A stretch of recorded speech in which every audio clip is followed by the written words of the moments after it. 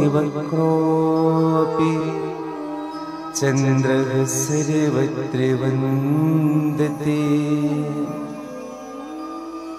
वंशी विभूषितकरानवनीरिदावात् पीताम्बरादरुणबिम्बिफलादरोष्ठात् पूर्णेन्दुसुन्दरमुखादरबिम्बनेत्रात् कृष्णाद् परं किमपि तत्त्वमहं न जाने।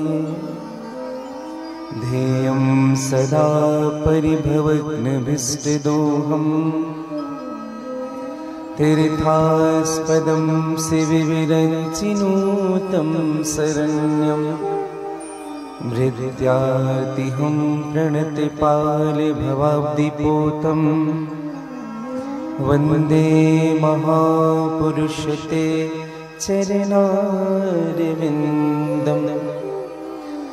नारायणं नमस्कृत्यं नरं चैव नरोत्तमं देवीं सरस्वती व्यासं ततो जयमुदीरयेत्। यत्र यत्र रघुनाथकीर्तनं तत्र तत्र कृतमस्तु काञ्चनं बाष्पवारि परिपूर्णलोचनं श्रीमारुतिनमत राक्षसान्तकम्। श्रीगुरुचरण सरोज रज निजे मन मुकुर सुधार। बरनो रघुवर बिमल जस जो दायक फले चार। सिया राम में सब जग जान करहु प्रणाम जोरी जुग पानी।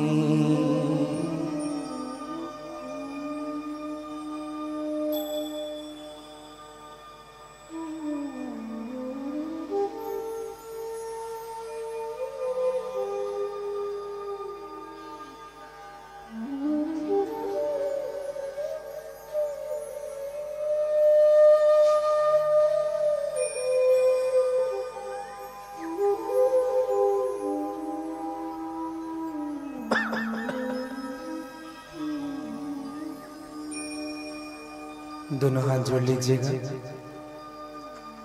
भगवान विश्वनाथ से प्रार्थना करें। हे ईश सब सुखी हो कोई न हो दुखारे। सब हो निरोग भगवन धन धान के भंडार। सब भेद भाव छोड़े सन्मार्ग के पथिक हो।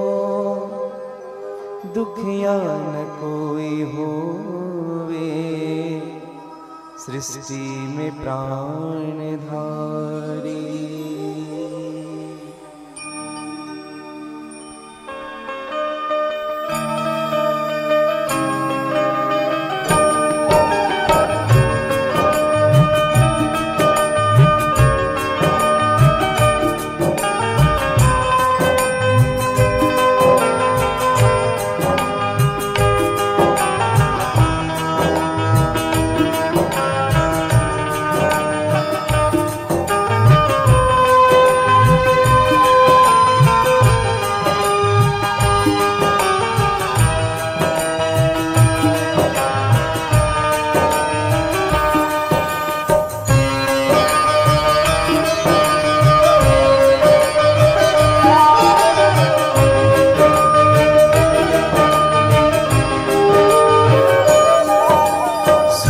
बसे संसार सब दुखिया रहे न को।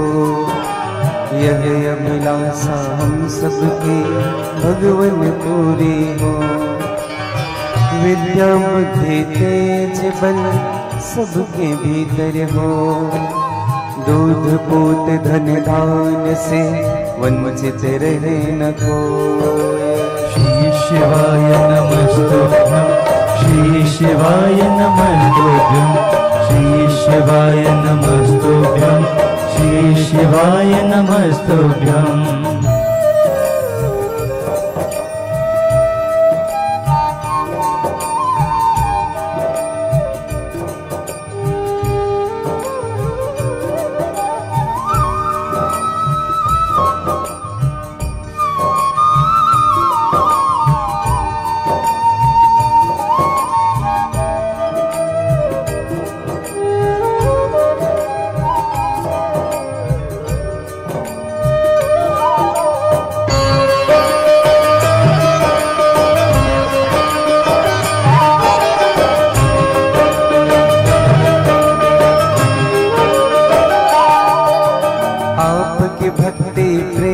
से मन हुए भरपूर।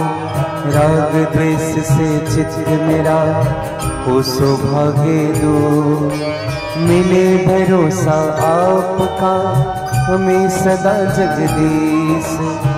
आशा तेरे नाम की बनी रहे मम देश।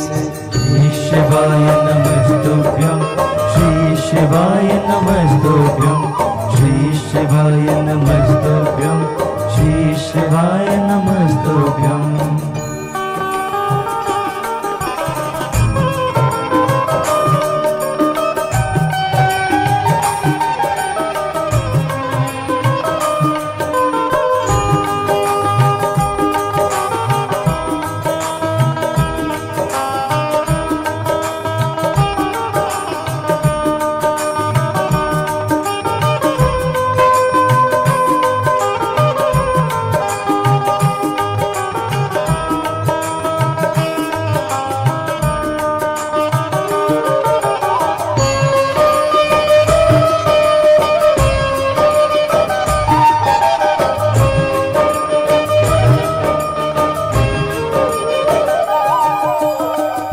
से हमें बचाइए करके दया दया।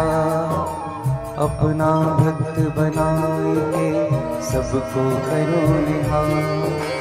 हाथ जोड़ विनती करो सुनिए कृपा निधान। साधु संगत दीजिए दया धर्म का दान। साधु संगत दीजिए दया धर्म का दान। साधु संगत दीजिए दया धर्म का दान। जय जय श्री गिरिजारमण, जय जय भूप किशोर। जय भक्तन सर्वस्व प्रभु, जय गणपति चित छोर। जय भक्तन सर्वस्व प्रभु, जय गणपति चित छोर। श्री विश्वनाथ भगवान की जय, श्री निकुंजेश्वरनाथ भगवान की जय, आदि शक्ति श्री दंतेश्वरी मैया की जय, आदि शक्ति श्री गंगामाई मैया की जय, श्री हनुमान जी महाराज के जय, श्री शिव महापुराण के जय, सद्गुरुदेव भगवान के जय, श्री राधा वल्लभ लाल के जय, हिंदू सनातन धर्म के जय, गौ माता के जय, माता पिता के जय, सब संतन के जय, सब भक्तन के जय। जय जय श्री सीताराम, जय जय श्री राधेश्याम। नमः पार्वते पतये हर हर महादेव।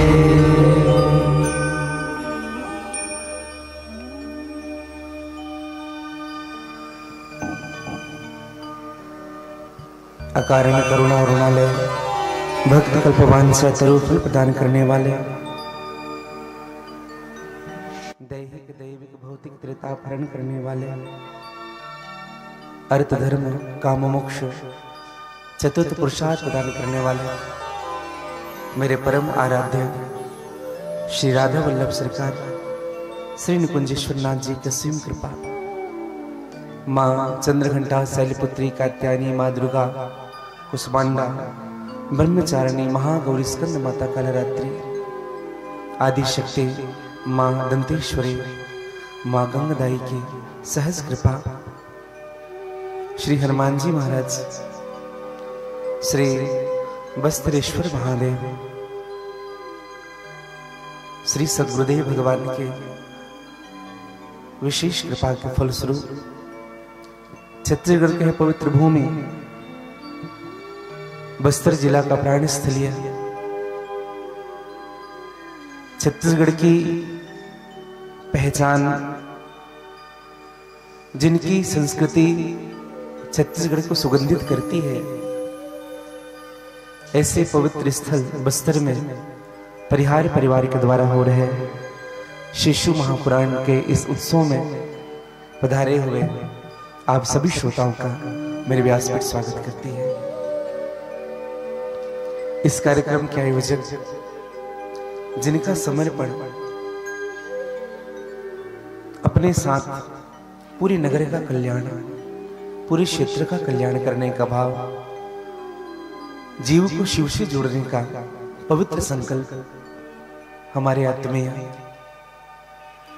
श्री अरुण सिंह परिहार जी, आपके सहचरण श्रीमती कुसुम परिहार जी, साथ में समस्त परिवार,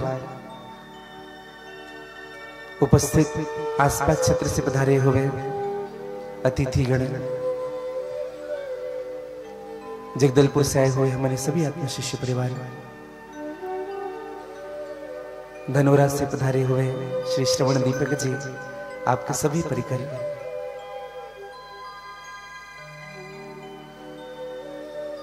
नाम तो मैं सबका नहीं जानता, लेकिन देही के नाते नहीं, वे देही के नाते जितने भी श्रोता यहाँ उपस्थित हैं, मातृशक्ति,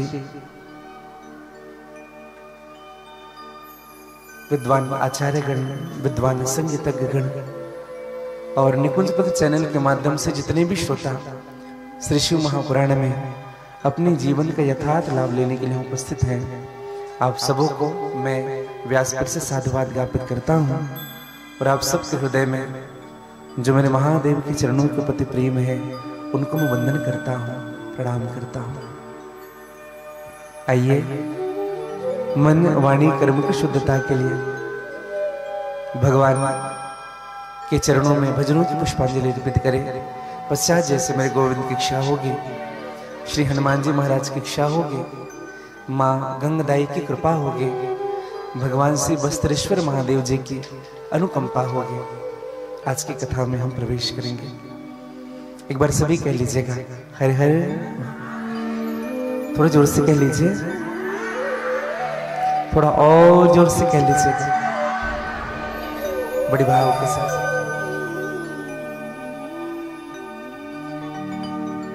हो मैंने भोले को जब से मनाया, मेरे जीवन में आनंद आया।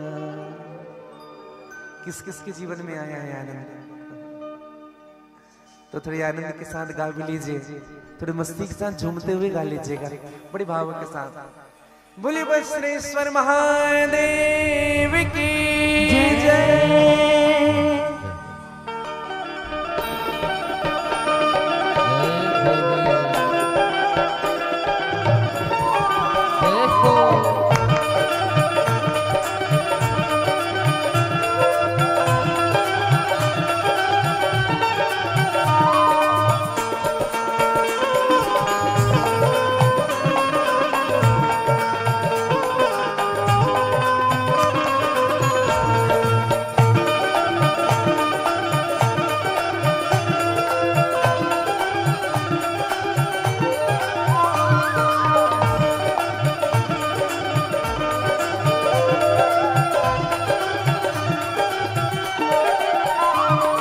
मैंने भोले को मैंने भोले को मैंने भोले को जब से मनाया, मैंने भोले को जब से मनाया, गाइएगा, मेरे जीवन में आनंद आया, मैंने भोले को जब से मनाया, मेरे जीवन में आनंद आया, भोले बाबा को जब से मनाया, मेरे जीवन में आनंद आया, भोले बाबा को जब से मनाया, मेरे जीवन में आनंद आया, मेरे जीवन में आनंद आया, गाइएगा, मेरे जीवन में आनंद आया, ओ मेरे जीवन में आनंद आया, मेरे जीवन में आनंद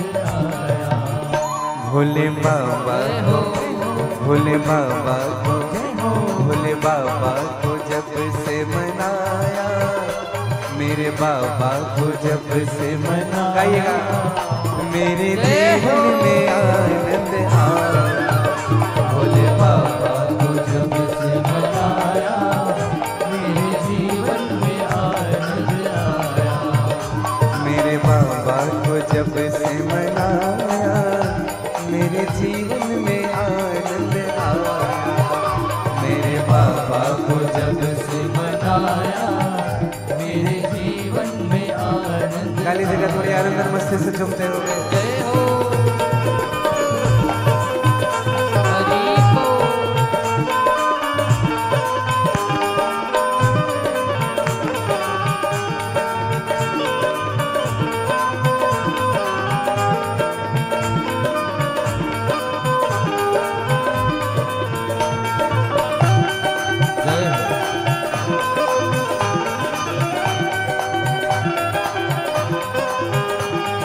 एक बार कह लीजिए हर हर महादेव, महादेव।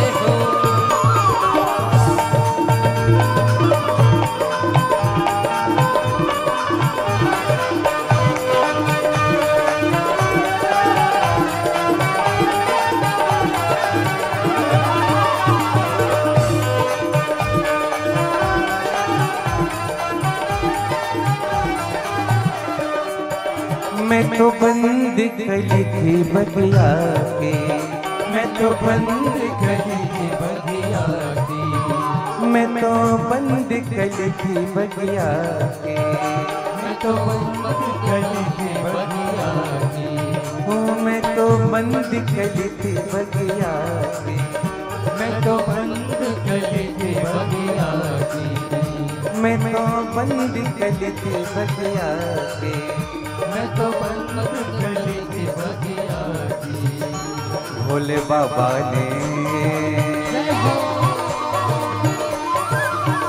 भोले बाबा ने भोले बाबा ने फूल खिलाया, भोले बाबा ने फूल खिलाया, मेरे जीवन में आनंद आया, भोले बाबा ने फूल खिलाया, मेरे जीवन में आनंद आया, भोले बाबा को जब से मनाया, मेरे जीवन में आनंद आया, भोले बाबा ने फूल खिलाया, मेरे जीवन में आनंद। काली जी का थोड़ी आनंद मस्ती से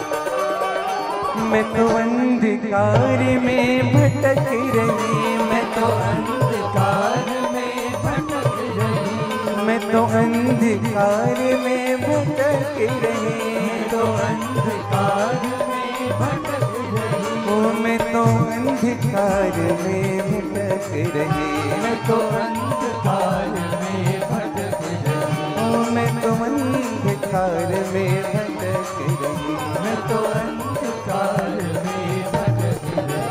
भोले बाबा ने,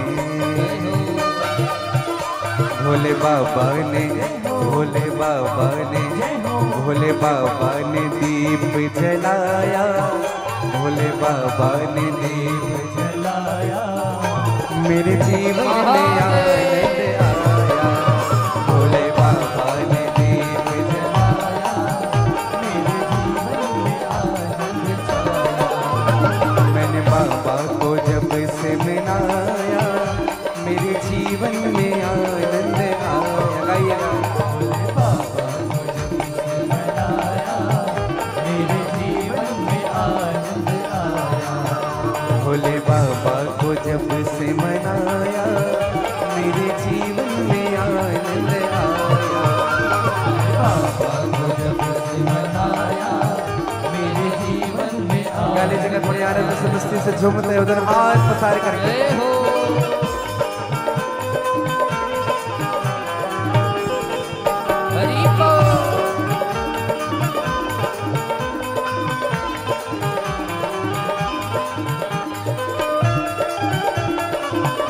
जय हो।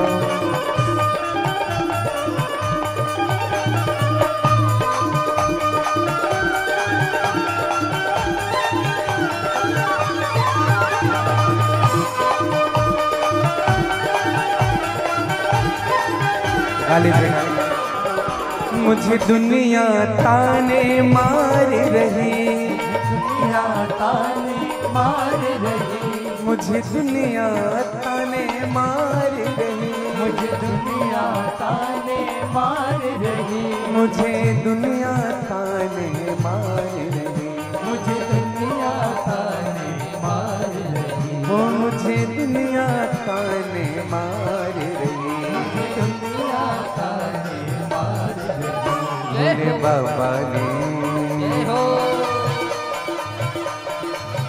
भोले बाबा ने, भोले बाबा ने, भोले बाबा ने गले से लगाया, भोले बाबा ने गले से लगाया, मेरे जीवन में आनंद आया, भोले बाबा ने गले से लगाया, मेरे जीवन में आनंद छाया।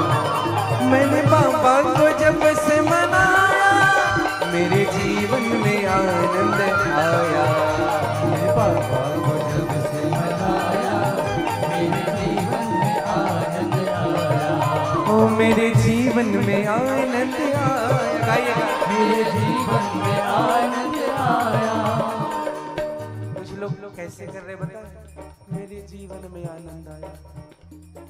अरे आनंद आया तो थोड़ा आनंद आने जैसे चेहरा भी बनाइए, थोड़ी आनंद के साथ गा लीजिएगा। मेरे जीवन में आनंद आया, मेरे जीवन में आनंद आया। मेरे जीवन में आनंद आया, मेरे जीवन में गाइए आनंद आया। ओ मेरे जीवन में आनंद आया, मेरे जीवन में आनंद आया। ओ मेरे जीवन में आनंद आया। मेरे जीवन किस किस के जीवन में है तो हाथ पसारिएगा। भोले बाबा को, भोले बाबा को, भोले बाबा को जब से मनाया, भोले बाबा को जब से मनाया, मेरे जीवन में आनंद आया। भोले बाबा,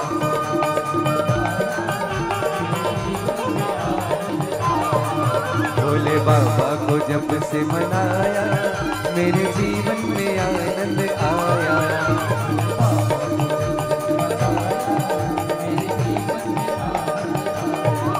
भोले बाबा को जब से मनाया, मेरे जीवन में आनंद आया।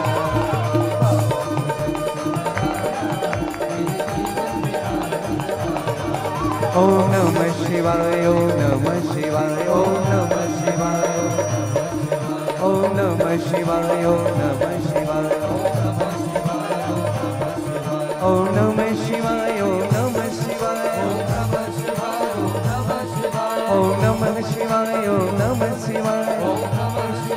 भाव से ओम नमः शिवाय ओम नमः शिवाय ओम नमः शिवाय ओम नमः शिवाय ओम नमः शिवाय ओम नमः शिवाय बोले विश्वनाथ भगवान की जय हो श्री गंगाई मैया की जय हो श्री शिव महापुराण की जय हो आज के आनंद की जय हो नमः पार्वती पतये हर हर महादेव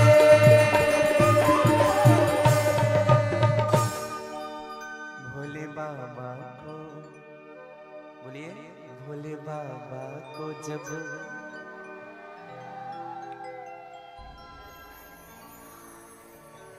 पीछे वाले भी भोले बाबा को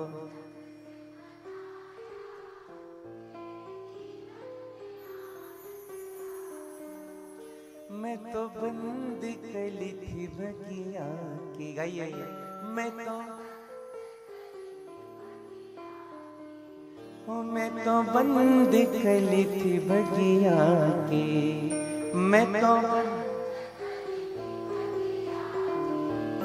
मेरे बाबा ने फूल खिला मेरे बाबा ने आगे मेरे भोले बाबा को जब से मेरे जीवन मेरे बस्तर में मेरे परिवार में भोले बाबा को जब से मेरे बोली भक्त और भगवान के श्री विश्वनाथ भगवान के नमः पार्वती पतये हर हर महादेव। कितना अच्छा सुर है आपका। अगली बार जब आएंगे ना तो इन लोगों को लेकर नहीं आएंगे। भगवान की कथा में ही आनंद है। और भगवान है क्या आपको कैसे बताएं आपको, ऐसे हर व्यक्ति के जीवन में आनंद है। इसको और आसानी से समझिएगा। हर घर में बिजली है, समझिएगा। हर घर में बिजली है, लेकिन हर घर बिजली घर नहीं है। बिजली घर के कारण घर में बिजली है। वहां से कनेक्शन कटा कि हम अंधेरे में। उसी प्रकार से हम सबके जीवन में आनंद है। और आनंद किसके कारण है? मेरे महादेव के कारण। जो ना महादेव की भक्ति करता है, जो मेरे शिव की भक्ति करता है, उनको अभाव में भी सुख मिलता है, समझिएगा।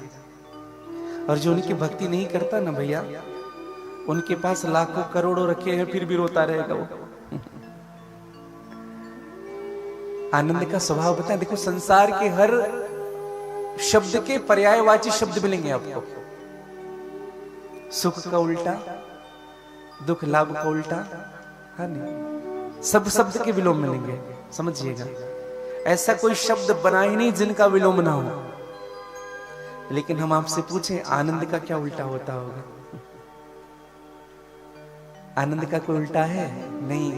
आनंद या तो परमानंद में विलीन हो जाता है, या तो ब्रह्मानंद में विलीन हो जाता है। हाँ, खूब सुख मिलता है। आनंद को प्रगटाया नहीं जा सकता। अच्छा, और एक बात बताएं, आनंद भी दो प्रकार के होते हैं। तैत्तिरीय उपनिषदों में आनंद की बहुत सारी व्याख्या की गई है, लेकिन मूल रूप से दो प्रकार के आनंद। एक होता है साधन जन्य आनंद, दूसरा होता है स्वयं सिद्धि आनंद। साधन जन्य आनंद किसे कहते हैं? साधन से सुख मिल रहा है। जैसे कूलर चल रही है, गर्मी लग रहा है। अब कूलर चलने के बाद थोड़ी गर्मी नहीं लग रही, ठंडी लगती है, हम कमरे में हीटर चालू कर लेते हैं। विचार करिएगा, लाइट गोल होने के बाद लगेगा क्या सुख? है? लाइट गुल हो जाए, हीटर बंद हो जाए, कूलर बंद हो जाए, फिर से पसीना पसीना, फिर से ठंडी लगी। लेकिन जो स्वयं सिद्धि आनंद होता है ना, जिसके जीवन में, वह व्यक्ति अभाव में भी स्वभाव ढूंढता है। एक गुरुजी की कंबल खो गई थी, कंबल जो होता है काली काली कंबल को, गुरुदेव ने कहा, अरे हमारा छतरी कहीं चला गया, हमारा गद्दा कहीं चला गया, हमारा बिस्तर कहीं चला गया, हमारा तकिया कहीं चला गया, हमारी चटाई कहीं चली गई। चेले ने कहा, गुरुदेव क्यों झूठ बोलते हो, इतनी सारी वस्तु तो कभी थी ही नहीं आपके पास, हैं? इतना क्यों प्रचार कर रहे हो, कहीं इस पुराने कंबल की बात तो नहीं कर रहे हो?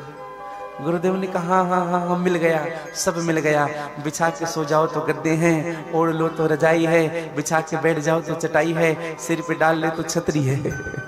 सब मिल गया, सब मिल गया। समझिएगा, एक साधे सब सदे, सब साधे सब चाहे। और एक निवेदन करूं मैं आपको, जो व्यक्ति अपने जीवन में जीवन भर साधन जुटाता है, समझिएगा वह जीवन भर दुखी रहेगा। हाँ, जीवन भर हम साधन जुटाने में लगे हुए हैं, कभी 99 होता ही नहीं है। मंगलसूत्र हो जाए ना तो कहीं झुमके हो जाते हैं, झुमके हो जाए तो कहीं बिंदिया हो जाती, बिंदिया हो जाती तो कहीं बाजू बंद हो जाते, बाजू बंद हो गए तो फिर कंगन हो जाते। कभी 100 हो गई नहीं भैया, आपको बताऊं। पहले किराए के घर में रहते थे, फिर अब क्या विचार हुआ, हे भगवान खुद का हो जा, भले ही कमरे का हो लेकिन खुद का हो। अच्छा विचार करिए, एक कमरे के घर बनने के बाद फिर संतुष्टि मिलनी चाहिए कि नहीं? जिस दिन गृह प्रवेश होगा ना, उसको दूसरे दिन फिर सोचेंगे मेहमान आएंगे तो घर थोड़ा छोटा हो रहा है, काशी से थोड़ा बड़ा हो जाता। 2 पहिया वाहन होगा, फिर सोचेंगे भगवान परिवार बढ़ रहा है, 4 पहिया वाहन हो जाता। फिर विचार करेंगे सिटी के बीच में घर हो जाता, शहर के बीच में होता। ये कैसी बात है बताएं आपको, एक उदाहरण दो। एक व्यक्ति समुद्र के निकट बैठा हुआ था और समुद्र के निकट बैठ करके सोच रहा था, मैं डुबकी लगाऊंगा। क्या सोच रहा है? मैं डुबकी लगाऊंगा, स्नान करूंगा। बगल में एक आदमी बैठा हुआ था, उसको देख रहा है बहुत देर से, 2 घंटे से सोच रहा है डुबकी लगाऊंगा। व्यक्ति ने पूछा, भैया क्या सोच रहे हो बैठ कर कितनी देर तक? उसने कहा, भैया हम ये सोच रहे हैं कि अगर ये समुद्र की लहरें शांत हो जाती तो इसमें डुबकी लगाते। उस व्यक्ति ने कहा, तुम्हारी जिंदगी की लहरें शांत हो जाएगी लेकिन समुद्र की लहरें शांत होने वाली नहीं है। ये लहरें क्या है बताएं आपको, यही इच्छाओं की लहरें हैं, इच्छाओं की। हाँ, किसी से कहो ना, बोले भजन करो, भजन। कहा महाराज करेंगे ना भजन, बच्ची की शादी हो जाए। फिर बच्चे की शादी भी हो गई, फिर महाराज एक नाती आ जाए फिर भजन करेंगे। जिम्मेदारी हो गई, जिम्मेदारी सौंप देंगे इनको। हाँ, मैंने उस दिन भी एक बात कही, एक व्यक्ति ने कहा कि महाराज जी, हमने कहा भैया भजन क्या? बोले हम उम्र कहाँ हुई है महाराज जी? हाँ, उम्र कहाँ हुई है तो कब करोगे? जब हम 60 के हो जाएंगे ना, रिटायर हो जाएंगे तब करेंगे। हमने कहा बचोगे तब तो करोगे, 60 के बाद बचे रहोगे, लकवा मार जाएगा जीवन में। एक बात कहूं, जब तक अधिकार मिला है कर लीजिए, जब तक अधिकार मिला है तीर्थ कर लीजिए, जब तक अधिकार मिला है कथा सुन लीजिए। समझिएगा भैया, एक सत्य घटना मैं आपको बताऊं, 2 साल पहले की घटना है ये। हमारे एक शिष्य हैं साहू परिवार से, हमने उनको श्रीधाम वृंदावन के लिए फोन किया, बेटा वृंदावन चलोगे? तो उसने कहा, गुरुदेव जी अभी शादी हुई है बेटे की, थोड़ी घर देखना पड़ रहा है, जिम्मेदारियां थोड़ी बढ़ गई है। हमने कहा ठीक है। फिर हमने दूसरे साल फोन किया, उसने कहा, गुरुदेव जी लाला आ गया है, लाला आपको तो पता होगा, उसी में रहते हैं, हाँ समय नहीं मिल पा रहा है, अगले साल पक्का चलेंगे, अभी से नाम लिख लीजिए। सत्य घटना है भैया, मैं बताऊं, रायपुर की घटना है। हमने फिर उनको फोन किया, साहू जी चले? उसने कहा, गुरुजी बस अगले साल, गुरुजी इस साल थोड़ा व्यस्त हो। हमारे बड़े आत्मीय हैं।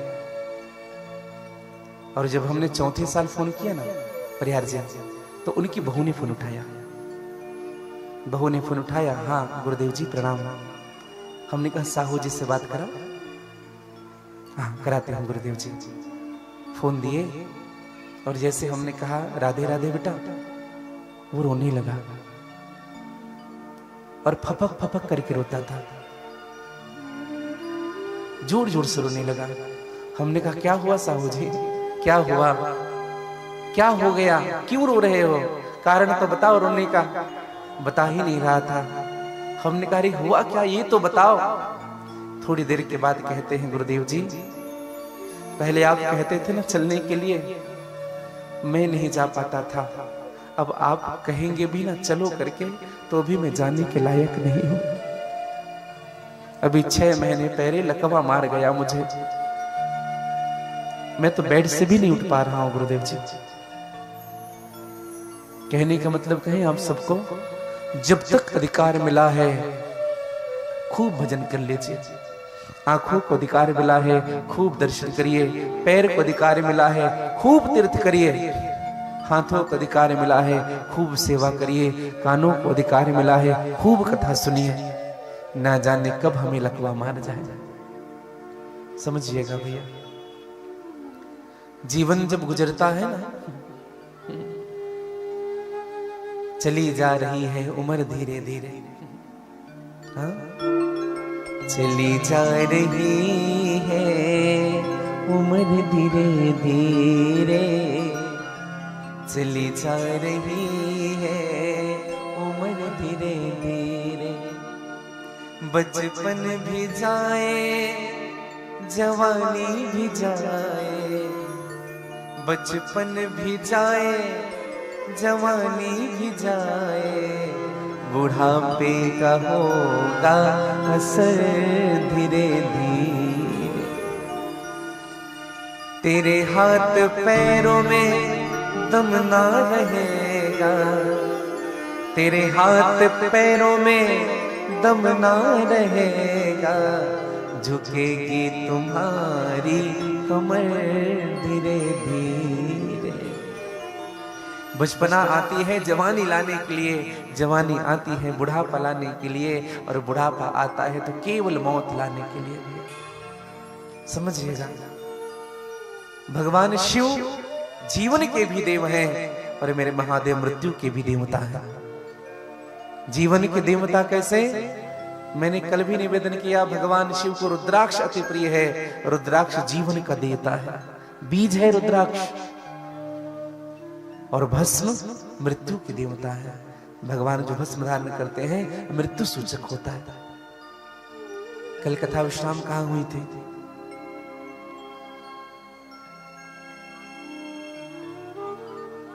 विवाह हुआ था। हाँ। भगवान शिव और मेरी मां पार्वती का विवाह कल आप और हम सब ने बड़ी धूमधाम से मनाया। दर्शन करिएगा, विवाह भगवान शिव और मां पार्वती का। मैंने पहले ही निवेदन किया था, भगवान का विवाह धर्माचरण के लिए है, धर्म का आचरण करने के लिए। शिव का मतलब क्या है भैया? जगत का कल्याण। जगत के कल्याण करने के लिए जिनका जन्म हुआ वही शिव है। और भगवान शिव कौन है? भवानी शंकरो वंदे श्रद्धा विश्वास रूपिणो याभ्याम विना न पश्यन्ति सिद्धः स्वान्तस्मीश्वरम्। एक निवेदन करूं, भगवान शिव का निज जीवन देखिएगा। भगवान शिव ने अपने लिए विवाह नहीं किया। तारकासुर के अत्याचारों से देवता खूब प्रभावित हो चुके थे।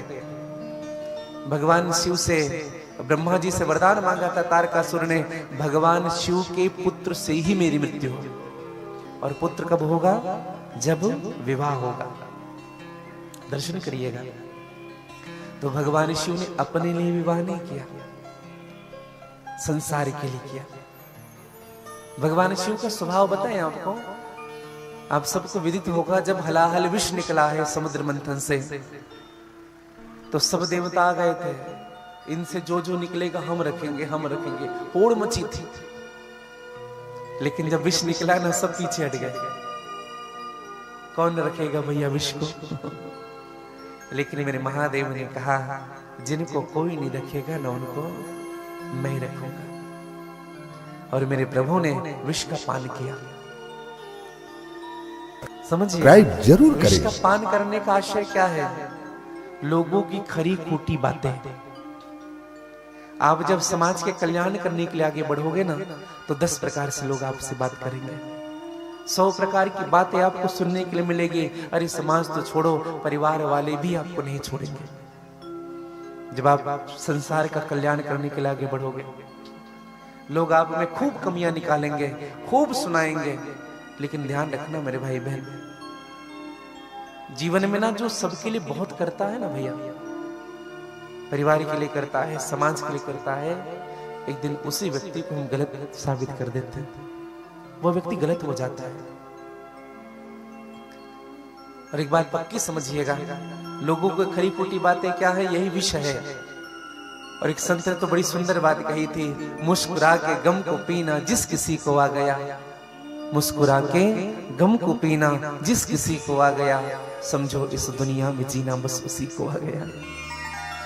इस संसार में अगर जीना है ना भैया, तो इन लोगों की बात सुननी पड़ेगी। और एक निवेदन करूं मैं आपको, घर के जो बड़े होते हैं ना, उनको लोग सुनाते हैं, सब सुनाते हैं, खूब सुनाते हैं। और वो सुनते हैं, क्या उनको बोलना नहीं आता? आता है। घर के जो मुखिया होते हैं उनको खूब बढ़िया बोलना आता है। वो जानते भी हैं। चुप क्यों है बताएं आपको? कहीं अगर मैं कुछ बोल दिया तो मेरा परिवार बिखरना चाहिए। समझिएगा, हमारे जो घर के बड़े बुजुर्ग होते हैं ना, वो इसीलिए चुप रहते हैं। कहीं मैं अगर ज्यादा बोल दिया तो ये परिवार बिखर न जाए। और समझिएगा, जो घर में सबसे चुप रहते हैं ना, कभी उनकी मजबूरी को समझने की कोशिश भी करनी चाहिए हमें। हाँ, जो व्यक्ति आपको कुछ नहीं कह रहा है, इसका मतलब उनको कमजोर समझने की भूल मत समझना। वो कमजोर नहीं है, वो इसलिए चुप है मेरा परिवार बना रहे। हाँ, वो सब जानता है कौन क्या कर रहा है, कौन क्या कर रहा है, सब जानता है, फिर भी चुप रहता है। ऐसे ही मेरे महादेव हैं। महादेव का चरित्र भी ऐसा है। भगवान शिव का विवाह हुआ माता पार्वती के साथ। सूत जी महाराज से सौनकादिशु ने प्रश्न किया कि महाराज, ये मां पार्वती पूर्व जन्म में सती थी, लेकिन मां पार्वती की जो मैया थी मैना, उन्होंने कौन सा सत्कर्म किया था जिनके कारण उनको इस धरती पर आदिशक्ति की मां बनना पड़ा? ऐसा कौन सा पुण्य किया था? एक दर्शन करिएगा आप सबसे। ये जो मैना है, मैना, धान्य और कला, ये जो पितृदेव होते हैं ना, पितृदेव, ये पितर है, वो 2 भाई थे। ध्यान से सुनिएगा, ये पितृदेव जितने हैं ये 2 भाई होते हैं। एक भाई के 3 पुत्रियां थी और एक भाई की 1 पुत्री थी। एक भाई की जो 1 पुत्र थी ना, छोटे भाई की, उनकी एक बेटी थी जिनका नाम था पिवरी। क्या नाम था?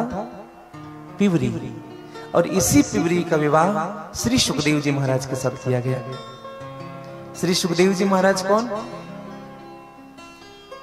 कौन?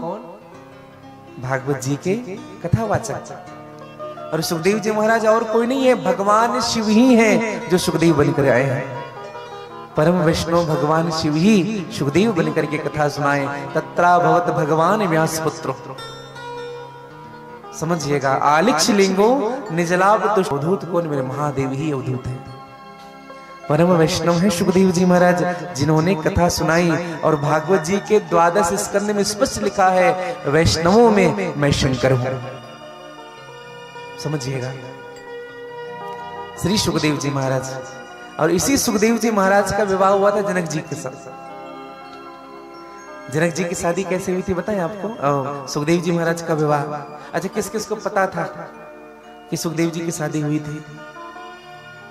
हाँ, इसलिए बात बता रहे हैं आपको। विरक्त तो हैं सुखदेव जी, लेकिन जनक जी से दीक्षा हुआ था सुखदेव जी का, दीक्षा। और जनक जी ने जब दीक्षा दी थी ना, तो एक विद्या थी जिनको विवाहिता को ही देंगे। जो विवाहित हो उनको दिया जाए। तब सुखदेव जी महाराज का विवाह हुआ किनके साथ? पिवरी के साथ। पिवरी कौन? अभी बताया हूं। पिवरी कौन है? पितरों की बेटी है, छोटी की बेटी है। छोटे जो थे ना, 2 भाई थे, छोटे भाई की बेटी। और जो बड़े भाई थे उनकी 3 बेटी, मैना, धान्य और कला। समझिएगा, ध्यान से सुनिएगा, थोड़ी बहुत कथाएं भी हमें याद होनी चाहिए। हाँ, नहीं तो कथा छोड़ करके सब याद रहता है। कथा भी हमें ध्यान होनी चाहिए कि शिव पुराण में कथा क्या क्या है। निवेदन करूं आपको, 3 है, मैना, धान्य और कला। ये तीनों पितर कन्या है। एक दिन दुर्वासा ऋषि का आगमन हुआ, और दुर्वासा ऋषि जब आए ना, तो इन तीनों बेटियों को दुर्वासा ऋषि के स्वागत के लिए सुनिश्चित किया गया। कहा, बेटी जाओ, दुर्वासा ऋषि को भोजन कराओ, दुर्वासा ऋषि को जल पिलाओ। और जब दुर्वासा ऋषि को भोजन कराने लगे ना, तो उनके साथ 8-10 और महात्मा आ गए थे। ब्राह्मणों को भोजन जरूर कराना भैया। हाँ, ब्राह्मण कौन होते हैं बताएं? भगवान के मुख होते हैं। परोक्ष रूप से भगवान को तो नहीं खिला सकते, लेकिन अगर आप किसी धर्मनिष्ठ ब्राह्मण को भोजन करा रहे हो, तो आप सीधे भगवान के मुख में ही आहार डाल रहे हैं। समझिएगा। अच्छा, ब्राह्मण के 6 कर्म बताए गए हैं। 6 कर्म ब्राह्मण के। कौन कौन से कर्म? पढ़ना, पढ़ाना, यज्ञ करना, यज्ञ कराना। पढ़ना भी चाहिए और पढ़ाना भी चाहिए। 2 कर्म और क्या क्या है? यज्ञ करना भी चाहिए, यज्ञ कराना भी चाहिए। और 2 कर्म क्या है बताएं आपको? दान लेना भी और दान देना भी। केवल दान लेना ही नहीं चाहिए, दान भी देना चाहिए। 8 प्रकार के ब्राह्मण बताए गए। 8 प्रकार के ब्राह्मण कभी आपको बताएंगे इस विषय में। चलिए संक्षिप्त में हम आपको निवेदन करते हैं। पहला होता है सदाचारी ब्राह्मण। सदाचारी ब्राह्मण किसे कहते हैं? जो ब्राह्मण कुल में जन्म होता है। ध्यान से सुनिएगा, ब्राह्मण कुल में जिनका जन्म हुआ, माता पिता के गर्भ से जिनका जन्म हो। दूसरा ब्राह्मण होता है श्रोत्रिय ब्राह्मण। श्रोत्रिय ब्राह्मण किसे कहते हैं? जो वेद का पाठ करता हो अंगों के साथ। ओम गणानां तः गणपतिगुं हवामहे, ऋणामत्व प्रियपतिगुं हवामहे, निधिनामत निपतिगुं हवामहे, वसो मम आहम जानी गर्भं तुम जासि गर्भम्मा। जो वेद के उच्चारण करे। तीसरे नंबर का ब्राह्मण होता है तनुजात। तनुजात ब्राह्मण किसे कहते हैं? जो शिक्षा देकर के जीवन चलाता है। जो शिक्षा देकर के अपने जीवन को चलाए, अपने परिवार को चलाए। कोई ब्राह्मण शिक्षक हो जाता है, शिक्षा देकर के चला रहा है। चौथा ब्राह्मण होते हैं अनुजात। अनुजात ब्राह्मण किसे कहते हैं? जो यज्ञ करके जीवन चलाता है। यज्ञाचार्य जी महात्मा जो होते हैं, यज्ञ करके। 5वें नंबर के ब्राह्मण होते हैं अक्षुण ब्राह्मण। अक्षुण ब्राह्मण किसे कहते हैं? एक निवेदन करूंगा मैं आपको। वो खेतों में जो बीज गिर जाते हैं, शील जिनको कहते हैं, शिला। समझ रहे हैं? शिला, उसी शिले को ही स्वीकार करके अपना जीवन चलाए। 6वें नंबर के ब्राह्मण होते हैं सीलोक्ष वृत्ति। सीलोक्ष वृत्ति किसे कहते हैं? वो किसी नगर में प्रवेश नहीं करता है, रास्ते में जो भी मिलता है प्रसाद के रूप में उसको स्वीकार करके आगे बढ़ता है। 7वें नंबर के ब्राह्मण को मुनि कहते हैं भैया। और मुनि ब्राह्मण जो होता है ना, उनके लिए मिट्टी भी उसी मूल्य का होता है, सोना भी उसी मूल्य का होता है। हाँ, कोई सम्मान कर रहा है तो भी ठीक, कोई अपमान कर रहा है तो भी ठीक, कुछ मिल जाए तो भी ठीक, कुछ छीन जाए तो भी ठीक। समझिएगा। जो दरिद्र ना हो। दरिद्र का मतलब समझते हैं? दरिद्र किसे कहते हैं? किसे कहते हैं? दरिद्र का मतलब गरीबी नहीं है, समझिएगा मेरी बात। दरिद्र का मतलब होता है ईमानदारी की कमाई। गरीबी का मतलब होता है ईमानदारी की कमाई। दरिद्र का मतलब होता है असंतुष्ट रहना।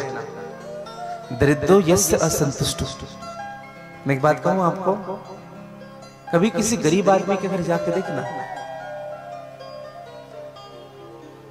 घर में बैठने के लिए कुछ भी नहीं है, लेकिन फिर भी उनके यहाँ जाओगे ना भैया, खूब सम्मान होगा।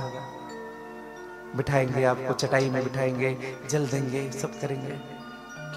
और कभी किसी बड़े व्यक्ति, कुछ ऐसे लोग होते हैं जिनके यहाँ सब साधन होते हैं, लेकिन फिर भी उनका हृदय बड़ा नहीं होता है। व्यवहार से उनकी दरिद्रता झलकती है भैया। हाँ, निवेदन करो मेरे भाई भाई। एक हमारे परिचित के हैं, उन्होंने घर बनाया और घर बना के हमें आमंत्रण किया, बुलाया, और हम उनके घर गए। तो जब हम उनके घर गए ना, तो उन्होंने अपना घर दिखाया। ऐसे तो 8 करोड़ का घर था, ग्लास लगे थे, मार्बल लगे थे, सब लगे थे। हमें दिखाते थे। उनका किचन 50 बाई 50 करा होगा, बीच में बड़ा सा प्लेटफॉर्म बना, सब ग्लासेस लगे थे। तो हमें बता रहे थे, गुरुजी ये गिलास है, ये मकराने का है जो मंदिर बना हुआ है।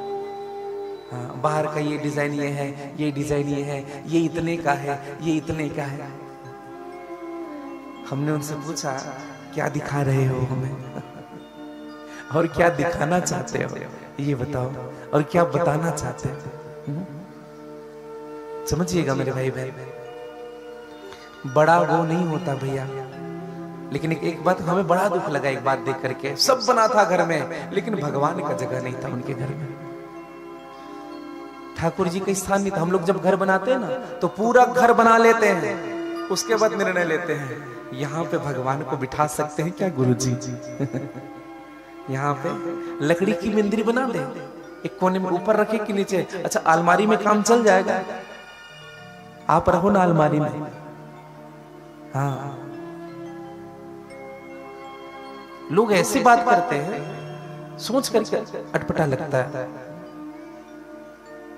अभी हम कुछ दिन पहले जगदलपुर आए हुए थे। कौन सा स्थान है बेटा आपका? माड़पार ना। हाँ, घर भी बना, उससे पहले भगवान का मंदिर का निर्माण हुआ। परिहार जी के यहाँ जब आए तो राम जी विराजित हैं रेस्टोरेंट के सामने। अन्नपूर्णा मैया की प्रसादी जहाँ होती है, वही मेरे राम जी हैं। और मैं ये स्वभाव से कह रहा हूँ भैया, इतनी सरल परिवार है ये। ठाकुर जी ने सब कुछ दिया, लेकिन उतनी अच्छी सहजता और सरलता भी दी है। कभी परिहार जी खुद हमारे लिए पानी लेके आ जाते हैं, कभी कोई सामान ऐसा हो तो दौड़ करके चले गए। ये नहीं देखते कि आप लाओगे, पूरा परिवार ऐसा है। हाँ, कभी मैं अपनी दृष्टि कहूं, कभी मुझे इतना सा भी तनिक भी अभिमान, तनिक भी अहंकार इस परिवार में नजर नहीं आया। मुझे प्रसन्नता है कि ये परिवार मेरे शिष्य हैं और इतना अच्छी व्यवस्था। निवेदन करो मेरे भाई बहन, जैसे पिताजी है ना, वैसे बच्चे और बहुएं भी सब हैं। सबको, सबकी श्रद्धा को मैं प्रणाम करता हूँ, आप सबकी विनम्रता। और एक बात और कहूँ मैं आपको, जगदलपुर वासियों की भी विनम्रता को मैं प्रणाम करता हूँ। इतने विनम्र है, इतने सहज है, इतने सरल है। मैं जब कथा, जब विश्राम होता है, जब बीच से गुजरता हूँ ना, तो कई मेरी छोटी छोटी बहनों की आंखों में आंसू होता है, कई माताओं की आंख भरे होते हैं मुझे देखते हुए। सब कमाया जा सकता है जीवन में मेरे भाई बहन, लेकिन किसी का प्रेम पाना बहुत कठिन होता है, बहुत कठिन है ये चीज। और मैं आप सबसे विनम्र प्रार्थना करूं, अगर कोई व्यक्ति आपसे प्रेम करता है ना, तो उनकी प्रेम को ऐसे ही जाने मत देना। हाँ, मूल्य समझना उस वस्तु का। हाँ, निवेदन करूं तो भगवान दुर्वासा ऋषि का आगमन होना, और दुर्वासा ऋषि को भोजन कराया गया। तीनों बेटियां भोजन करें और भोजन परोसा गया। और तीनों बेटियां जो कपड़े पहनी हैं, हम आपको बताएं, आज ही नहीं ऐसे बड़े बड़े कपड़े पहने जाते, पहले भी पहने जाते थे। 84 गज का लहंगा जो पहनते भोजन दे रहे थे दुर्वासा ऋषि को, ऐसे चले वहां से कि जो पत्तल था, जो थाल रखी हुई थी, जो दास रखा हुआ था, उसमें पूरे कपड़े पड़ने लगे। पूरा अन्न में कपड़े पड़े हैं। दुर्वासा ऋषि ने देखा इतना बड़ा अपमान, साधु संत को बुला करके ऐसे व्यवहार करने वाले, तुम तीनों को हम श्राप देते हैं, जाओ मृत्यु लोक के प्राणी की तरह व्यवहार कर रहे हो, तुम तीनों को मृत्यु लोक में जन्म लेना पड़ेगा, ये हमारा श्राप है। और दर्शन करिएगा भैया, तीनों को मृत्यु लोक मिला, मैना, धान्या और कला। यही मैना हुई कौन? पार्वती जी की माता। और यही धान्या हुई कौन? यही सुनैना हुई जो सीता जी की माता हुई, ध्यान दीजिएगा। और यही कला हुई जो कीर्ति हुई। कौन है कीर्ति? कौन? राधा जी की माता। समझिएगा, सीता जी की माता, मैया पार्वती जी की माता, श्री राधा जी की माता, ये तीनों पितर कन्या है। हाँ, समझिएगा। माँ सीता जी के चरणों में हम सबका प्रेम हो, माँ पार्वती के चरणों में हम सबका प्रेम हो, और श्री राधा जी के चरणों में हम सबका प्रेम हो। चलिए एक बार सभी राधे राधे कह लीजिएगा, थोड़ा जोर से कह लीजिएगा। हमारे एक शिष्य ने हमसे कहा था, गुरुदेव जी एक राधा जी का भजन करिएगा, श्री राधे जी का भजन, लेकिन हमें ये हमारा नाम मत बताइएगा। आइए आप और हम सब श्री राधा जी के चरणों में प्रेम समर्पित करें, बड़ी भाव के साथ। एक बार पुनः राधे राधे कह लीजिए, थोड़ा और जोर से कह लीजिएगा जी। खुशबू बिहारी जी की आती है वृंदावन की कुंज गलिन में, खुशबू बिहारी जी की आती है। दोनों हाथ पसार करके थोड़ी आनंद से झूमते हुए।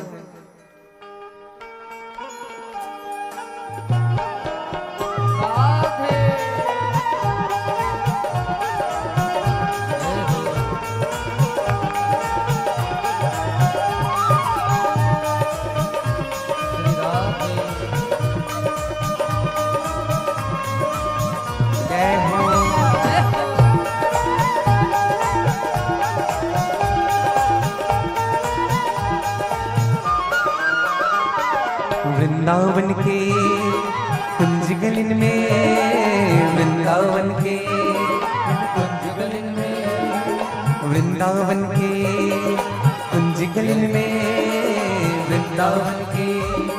गा लीजिए बड़े भाव से। ओ खुशबू बिहारी जी आती है वृंदावन के कुंज गलिन में, खुशबू बिहारी जी आती है। जग को भुलाए मदहोश बनाए, जग को बुलाए मदहोश बनाए, जग को भुला के मदहोश बना के, जग को भुला के मदहोश बना के, दर पे बिहारी जी ले जाते हैं वृंदावन के कुंज गलिन में, खुशबू बिहारी जी वृंदावन के कुंज गलिन में, खुशबू बिहारी जी की आती है वृंदावन के कुंज गलिन में, खुशबू बिहारी जी की। गाली से बड़े भाव से हरि को जय हो, हरि को जय हो।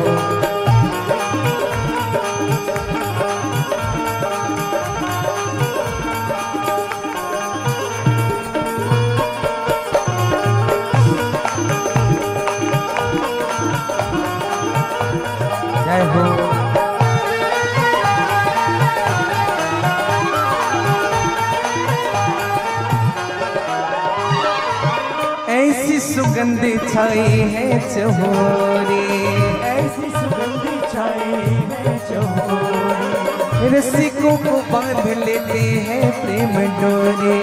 रसिकों को बांध लेते हैं प्रेम डोरे। ऐसी सुगंध छाई है चहुओर। रसिकों को बांध लेते हैं प्रेम डोरे।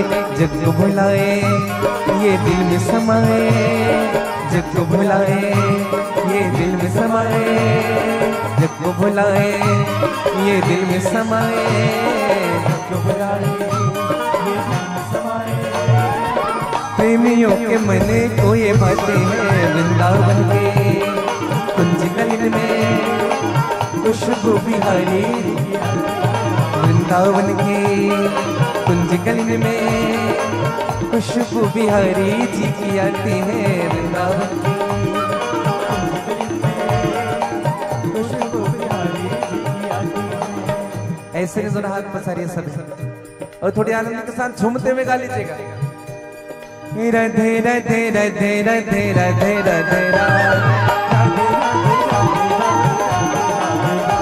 श्री राधे राधे राधे राधे राधे राधे श्री राधे राधे राधे राधे राधे राधे राधे राधे राधे राधे राधे राधे राधे राधे जय हो। श्री राधे राधे राधे राधे राधे राधे श्री राधे राधे राधे राधे राधे राधे राधे जय हो।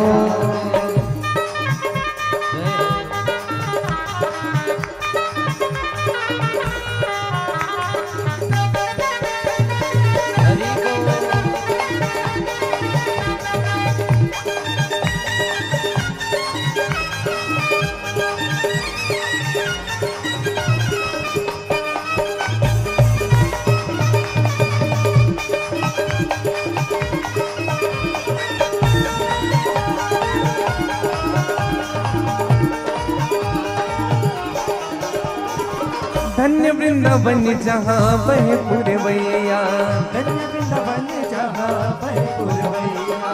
लता पता महके फूल और कलिया, लता पता महके फूल और कलिया। धन्य वृंदावन जहाँ बहे पुरवैया, लता पता महके फूल और कलिया। पुष्प पुष्प में और कली कली में, पुष्प में और कली कली में, पुष्प पुष्प में और कली कली में, पुष्प पुष्प में और कली कली में। दिव्य सुगंधि भर जाते हैं पुष्प पुष्प में और कली कली में। दिव्य सुगंध वृंदावन के कुंज गलिन में खुशबू बिहारी जी की आती है। वृंदावन के कुंज गलिन में खुशबू बिहारी जी की आती है। श्री राधे राधे राधे राधे राधे राधे गाइएगा। राधे राधे राधे राधे राधे राधे श्री राधे राधे राधे राधे राधे राधे राधे राधे राधे राधे राधे राधे राधे श्री राधे राधे राधे राधे राधे राधे राधे राधे राधे राधे राधे राधे राधे श्री राधे राधे राधे राधे राधे राधे राधे। दोनों हाथ पसार करके बड़े भाव से श्री राधे राधे राधे राधे राधे राधे राधे श्री राधे राधे राधे राधे राधे राधे श्री राधे राधे राधे राधे राधे राधे श्री राधे राधे राधे राधे राधे राधे श्री राधे राधे राधे राधे राधे राधे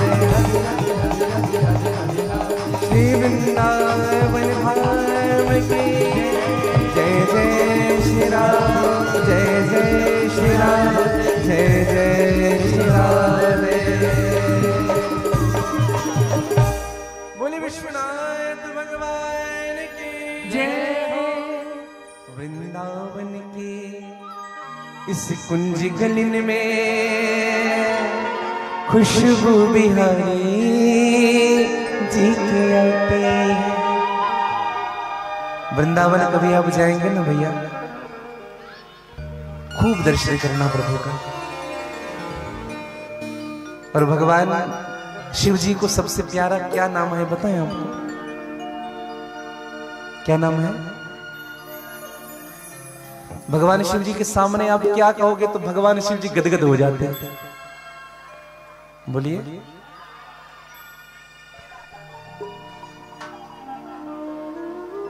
सही बोलेंगे तभी हम हाँ कहेंगे। बोलिए। राम नाम। भगवान शिव जी के सामने ना, भगवान शिव जी की इष्ट देवी कौन है बताएं आपको? घर के देव श्री राधा वल्लभ लाल, श्री राधा वल्लभ सरकार। इसलिए जब भगवान शिव जी के सामने जब जाओ ना तो एक जयकारा लगाया करो, बोले राधा वल्लभ लाल की जय, राधा वल्लभ लाल।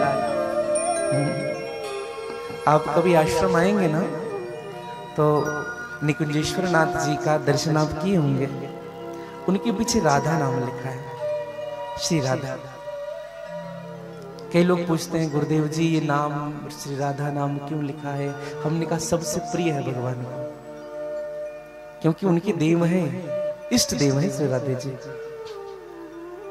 निवेदन करो, भगवान शिव जी का विवाह होना और भगवान शिव जी आज मां पार्वती को अपने साथ लेकर के आए।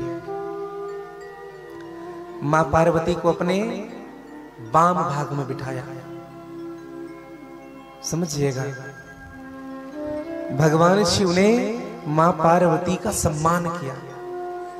एक बात बताऊं मैं आपको, जब भगवान शिव और मां पार्वती जब गए कैलाश पर्वत, जिस स्थान पर भगवान शिव जी बैठते हैं, किस स्थान पर बैठते हैं? वट वृक्ष के नीचे भगवान बैठते हैं। कैलाश पर्वत में वट वृक्ष है और उस वट वृक्ष के नीचे मेरे महादेव बैठते हैं। और एक निवेदन करूं, इस वट वृक्ष की विशेषता नित नूतन सुंदर सब काला। ये जो वट वृक्ष है ना, इनके पत्ते कभी नहीं सूखते हैं। गर्मी के दिनों में भी पत्ते नहीं सूखते हैं। क्यों नहीं सूखते बताएं आपको? जहां भगवान बैठ करके भजन करते हैं ना, उनका प्रभाव उस वृक्ष को भी पड़ने लगा था। हाँ। हम जहां रहते हैं ना भैया, जो करते हैं उनका प्रभाव हमारे घर में पड़ता है। किसी के घर जाओ ना तो प्रवेश करते ही पता चल जाएगा इस व्यक्ति के यहाँ भजन अधिक होता है कि गाने, छत्तीसगढ़ी गाने या फिल्मी गाने अधिक बजते हैं। उस व्यक्ति के यहाँ प्रवेश करते ही पता चलेगा आपको। इनके यहाँ राम की चर्चा अधिक होती है कि काम की चर्चा अधिक होती है? हाँ, हमें तो होता है भैया अनुभव, हम आपको बताएं। और जहां भगवान है ना शिव जी, वह स्थान कैसा है? परम रम्य गिरिवर कैलाशो, जहां सदा शिव उमा निवासो। वो स्थान कैसा है? परम रम्य है, जहां भगवान शिव जी विराजते हैं। और एक निवेदन करूं, जहां भगवान शिव जी रहते हैं ना, वह स्थान परम रम्य ही होता है। आप बस्तर में परम वंदनीय श्री बस्तरेश्वर महादेव जी का दर्शन करके देखिएगा। आप समझ रहे हैं जो मैं बोल रहा हूं? बस्तरेश्वर महादेव कहां है? हाँ, कहां पे है? क्या कहते हैं उस जगह को? है भाटी पारा। इनको पता नहीं फिर भी बोल रहे हैं, यहां से सुन के बोल रहे हैं भाटी पारा ना। अब बताओ, हम जब गए थे ना, हम आपको बताएं, हम गए थे तो वास्तव में हमें ऐसा लगा कि बहुत बड़ा तीर्थ है भैया। और हमने पूछा महादेव जी को क्या कह के पुकारते हैं, प्रेम का नाम क्या है भगवान का? तो बोले शिव जी है, महादेव वो तो है ही। तो यही ना हम बैठे बैठे विचार करने लगे, हम क्या कह के पुकारे भगवान को? तो हम नाम नहीं दे सकते, हमारी इतनी औकात नहीं है जो हम भगवान का नाम रख सके। हमने केवल निवेदन किया, प्रभु अगर आपको हम निवेदित भाव से बस्तरेश्वर महादेव के नाम से अगर हम निवेदन करें तो कैसा रहेगा। और सबको अच्छा लगा। बस्तर के जो ईश्वर हो वही बस्तरेश्वर महादेव हैं। और सत्य कहूं मैं आपको, उस स्थान पर जाने से ऐसा लगता है अंदर लाइट नहीं है भैया, आप तो गए होंगे, लाइट नहीं है, ऐसा लगता है कि वास्तव में ये मूल स्वरूप है परमात्मा का। और वहां का प्रताप मैं क्या बताऊं आपको, वहां के कोई प्रताप कुछ साधारण प्रताप नहीं है भैया। हमारे पंडित जी और हमारे देवराज जी सुबह दर्शन करने गए और वहां से बिल्वपत्र लेकर के आए, 10 पत्ते वाला बिल्वपत्र। हमने जीवन काल में नहीं देखा था 10 पत्ते एक साथ। 4 देखे थे, 5 देखे थे, 6 देखे थे, 10 नहीं देखे थे। हमने कहा इसका अर्थ यह है कि वो साक्षात विराजित है वहां पे, जो आपको दर्शन दिए। एक निवेदन और करना चाहूंगा, वह भी स्थान परम रम्य है। परम रम्य उत्तम यह धरणी, महिमा अमित जात नहीं वर्णी। ये चौपाई कहां कहा गया बताएं आपको। भगवान राम जी समुद्र के इस पार थे। जब तक रामेश्वर की स्थापना नहीं हुई थी तब तक तुलसीदास जी ने उस स्थान को परम रम्य नहीं कहा। जब भगवान राम जी ने रामेश्वर की स्थापना कर दी तब तुलसीदास जी ने कहा परम रम्य उत्तम यह धरणी, महिमा अमित जात नहीं वर्णी। जहां भगवान शिव जी विराजते हैं वह स्थान परम रम्य हो जाता है। मैं तो कहूं परम रम्य बस्तर की नगरी, जहां मेरे महादेव विराजते हैं,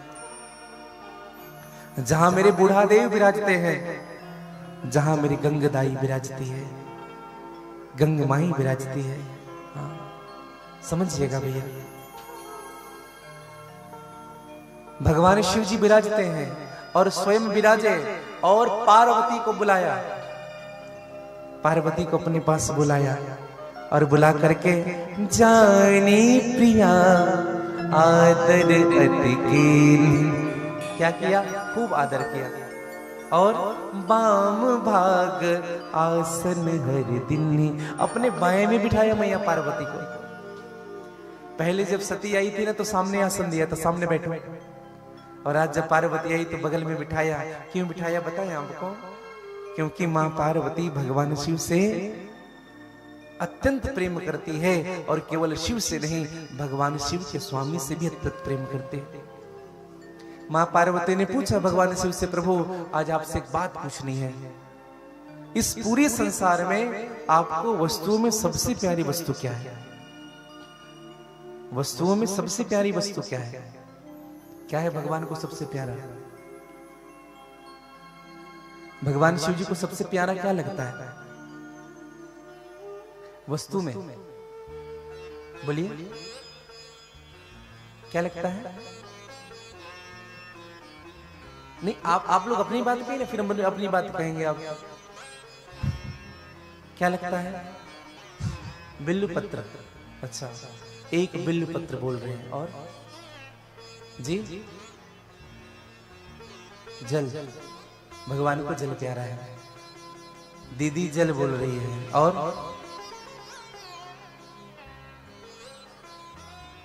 राम नाम, डमरू, जय जय। और हे भगवान, जय जय जय जय जय जय।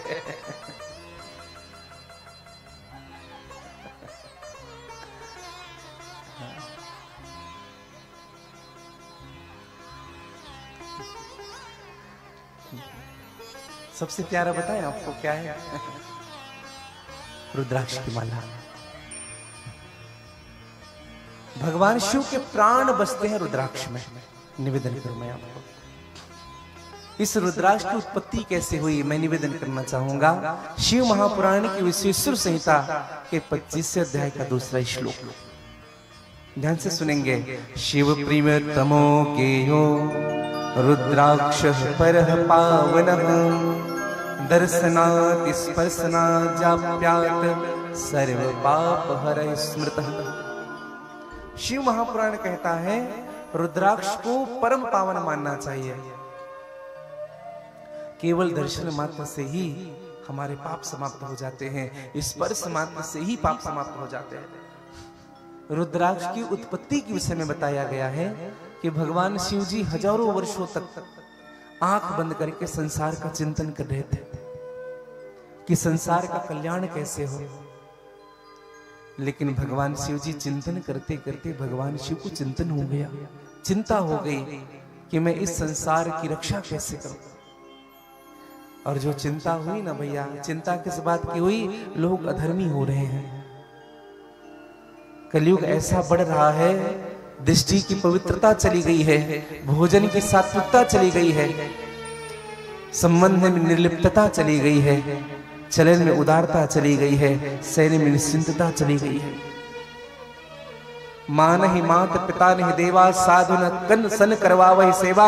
माता पिता को देवता नहीं मानते लोग, साधुओं से अपनी सेवा लेते हैं।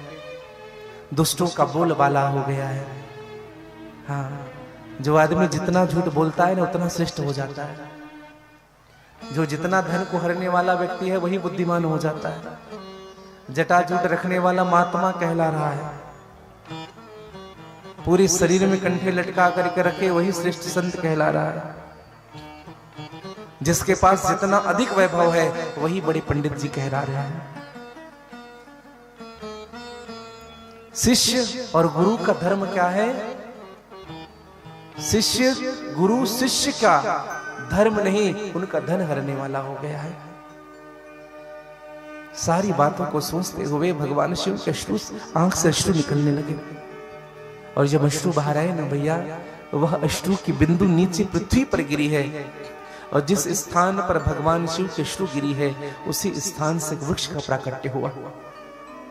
रुद्र के अक्ष से अश्रु गिरी थी। अक्ष मतलब होता है आंख, वहां से अश्रु गिरी थी, वहीं से वृक्ष का जन्म हुआ, जिनको आप और हम रुद्राक्ष के नाम से जानते हैं। समझिएगा, रुद्राक्ष आंवले के आकार का होता है, गोल होता है। निवेदन करो, रुद्राक्ष धारण करने के नियम बताए गए हैं शिव महापुराण में। अच्छा, एक निवेदन करना चाहूंगा मैं, बुरा मत मानिएगा। हमारी माताएं रुद्राक्ष धारण करती है, रुद्राक्ष पहनती है। मैंने कईयों को देखा रुद्राक्ष पहनते हैं। स्त्रियों को रुद्राक्ष में धारण करना वर्जित कहा गया है। देखो, हम अपने मन से कुछ नहीं कह रहे। अगर आप नोट करना चाहें शिव महापुराण की श्लोक संख्या तो नोट कर लीजिएगा। शिव महापुराण विश्वेश्वर संहिता का 43वां श्लोक स्पष्ट कहता है, मध्यम मांसम तूलसुनम। किस किस को रुद्राक्ष नहीं पहनना चाहिए? शराब पीने वाले को रुद्राक्ष कभी धारण नहीं करना चाहिए। मांस खाने वाले को रुद्राक्ष नहीं पहनना चाहिए। एक व्यक्ति हमसे कह रहे थे, हमारे शिष्य हैं, गुरुदेव जी हमें ना तुलसी वाला मंत्र मत दो, हमें रुद्राक्ष वाला दो। क्यों? क्योंकि हमारे यहां चलता है। क्षमा करिएगा, जिसके घर रुद्राक्ष है ना उनके यहां मांस तो होनी ही नहीं चाहिए। समझिएगा, केवल रुद्राक्ष नहीं भैया, किसी के यहां नहीं होनी चाहिए। हम आपको बताएं, थोड़ा रिवर्ब देना बेटा। मध्यम मांसनम तू लसुनम। शास्त्र तो यहां तक से कहता है भैया, लसुनम पांडुम। समझ रहे हैं? हाँ, लहसुन और प्याज खाने वाले को भी वर्जित है। श्लेष पातकम विटवाराह। विटवाराह मतलब जंगली सुअर। लोग अंडा खाते हैं, क्षमा करिएगा। अंडा मतलब क्या खा रहे हो बताएं आपको? आप उस मुर्गी के गर्भ को खा रहे हो। व्यक्ति मर जाए, उनको खाने में अपराध तो हो रहा है, लेकिन किसी के गर्भ के बालक को खा रहे हो, कितना बड़ा अपराध है। समझिएगा इस बात को। ऐसे तो मांस नहीं खाना चाहिए। क्यों नहीं खाना चाहिए? जो व्यक्ति मांस खाता है ना भैया, तिल भर मछली खाए के कोटिक गौ दे दान। जो मछली खाता है करोड़ों गायों का दान भी करता है, अगर उस व्यक्ति की मृत्यु कांसी में भी हो जाती है ना, तो भी उस व्यक्ति को नरक ही मिलता है। समझिएगा। मांस आहारी मानवा प्रत्यक्ष राक्षस जान, ताकि संगति मत करो होई भगत में हान। दर्शन करिएगा। अच्छा, आप सबसे एक बात कहूं, छोड़ देते हैं वह भोजन जिसमें एक बाल होता है। छोड़ देते हैं कि नहीं? जिस आहार से, जिस भोजन से बाल निकल जाए ना, भोजन स्वीकार मत करिए कभी। हाँ, ऐसा नहीं कि दाल से निकला है या चावल से निकला है तो सब्जी खाएंगे। जो निकला आहार है छोड़िए, हाथ जोड़ लीजिए। छोड़ देते हैं भोजन जिसमें बाल होता है, फिर क्यों खाते हैं अंडे जिसमें मां का लाल होता है। वाह तेरी इंसानियत। क्या करते हैं लोग, मुर्दे को हाथ लगाते हैं तो नहाते हैं, खूब स्नान करेंगे, गंगा जल पिएंगे, कपड़ा बदलेंगे।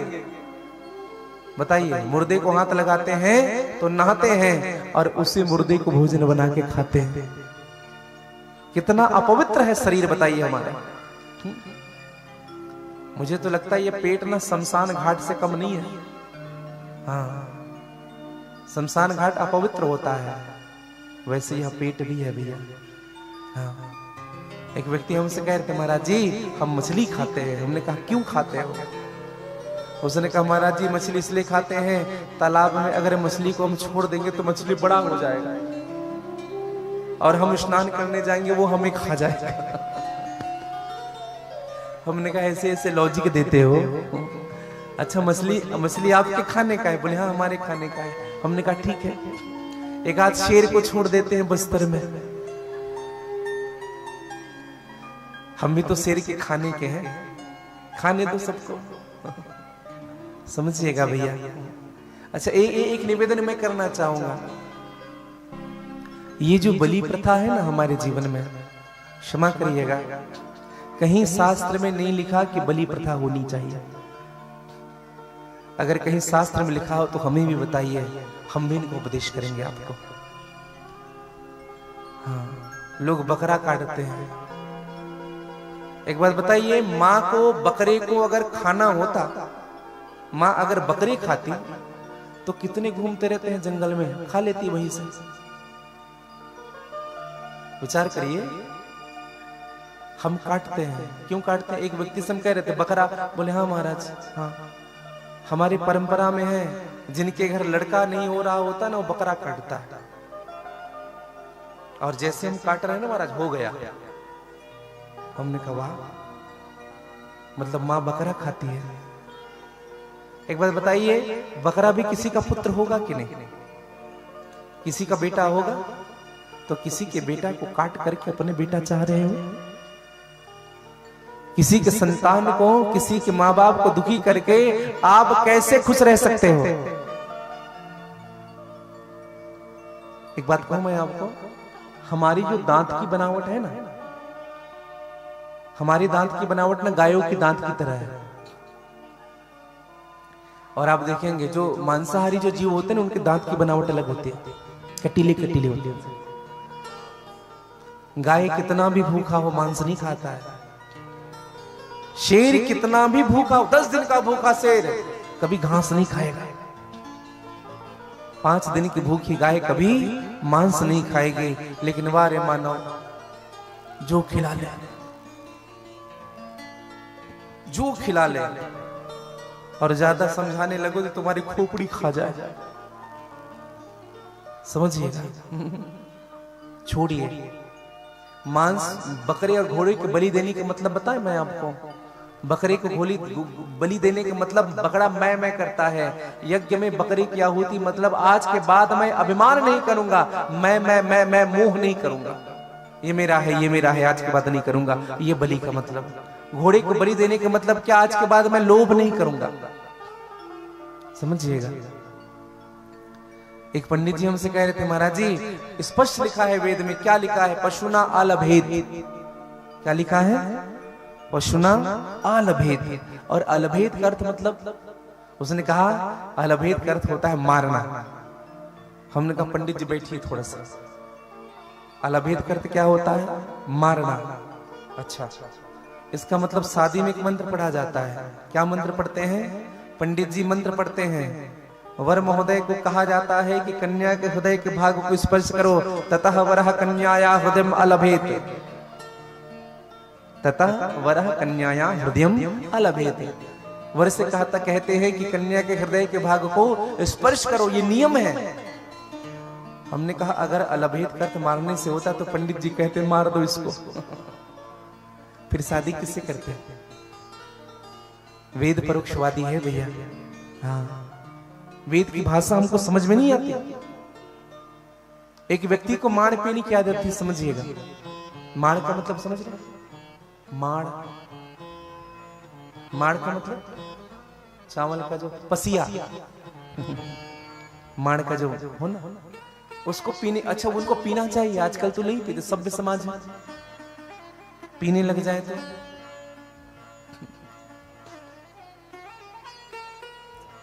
तो एक व्यक्ति को बड़ी पीने की आदत थी। गांव का बड़ा किसान था। 2-4 लोग उनके यहाँ गए बैठने के लिए।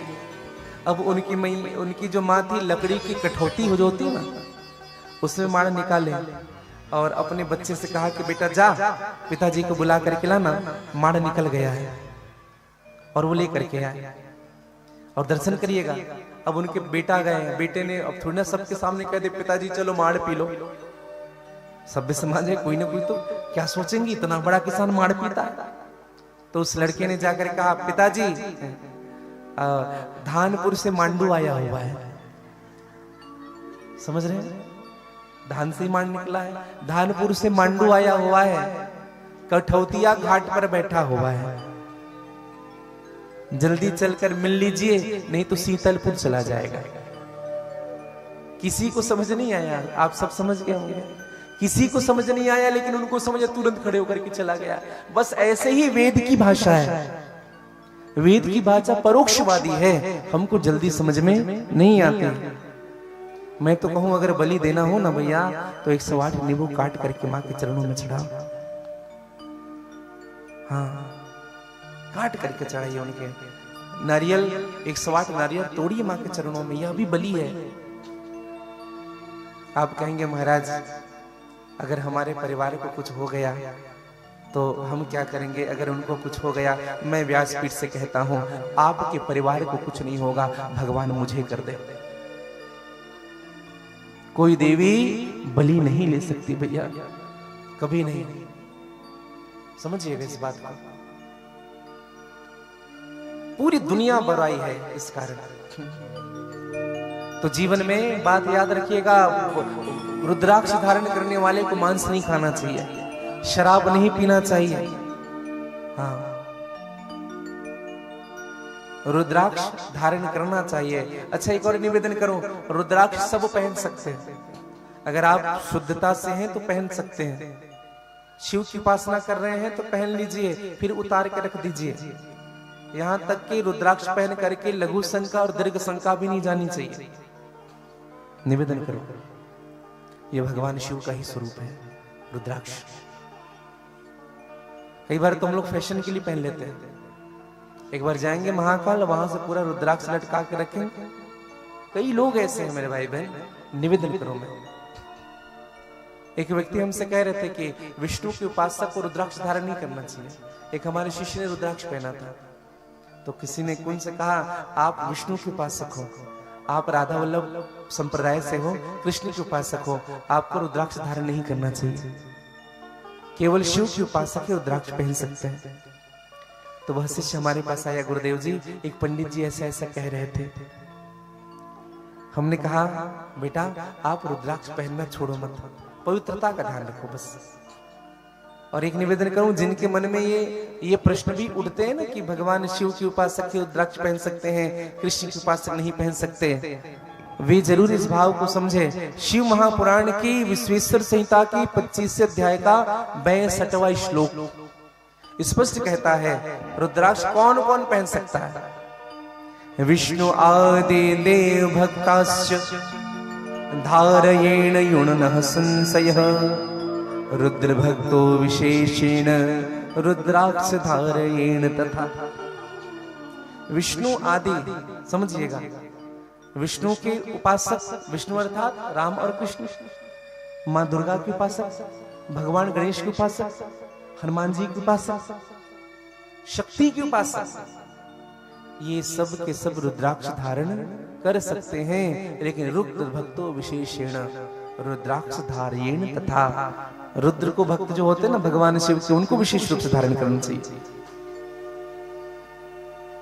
और एक बात मैं बड़ी विनम्रता से आपसे कहूं, जिस विषय वस्तु का ज्ञान नहीं होता है ना, उस विषय वस्तु को जबरदस्ती किसी से बोलनी भी नहीं चाहिए।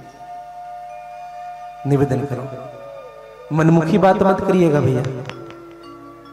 किसी को जब आप नियम बताओ ये धारण करिए, तो उनको शास्त्र सम्मत बताइए, समझिएगा। तो रुद्राक्ष धारण कर सकते हैं। अब एक निवेदन करूं, रुद्राक्ष साक्षात शिव का प्रतीक होता है, और रुद्राक्ष एक मुखी से लेकर के कितने मुखी की रुद्राक्ष होती है लास्ट जी? पंचमुखी के आगे और होता है 14 मुखी तक रुद्राक्ष होती है। 14 मुखी, हाँ। एक मुखी जो रुद्राक्ष होता है ना, दर्शन करिएगा। किस किस ने दर्शन किया एक मुखी रुद्राक्ष? एक मुखी रुद्राक्ष आप सबने देखा है। पीछे, अच्छा पीछे, वाह, आपने भी देखा है। आप सबने एक मुखी रुद्राक्ष का दर्शन किया। एक निवेदन करूं मैं आपको, एक मुखी रुद्राक्ष की उत्पत्ति बताता हूं। एक मुखी रुद्राक्ष 1000 वर्षों में, ध्यान से सुनेंगे, 1000 वर्षों में 1000 किलोमीटर के अंतराल में एक ही पेड़ होता है, समझिएगा। और उस रुद्राक्ष के वृक्ष में पूरे जीवन काल में 3 फल लगते हैं। 3 फल। एक फल जो होता है ना, टूट करके स्वर्ग को चला जाता है। एक फल टूट करके पाताल को चला जाता है, और एक फल लाखों में किसी एक भाग्यशाली को प्राप्त होता है। निवेदन करो, एक मुखी रुद्राक्ष। और ये जो एक मुखी रुद्राक्ष होता है ना भैया, वो देव देवेश्वर का प्रतीक होता है, भगवान शिव का प्रत्यक्ष प्रतीक होता है एक मुखी रुद्राक्ष। और एक रुद्राक्ष कभी चपटा नहीं होता, क्षमा करिएगा। हम लोग खूब ऑनलाइन रुद्राक्ष मंगाते हैं, ऐसे काजू के आकार का पहनते, सोने में जड़ा जड़ा करके, ये सब। हाँ, रुद्राक्ष कभी चपटा नहीं होता, कभी लंबा नहीं होता। रुद्राक्ष गोल होता है, चने के आकार का, आंवले के आकार का होता है। और 14 मुखी से अधिक रुद्राक्ष होता ही नहीं भैया। एक व्यक्ति हमसे कह रहे थे 20 मुखी रुद्राक्ष हमने देखा, अब बना लो रुद्राक्ष, 20 लाइन खींच दो, हो गए 20 मुखी। निवेदन करो, एक मुखी रुद्राक्ष भगवान शिव का प्रतीक होता है। 2 मुखी रुद्राक्ष जो होता है वो अर्धनारीश्वर का प्रतीक होता है। ध्यान से सुनिएगा, जो जिस व्यक्ति से गौ माता की हत्या हो जाती है, या भूलवश उनसे कोई अपराध, बहुत बड़ा जघन्य अपराध हो जाता है, किसी ब्राह्मण की हत्या हो गई या गौ मां की हत्या हो गई, उनको इस 2 मुखी रुद्राक्ष के जल से स्नान करना चाहिए। शिव पुराण कहता है, विशेषतः रुद्राक्षो गोवधनम नास्ते, गो का जो वध है उनको समाप्त कर देता है रुद्राक्ष। 3 मुखी रुद्राक्ष जो होता है वो अग्नि का प्रतीक होता है। इनको रखने वाले जो होते हैं ना, वो संपूर्ण विद्याओं को प्राप्त करते हैं। बच्चों को ना 3 मुखी रुद्राक्ष की पूजन करनी चाहिए। धारण नहीं कह रहा मैं आप लोग को, पूजन कराइए। और जल मत पिलाइए, सिंचित करिए। 3 मुखी रुद्राक्ष रख करके बच्चों में सिंचित करिए। जिस बच्चे की याददाश्त कमजोर होती है, या जिस बच्चे की मन स्थिति विचलित होती है, उन बच्चों को 3 मुखी रुद्राक्ष जल में डुबा करके उनको पिलाया भी जा सकता है, समझिएगा। 4 मुखी रुद्राक्ष होते हैं ना, ये भगवान ब्रह्मा जी के प्रतीक होते हैं। इनको धारण करने से धर्म, अर्थ, काम और मोक्ष की प्राप्ति होती है। चारों पुरुषार्थ प्राप्त होते हैं। धर्म भी आपको मिलेगा, अर्थ भी मिलेगा, काम भी आपके बनने लगेंगे और मोह का क्षय भी होगा। मोक्ष का मतलब मरना नहीं, मोह का क्षय हो जाएगा, आसक्ति दूर होगी चार मुख रुद्राक्ष को धारण करने से। अगर किसी के प्रति बहुत ज्यादा आसक्ति है तो उनको चार मुख रुद्राक्ष धारण कराइए। पांच मुखी रुद्राक्ष जो होता है ना भैया, उनको विशेष रूप से जो दूसरों के यहाँ भोजन करते रहते हैं, विशेष रूप से ब्राह्मण जन को, अगर ब्राह्मण भोजन बुलाया गया है तो आप एक काम करिए, पांच मुखी रुद्राक्ष धारण करिए। ये काल अग्नि का प्रतीक होता है। इनको धारण करने से क्या होता है, अपवित्र अन्न के जो पाप होते हैं वह नष्ट होते हैं। हाँ। अपवित्र अन्न जो होता है ना, जैसे देखो हर व्यक्ति के यहाँ ना भोजन नहीं करनी चाहिए, या हर व्यक्ति के हाथ से बना हुआ भोजन नहीं करना चाहिए। मैं आप सबसे निवेदन कर रहा हूं। और बिना भगवान को भोग लगाए भोजन नहीं करना चाहिए। अगर आपको ऐसा लग रहा है कि अन्न सही नहीं है, बनाने वाला सही नहीं है, तो आप पहले भगवान को भोग लगाइए। ऐसे तो भोजन बहुत निषेध होना चाहिए हमारे जीवन में। हाँ। ये अपवित्र अन्न जो होता है ना, उनकी पाप को नष्ट कर देते हैं। ये बात हमको कब समझ में आई, हम आपको बता रहे हैं। एक बार हम श्रीधाम वृंदावन गए थे। ऐसे तो जाते रहते हैं, लेकिन परम आदरणीय परम श्रद्धेय श्री राजेंद्र दास जी महाराज, मलुक पीठ वाले महाराज जी, हम आपसी के दर्शन के लिए गए।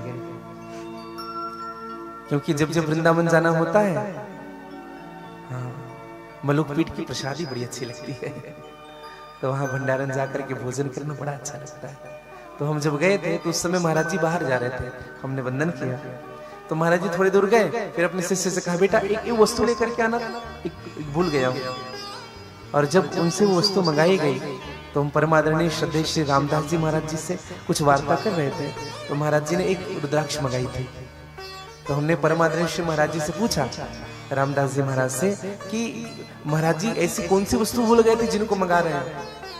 बोले कहा, बोले महाराज जी जा रहे हैं प्रसाद पाने के लिए किसी वैष्णव के यहाँ, और वो ना पंचमुखी रुद्राक्ष को भूल गए थे, इसलिए ना उनको धारण करने करके वही वो भोग लेंगे। समझिएगा मेरी बात। अपवित्र अन्न के पाप को समाप्त कर देते हैं पंचमुखी रुद्राक्ष। उस समय हमने केवल देखा था, केवल देखा, लेकिन जब हमने शिव पुराण पढ़ा ना, तब हमें पता चला कि हाँ ये बात है। छह मुखी रुद्राक्ष जो होता है वो कार्तिकेय जी का प्रतीक होता है, उनको दाहिने भुजा में धारण करनी चाहिए। छह मुखी रुद्राक्ष होता है। सात मुखी रुद्राक्ष जो होता है वो कामदेव के प्रतीक होते हैं। कामदेव, इनको धारण करने से ना दरिद्रता दूर होती है। दरिद्रता क्या है? खर्च बहुत ज्यादा हो रहे हैं हमारे। हाँ, घर में यानी अठन्नी है और खर्च 12 आना हो रहा है। उस व्यक्ति को अपने घर में 7 मुखी रुद्राक्ष रख करके उनकी पूजन करनी चाहिए। इनसे क्या होता है ना, लक्ष्मी की स्थिरता बनी रहती है, पैसा रुकता है घर में। 8 मुखी रुद्राक्ष जो होता है वह अष्ट भैरव का प्रतीक होता है। अष्ट भैरव, असतांग भैरवाय नमः, रुरु भैरवाय नमः, उन्मत्त भैरवाय नमः, कपाल भैरवाय नमः, चंड भैरवाय नमः। ये सब भैरव के स्वरूप है, अष्ट भैरव। इनको धारण करने से क्या होता है? इनको धारण करने के बाद मृत्यु के पश्चात शिव का लोक प्राप्त होता है हमें। 9 मुखी रुद्राक्ष जो होते हैं ना, वो 9 दुर्गा का प्रतीक होता है। चंद्रघंटा, शैलपुत्री, कात्यायनी, माँ दुर्गा, कुष्मांडा, ब्रह्मचारिणी, महागौरी, स्कंद माता, कालरात्रि, ऐसे 9 दुर्गे के प्रतीक है। और इनको धारण करने से क्या होता है भैया? भगवान शिव जी कहते हैं जो इनको धारण करता है उनको भगवान की 9धा भक्ति प्राप्त होती है।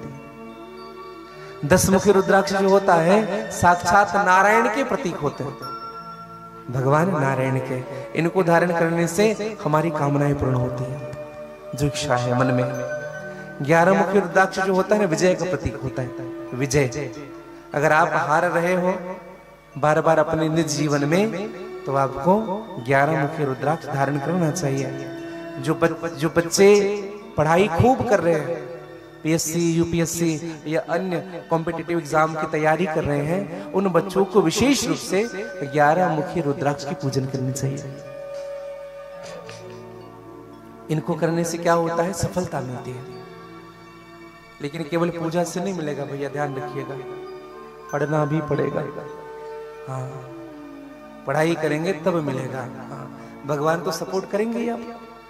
हाँ, ये विजय का प्रतीक होता है। 11 मुखी रुद्राक्ष धारण करते थे पृथ्वीराज चौहान, महाराणा प्रताप जी, छत्रपति शिवाजी। हाँ, क्षत्रियों को विशेष रूप से 11 मुखी रुद्राक्ष धारण करना चाहिए। ये विजय सूचक होता है। 12 मुखी रुद्राक्ष जो होता है ना, ये आदित्य के प्रतीक होते हैं। इनको जटा में पहनना चाहिए। आप देखेंगे 12 मुखी रुद्राक्ष शंकराचार्य जी लोग ऐसे धारण करते हैं, महात्मा लोग ऐसे पहनते हैं। ये 12 मुखी रुद्राक्ष होता है। इनको धारण करने से तेज बढ़ता है, यश बढ़ती है, कीर्ति बढ़ती है। 13 मुखी रुद्राक्ष सुख और सौभाग्य के प्रतीक होते हैं। ये विश्व देव का प्रतीक होता है, सुख और सौभाग्य आता है। और 14 मुखी रुद्राक्ष जो होता है, ये भगवान शिव के ही समान होते हैं। जैसे एक मुखी रुद्राक्ष होता है ना भगवान शिव साक्षात, वैसे ही 14 मुखी रुद्राक्ष होते हैं। इन रुद्राक्ष को धारण करने के नियम है, मंत्र है। एक मुखी रुद्राक्ष को धारण करे ओम ह्रीम नमः, ऐसे ही 14 मुखी रुद्राक्ष तक का नियम बताया गया है। और एक और निवेदन करूं, स्वयं मंत्र पढ़ के रुद्राक्ष धारण नहीं करनी चाहिए। स्वयं कल इसी स्थान पर परिहार जी के निज निवास में नित्य अभिषेक हो रहा है मेरे महादेव का। कल भगवान शिव जी का अभिषेक होगा और कल संध्या कालीन आप सबको प्रसाद दी जाएगी रुद्राक्ष की। जो अभिमंत्रित हमारे आचार्य जी के द्वारा किया जाएगा, यह रुद्राक्ष आप सबको प्रदान किया जाएगा, अभिमंत्रित किया हुआ रुद्राक्ष। क्योंकि स्वयं का अभिमंत्रित किया हुआ रुद्राक्ष धारण नहीं करना चाहिए। स्वयं मंत्र पढ़कर नहीं भैया, किसी ब्राह्मण को बुला लीजिए, किसी पंडित को बुला लीजिए। आप जब बाहर से रुद्राक्ष लाते हो ना, तो एक बार भगवान शिव जी का अभिषेक कराइए, या कहीं अभिषेक हो रहा है तो अपना रुद्राक्ष दे दीजिए वहां। समझिएगा, जो बिना मंत्र के धारण करता है ना रुद्राक्ष, शिव पुराण कहता है बिना मंत्रेण यो धारते रुद्राक्षम महनः संयाति नरकम घोरम यावत इंद्रम चतुर्दशी। जो बिना मंत्र के रुद्राक्ष धारण करता है, उनको 14 इंद्र के कार्यकाल तक नरक में वास करना पड़ता है। समझिएगा, रुद्राक्ष को धारण करने की विधि बताई गई है। ब्रह्मचर्य व्रत धारण करने वाले को रुद्राक्ष पहनना चाहिए। मांस सेवन करने वाले कृपया रुद्राक्ष ना पहने। गंदे हाथों से रुद्राक्ष का स्पर्श नहीं होना चाहिए। और रुद्राक्ष की माला जब आप धारण करते हो ना, कम से कम 27 होनी चाहिए। अगर आप माला कर रहे हो 27, अगर आप 4 बार करोगे तो 108 होता है। 27 दूनी 54, समझ रहे हैं, 108 बार। तो आप अगर 108 वाली माला नहीं कर पा रहे हो तो 27 वाली मन का करिए। और सदैव ना विषम रुद्राक्ष धारण करना चाहिए। और एक विशेष निवेदन करूं, काले धागे में रुद्राक्ष मत पहनिएगा। काले धागे में रुद्राक्ष नहीं पहनना चाहिए। काले रेशम में नहीं पहने तो लाल रेशम में रुद्राक्ष पहने या पीली में पहने, हाँ, या सफेद, जैसी आप काले में न धारण करें। मासिक धर्म आने वाले को रुद्राक्ष, मासिक धर्म आने पर रुद्राक्ष धारण करना सबसे बड़ा अपराध है। समझिएगा, सोमवार को प्रयास करें रुद्राक्ष धारण करने की। अच्छा, रुद्राक्ष धारण करने के फायदे बताएं आपको। दिमाग शांत रहता है, तनाव दूर होता है जीवन से, बुरे सोच समाप्त होते हैं, प्रेम बढ़ता है।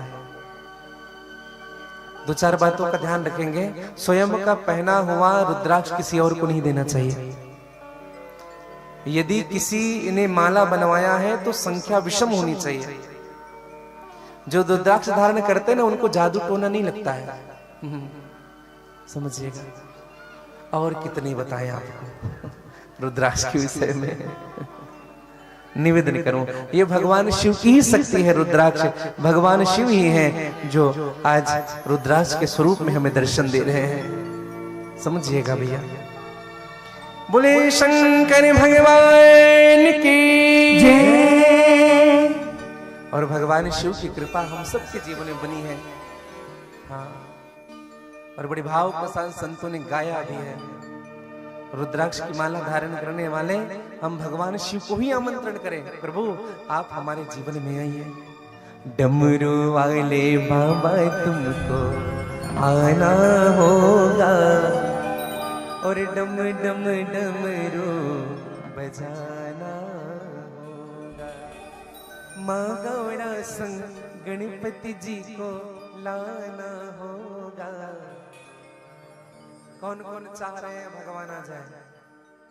एक बार कह लीजिए हर हर। थोड़ा जोर से कह लीजिए हर हर, और थोड़ी आनंद से गा लीजिएगा बड़े भाव से।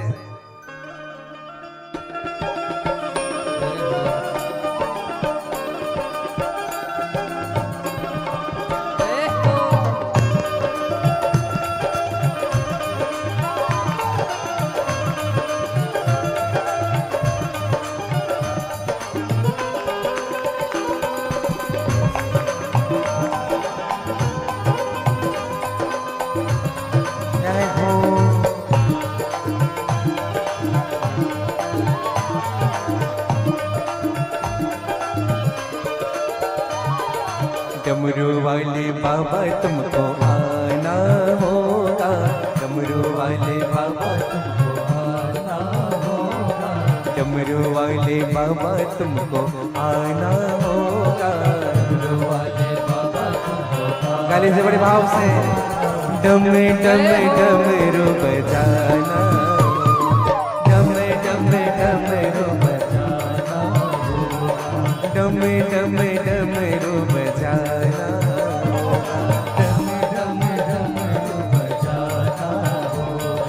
डमरू वाले बाबा तुमको आना होगा। डमरू वाले बाबा तुमको आना होगा।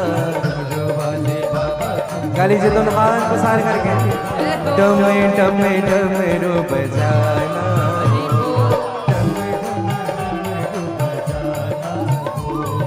डम डम डमरू बजाना होगा। माँ गौरा संग गणपति जी को लाना होगा। माँ गौरा संग गणपति जी को लाना होगा। माँ गौरा संग गणपति जी को लाना होगा। माँ गौरा संग गणपति जी को काली जी बड़े भाव से डमरू वाले बाबा तुमको आना होगा। डम डम डमरू बजाना।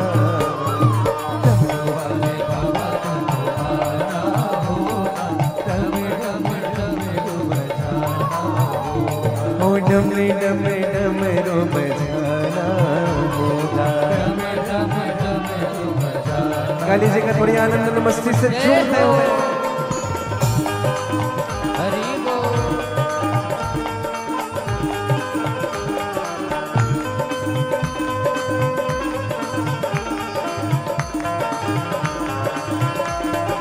थोड़ी मस्ती से झूमते हुए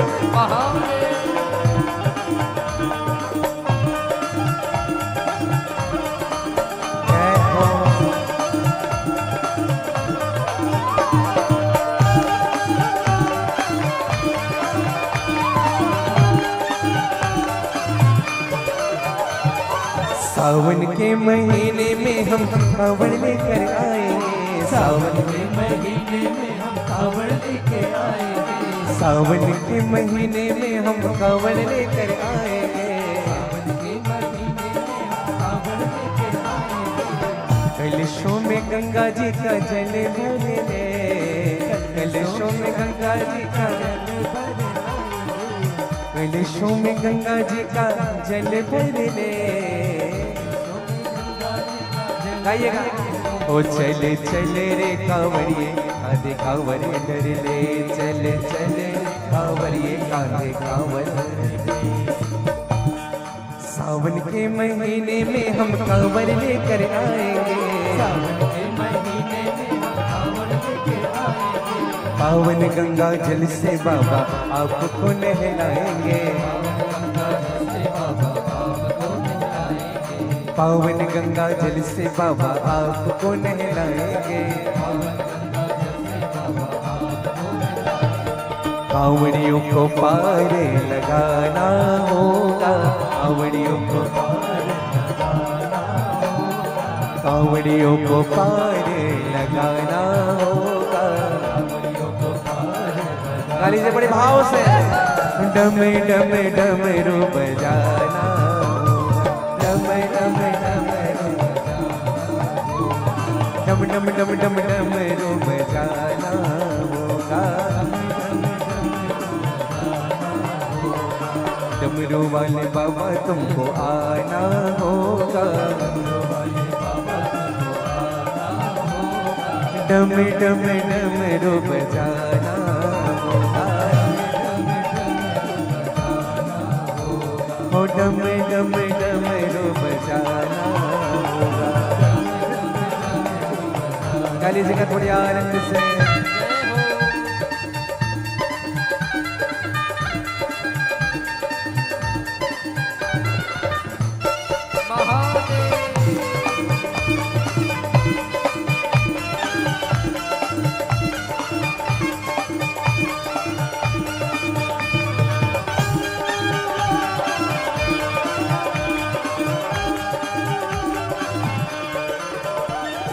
भांग धतूरा दूध पापा आप पे चढ़ाएंगे, भांग धतूरा दूध पापा आप पे चढ़ाएंगे, भांग धतूरा दूध पापा आप पे चढ़ाएंगे, भांग धतूरा दूध पापा आप पे चढ़ाएंगे, केसरिया चंदन से तिलक लगाएंगे, केसरिया चंदन से तिलक लगाएंगे, भक्तों के कष्ट को मिटाना होगा, भक्तों के कष्ट को मिटाना होगा, भक्तों के कष्ट को मिटाना होगा। और झूमते हुए गाने डम डम डमरू बजाना,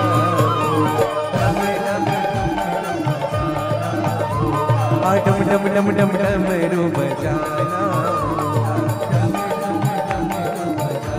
जय हो जय हो। और आनंद से झूमते हुए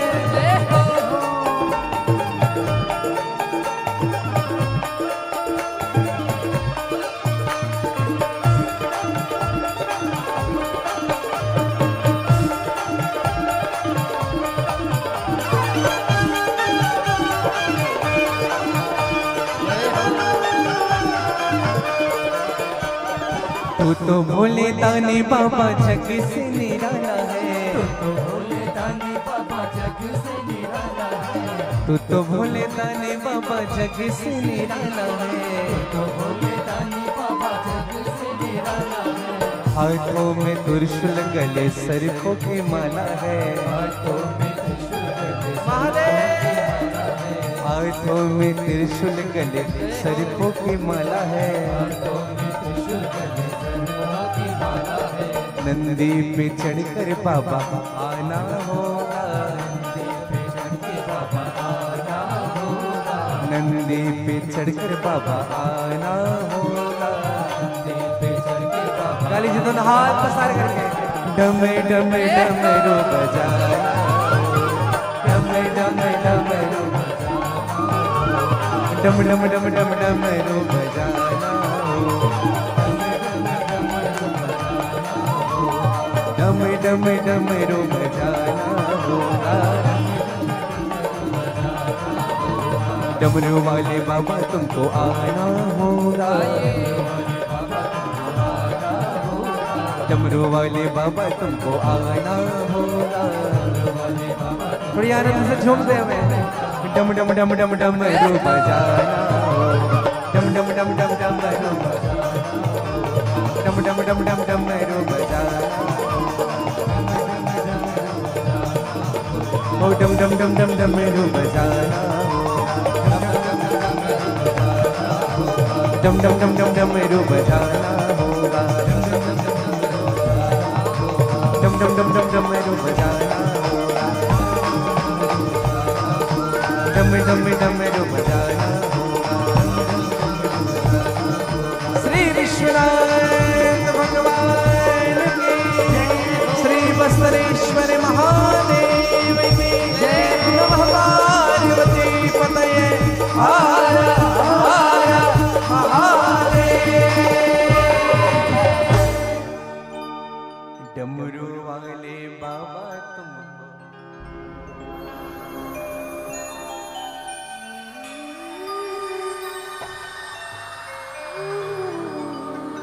डम डम डमरू।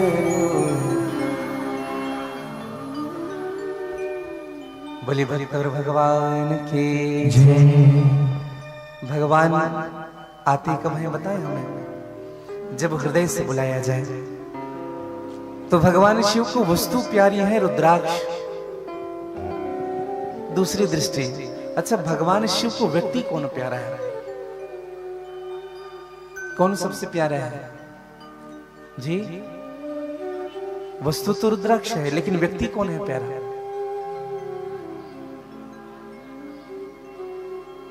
कौन? समझ नहीं आ रहा है क्या बोल रहे? राम जी, जय जय। एक बार ताली बजाएगी सबके लिए। वाह, भगवान शिव को राम ही सबसे अधिक प्यारे हैं।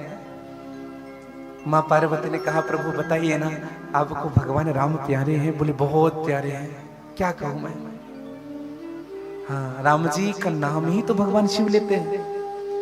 नाम प्रसाद शंभु अविनाशी साजु अमंगले मंगल राशि।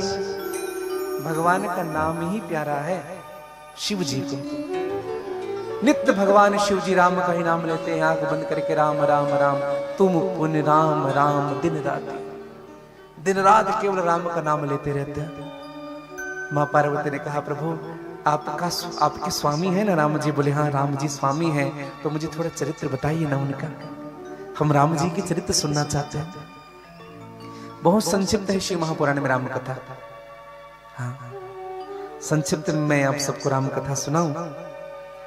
हाँ, ऐसे तो डिटेल में राम कथा आप सब विस्तृत सुनेंगे 12 अप्रैल को जगदलपुर की पावन धरा में, लालबाग की पावन धरा में श्री राम कथा उत्सव श्री शिव शक्ति महिला समूह के द्वारा आप सभी नगर वासियों के तत्वावधान में होगा।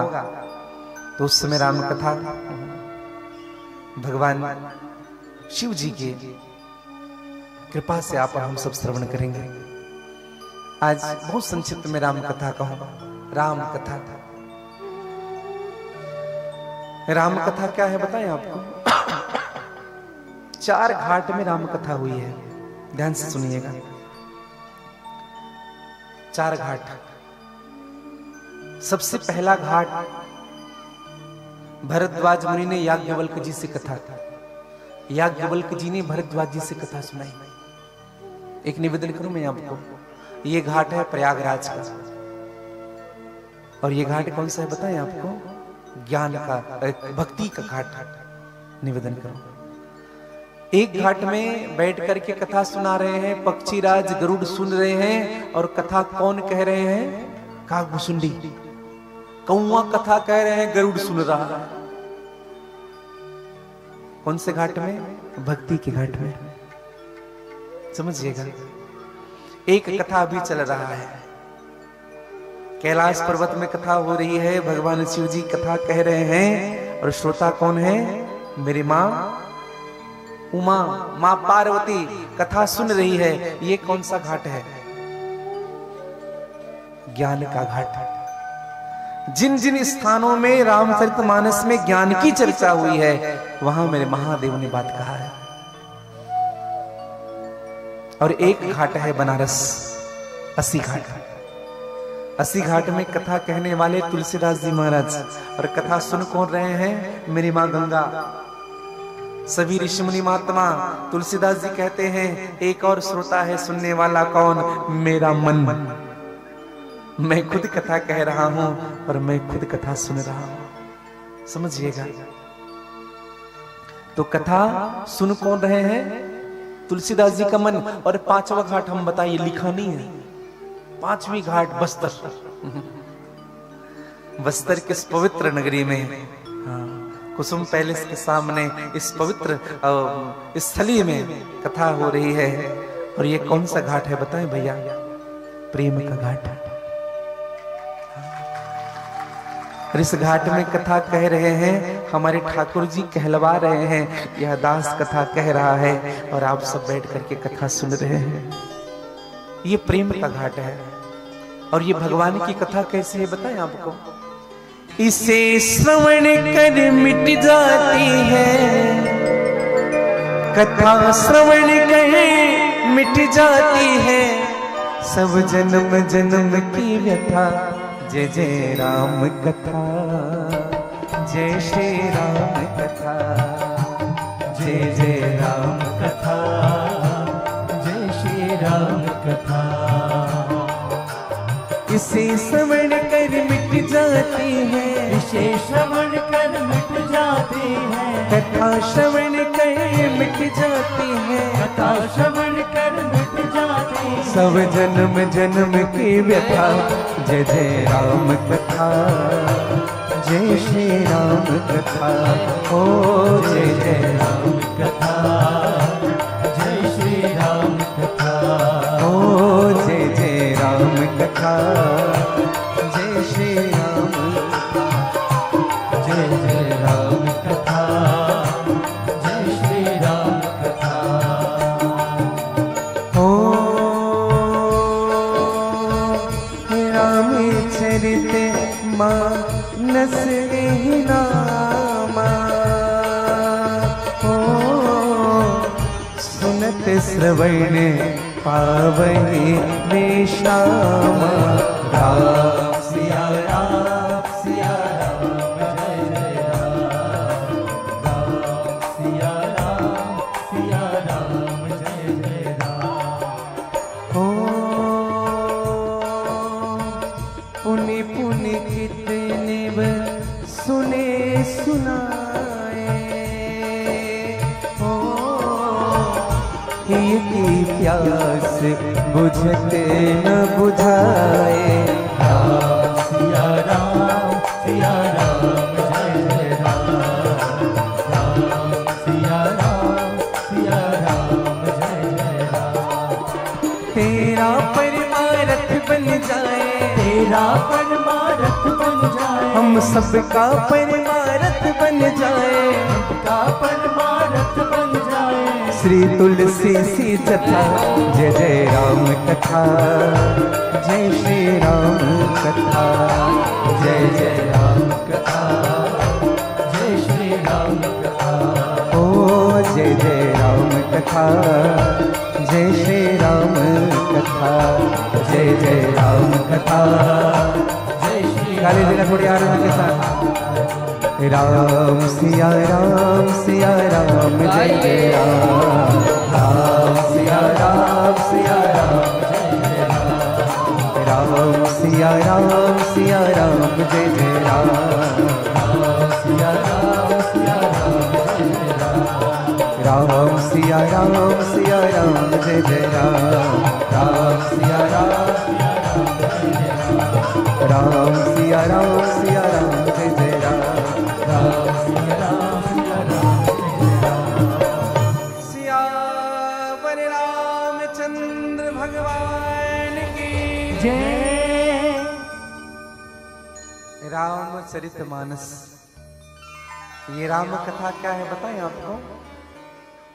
महिषासुर का वध किया मेरी माँ दुर्गा ने, उसी प्रकार से हमारे हृदय में जो अंधकार, रो, लोभ और मोह रूपी महिषासुर है, उनका वध करने के लिए राम कथा माँ दुर्गा के समान है। यहाँ 20-25 पक्षी बैठ जाए, ताली बजा दे, उड़ जाएंगे,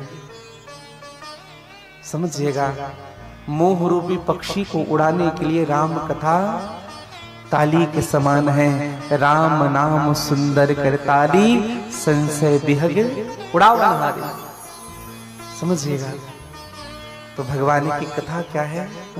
हम सबको सुख देने वाला है। और दर्शन करिएगा, रामचरितमानस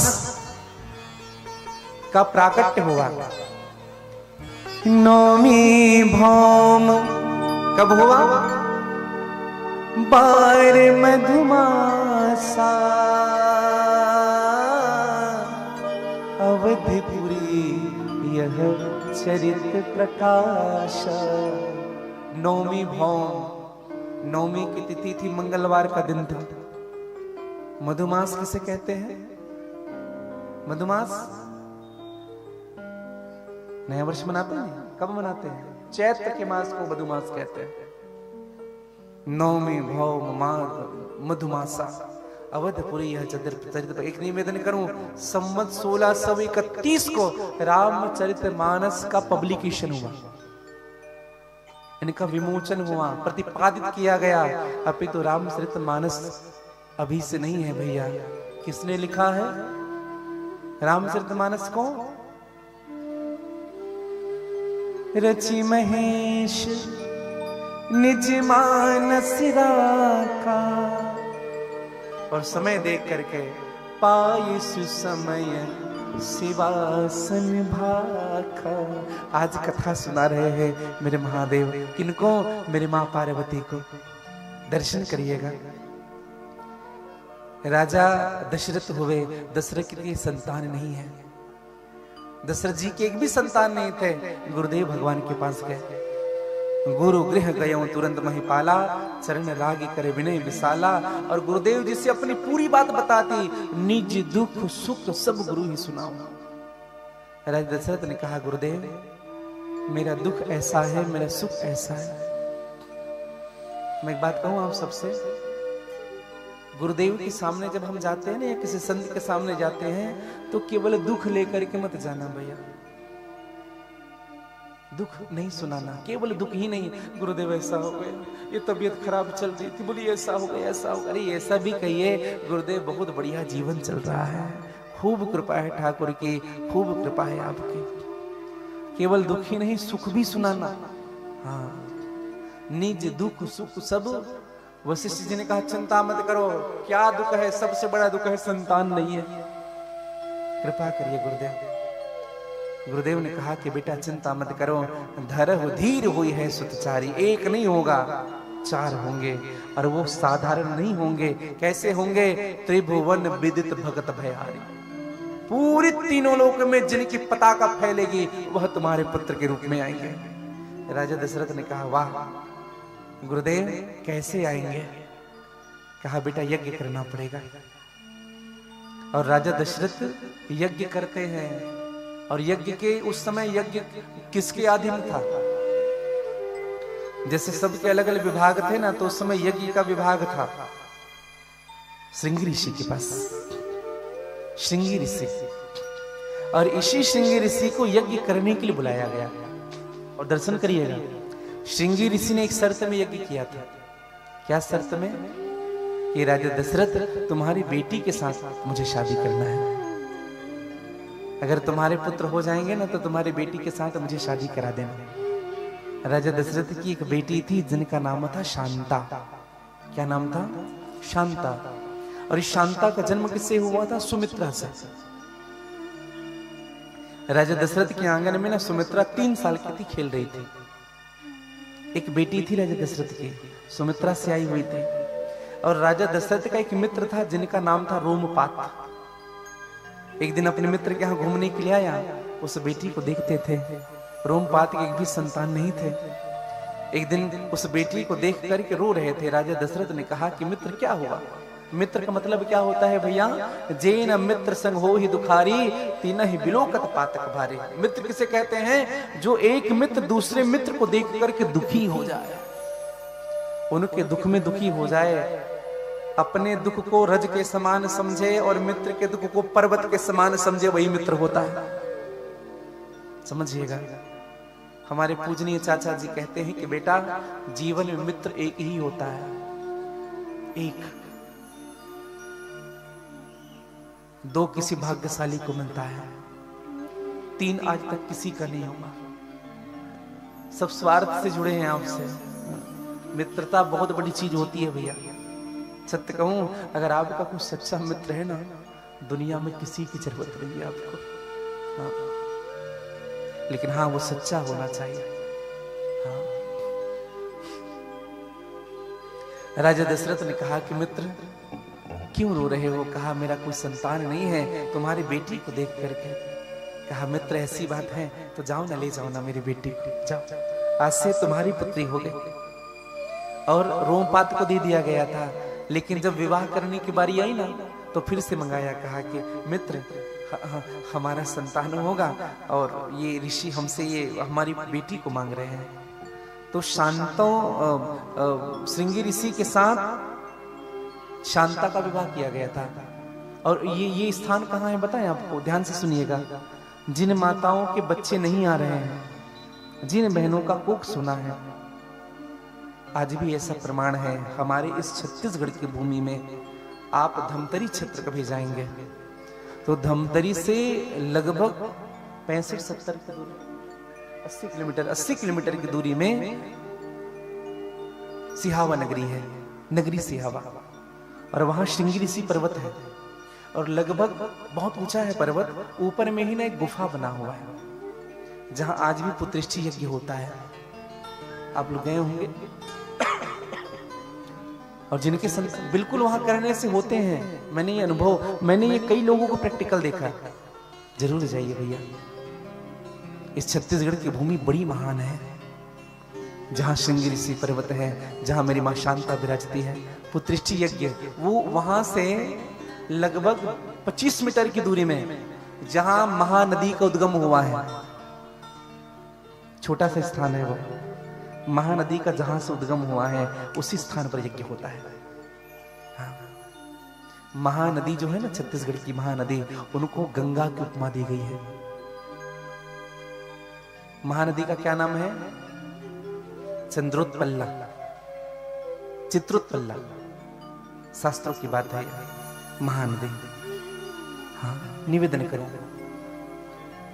तो श्रृंगी ऋषि ने यज्ञ किया और जैसे यज्ञ किया, भगति सहित मुनि आहुति दी, भक्ति के साथ आहुति दिया, स्वाहा।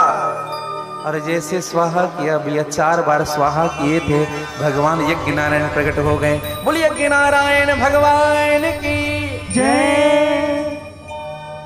4 बार के स्वाहा में भगवान यज्ञ नारायण प्रकट हुए। हम लोग 400 बार करते फिर भी नहीं आते। क्यों नहीं आते बताएं आपको? यज्ञ में ध्यान नहीं रहता हमारा। इधर स्वाहा करेंगे, स्वाहा, और इधर मोबाइल चलता है। स्वाहा में कम ध्यान रहता है, आहा में ज्यादा ध्यान रहता है। आहा मतलब समझ रहे? हाँ। लोग स्वाहा भी करेंगे ना।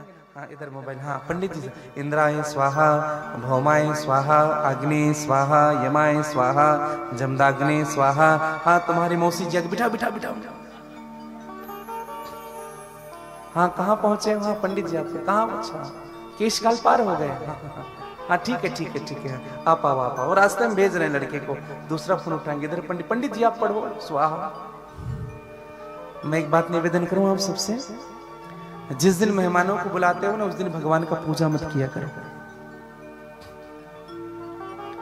भगवान का भी निरादर होता है, ब्राह्मण देवता का भी निरादर होता है।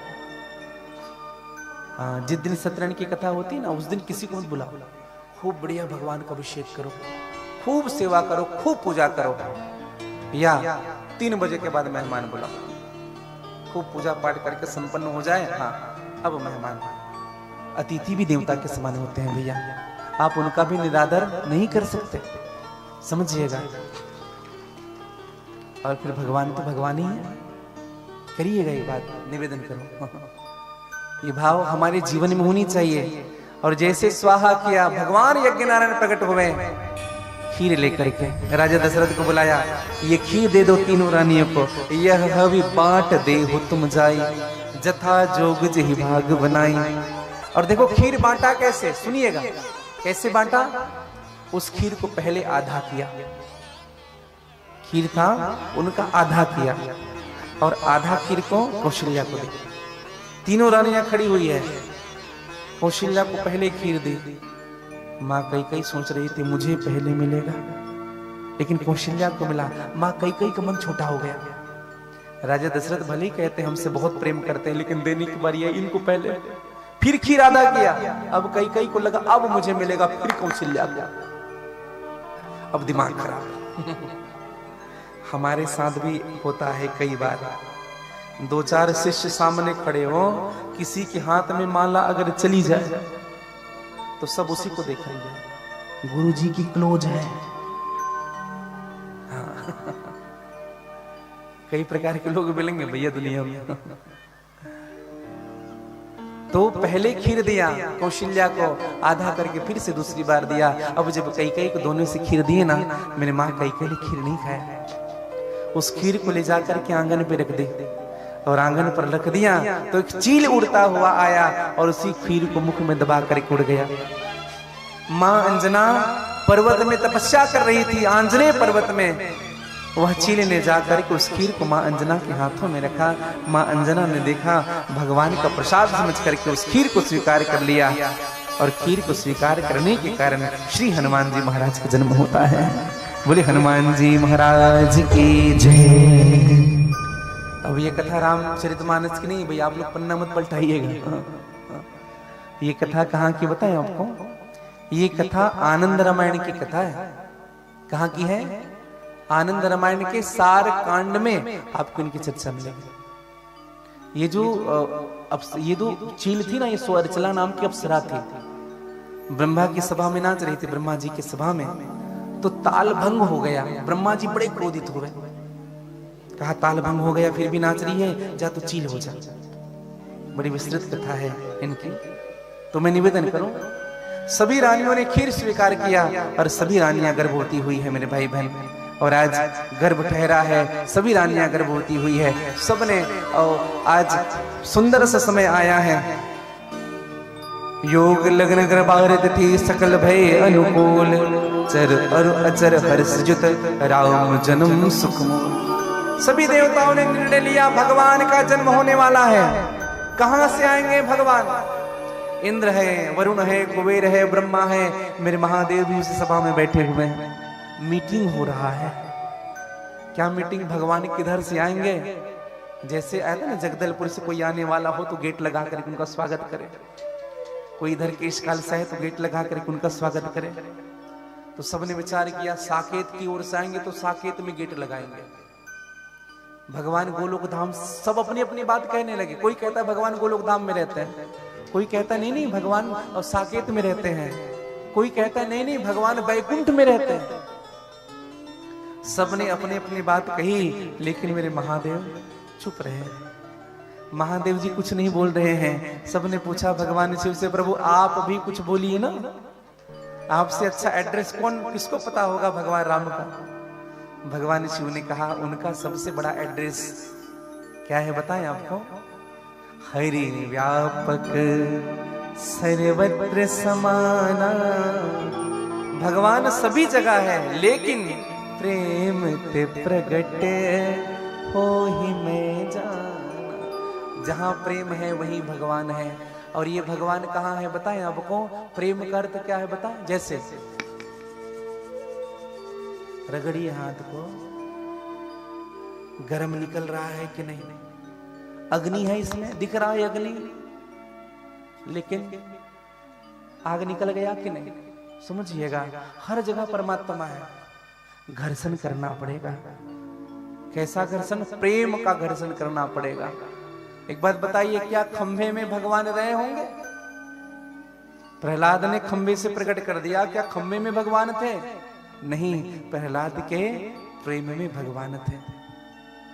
और पाना है घर प्रभु को तो प्यार में मिलेगा, पाना है घर। इसमें भगवान है, फूल में, फूल में भगवान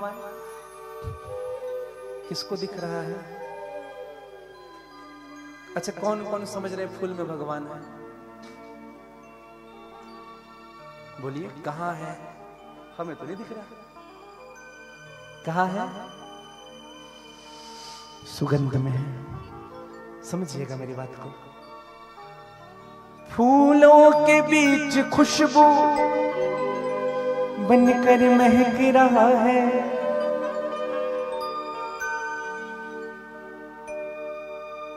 बागों में सुन लो पक्षी, सुन लो चहक रहा है। अरे फूलों के पास ढूंढो, वो हर खार में मिलेगा। पाना है गर प्रभु को तो प्यार में मिलेगा। जहां प्रेम है ना भैया, वहीं भगवान है। प्रेम जहां है वहीं परमात्मा है। तो भगवान कहा, भगवान आज सभी रानियों ने खीर खाया जब नारी गर्भ में रही। और आज सुंदर सा समय आया है भैया, सुंदर सा समय आया। योग लग्न ग्रह बार और तिथि अनुकूल हो गए। आज माँ कौशल्या ने एक पुत्र को जन्म दिया है, कैकेयी ने एक पुत्र को जन्म दिया है, और माँ सुमित्रा ने 2 पुत्र को जन्म दिया है। बड़ी भाव के साथ जयकारा लगाए। बोले चारों भैया की जय, बोले तीनों मैया की जय, बोले अयोध्या धाम की जय, बोले सरयू नदी की जय। और भैया खूब उत्सव के बाजे बजाए गए, खूब आनंद मंगल मनाया गया। आइए बड़े भाव के साथ गा लीजिएगा। कौशल्या जायो लाल नाम वेदन में सुन आए, कौशल्या जायो लाल नाम वेदन में सुन आए। भगवान शिव जी नाच रहे हैं, सब देव चल रहे हैं, महादेव चल रहे हैं।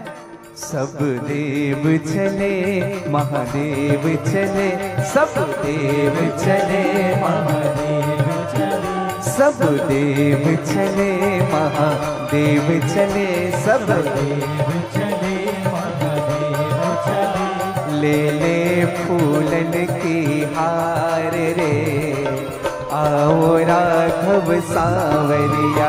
सब देव चले महादेव चले, ले ले फूलों की हार रे, आओ राघव सांवरिया। सब देव चले महादेव चले, ले ले फूलन की हार रे, आओ राघव सांवरिया।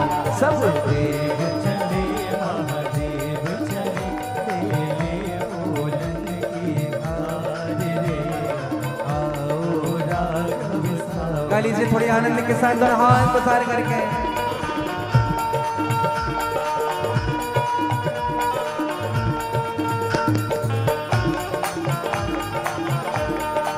जय हो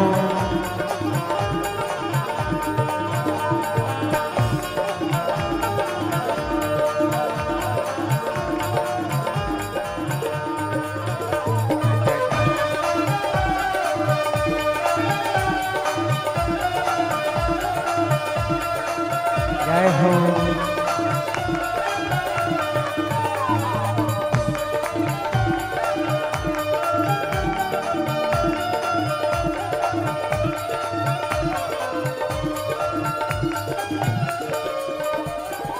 शिव शंकर ने आगे बढ़कर अपना डमरू बजाया। शिव शंकर ने आगे बढ़कर अपना डमरू बजाया। देवों ने आगे बढ़कर प्रभु की स्तुति गाया। देवों ने आगे बढ़कर प्रभु की स्तुति गाया। हाँ प्रभु की स्तुति गाया, हाँ प्रभु की स्तुति गाया। सब देव चले महादेव चले, सब देव चले महादेव चले। ले ले फूलन की हार रे, आओ राघव सांवरिया। सब देव चले महादेव चले, ले ले फूलन की हार रे, आओ राघव सांवरिया। ओ मेरे आवो राघव सावरिया, मेरे ओ मेरे आवो राघव सावरिया, मेरे मेरे आवो राघव सावरिया, मेरे बोले राजा रामचंद्र भगवान की, तीनों भैया की, चारों भैया की, नमः पार्वती पतये हर हर महादेव। भगवान के स्वागत के लिए पधारे हैं।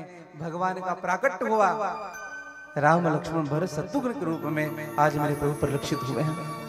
एक दर्शन करिएगा, राम जी और लक्ष्मण जी साथ रहते हैं, भरत और शत्रुघ्न साथ रहते हैं। एक दिन विश्वामित्र जी का आगमन हुआ। राम कथा बहुत संक्षिप्त में आप सबसे कहूं, विश्वामित्र जी जब आए राम और लक्ष्मण को अपने साथ ले जाने लगे। विश्वामित्र जी जब आए ना तो राजा दशरथ से कहा कि महाराज हम तुम्हारे दोनों बच्चों को मांगने आए हैं। कौन देगा हो? है? कोई दे देगा अपना बेटा? कोई महात्मा जाए भैया अपना बेटा दे दो, कोई दे देगा? राजा दशरथ ने कहा महाराज हम नहीं देंगे। विश्वामित्र जी ने कहा आप राजा हैं और राजा का धर्म होता है प्रजा की रक्षा करना, आप अपने दोनों बच्चों को दीजिए। विश्वामित्र जी ने कहा महाराज आप कहे तो हम चले आपके साथ। हम कहा तुम्हारी जरूरत नहीं है, तुम्हारे बच्चों की जरूरत है। अब दर्शन करिएगा, नहीं दे रहे थे लेकिन गुरुदेव जी ने कहा कि बेटा दे दो। अब गुरुदेव की आज्ञा कैसे टालते, दे दिए। लेकिन जब राम जी जाने लगे ना तो विश्वामित्र जी से कहा महाराज जी अगर आपकी आज्ञा हो तो माँ से पूछ करके आ जाऊं कि आपके साथ जो जा रहा हूं। विश्वामित्र जी ने कहा पिताजी ने तो इतने मुश्किल से छोड़ा है, माँ के पास जाओगे कहीं रोक लेंगे तो क्या पता तुम्हें जाने दे या ना दे। तो एक दर्शन करिएगा, जब भगवान राम जी जब गए ना माँ के पास, माँ महात्मा आया है मैया हमें ले जाने के लिए, आपकी आज्ञा हो तो चले जाएं। माँ ने कहा बेटा 1 मिनट भी लेट मत कर, तुरंत जा, जल्दी जा। अब एक बात बताइए कि माँ को प्रेम नहीं रहा होगा राम जी से? था। क्यों भेजे बताएं आपको। एक बार एक महात्मा आए थे कौशल्या मैया के पास आंगन में, तो माँ कौशल्या ने महात्मा को खूब धन दिए। राम जी को प्रणाम करवाया, कहा बेटा महात्माएं हैं प्रणाम करो। फिर राम जी का हाथ देखने लगी महात्मा, ऐसे हाथ दिखाया। माँ कौशल्या ने क्या पूछा, क्या पूछे होंगे बताइए। माँ को अपने बेटों की क्या चिंता बनी रहती है बताइए। 2 ही चिंता बनी रहती है, एक नौकरी और दूसरा छोकरी। एक नौकरी कैसे होगी और दूसरा विवाह कैसे होगा, ये 2 ही चिंता। तो नौकरी की तो बात छोड़ो, चक्रवर्ती सम्राट है राजा दशरथ, उनका बेटा है। और विवाह की बात कही ना तो महात्मा ने कहा आपको चिंता करने की जरूरत नहीं है मैया, एक बार महात्मा आएंगे उनके साथ ना अपने बेटे को भेज देना, वो जाएंगे अकेले लेकिन आपकी बहू को लेते आएंगे।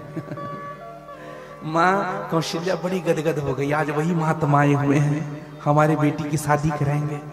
कहा बेटा जा जा जल्दी जा, बहू को लेते आना, जल्दी जा। और चले। रास्ते में भगवान ने ताड़का का वध किया, एक ही बार न प्राण हर लीना, दीन जान कह निज पद दिना। ताड़का का वध हुआ है, यज्ञ की रक्षा की मेरे प्रभु ने। और जब यज्ञ की रक्षा हुई ना, आमंत्रण कार्ड आया है विश्वामित्र जी के पास। आमंत्रण कार्ड किसका है? जनकपुर का। तो विश्वामित्र जी ने पूछा बेटा राम, हाँ गुरुदेव जी, कहा तुम भी चलोगे जनकपुर? जो सुना राम जी बड़े गदगद हो गए। धनुष यज्ञ सुनि रघुकुल नाथा, चले हर्षि मुनि वर के साथ। धनुष यज्ञ जो सुना बड़े गदगद हो गए। भगवान राम जी धनुष यज्ञ में चल रहे हैं और दर्शन करिएगा, रास्ते में भगवान ने अहिल्या का उद्धार किया, गंगा नदी में डुबकी लगाई, सीधे पहुंचे जनकपुर। और जनकपुर जब पहुंचे ना भैया, तो जनक जी ने जब राम को देखा थकित होत जिमि चंद्र चकोरा।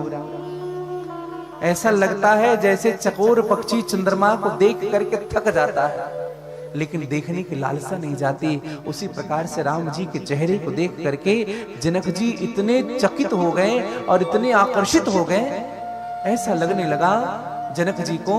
कहा कि साक्षात कोई ब्रह्म तो नहीं जो आया हो। विश्वामित्र जी से पूछा, गुरुदेव सच सच कहिए गुरुदेव, मेरे मन में जो चल रहा है कहीं ये साक्षात ब्रह्म तो नहीं? दर्शन करिएगा मेरे भाई बहन। गुरुदेव जी ने मुस्कुरा दिया। गुरुदेव जी ने कहा, जनक तुम गलत सुना क्या हो गया? जनक, जब तक से राम ने ताड़का का वध नहीं किया था तब तक से मुझे भरोसा नहीं हुआ था कि ये ब्रह्म होंगे। लेकिन बेटा तुम तो पहली ही दृष्टि में पहचान लिए ब्रह्म हैं। तुम तो मुझसे एक कदम और आगे बढ़ गए। और समझिएगा, जीवन में किसी भी व्यक्ति की गंभीरता को समाप्त करना हो, कोई व्यक्ति बहुत गंभीर होकर के आपको देख रहा हो या कोई बहुत गंभीर बात आपसे कर रहा हो, अगर उस समय उनकी गंभीरता को समाप्त करनी हो तो आपको मुस्कुरा देना चाहिए। कुछ मत कहिए, आप मुस्कुरा दीजिए, उसकी गंभीरता समाप्त हो जाएगी। समझिएगा, विश्वामित्र जी ने जनक जी से कहा कि महाराज हम यहीं निवास करते हैं, और वहीं रुकाया गया।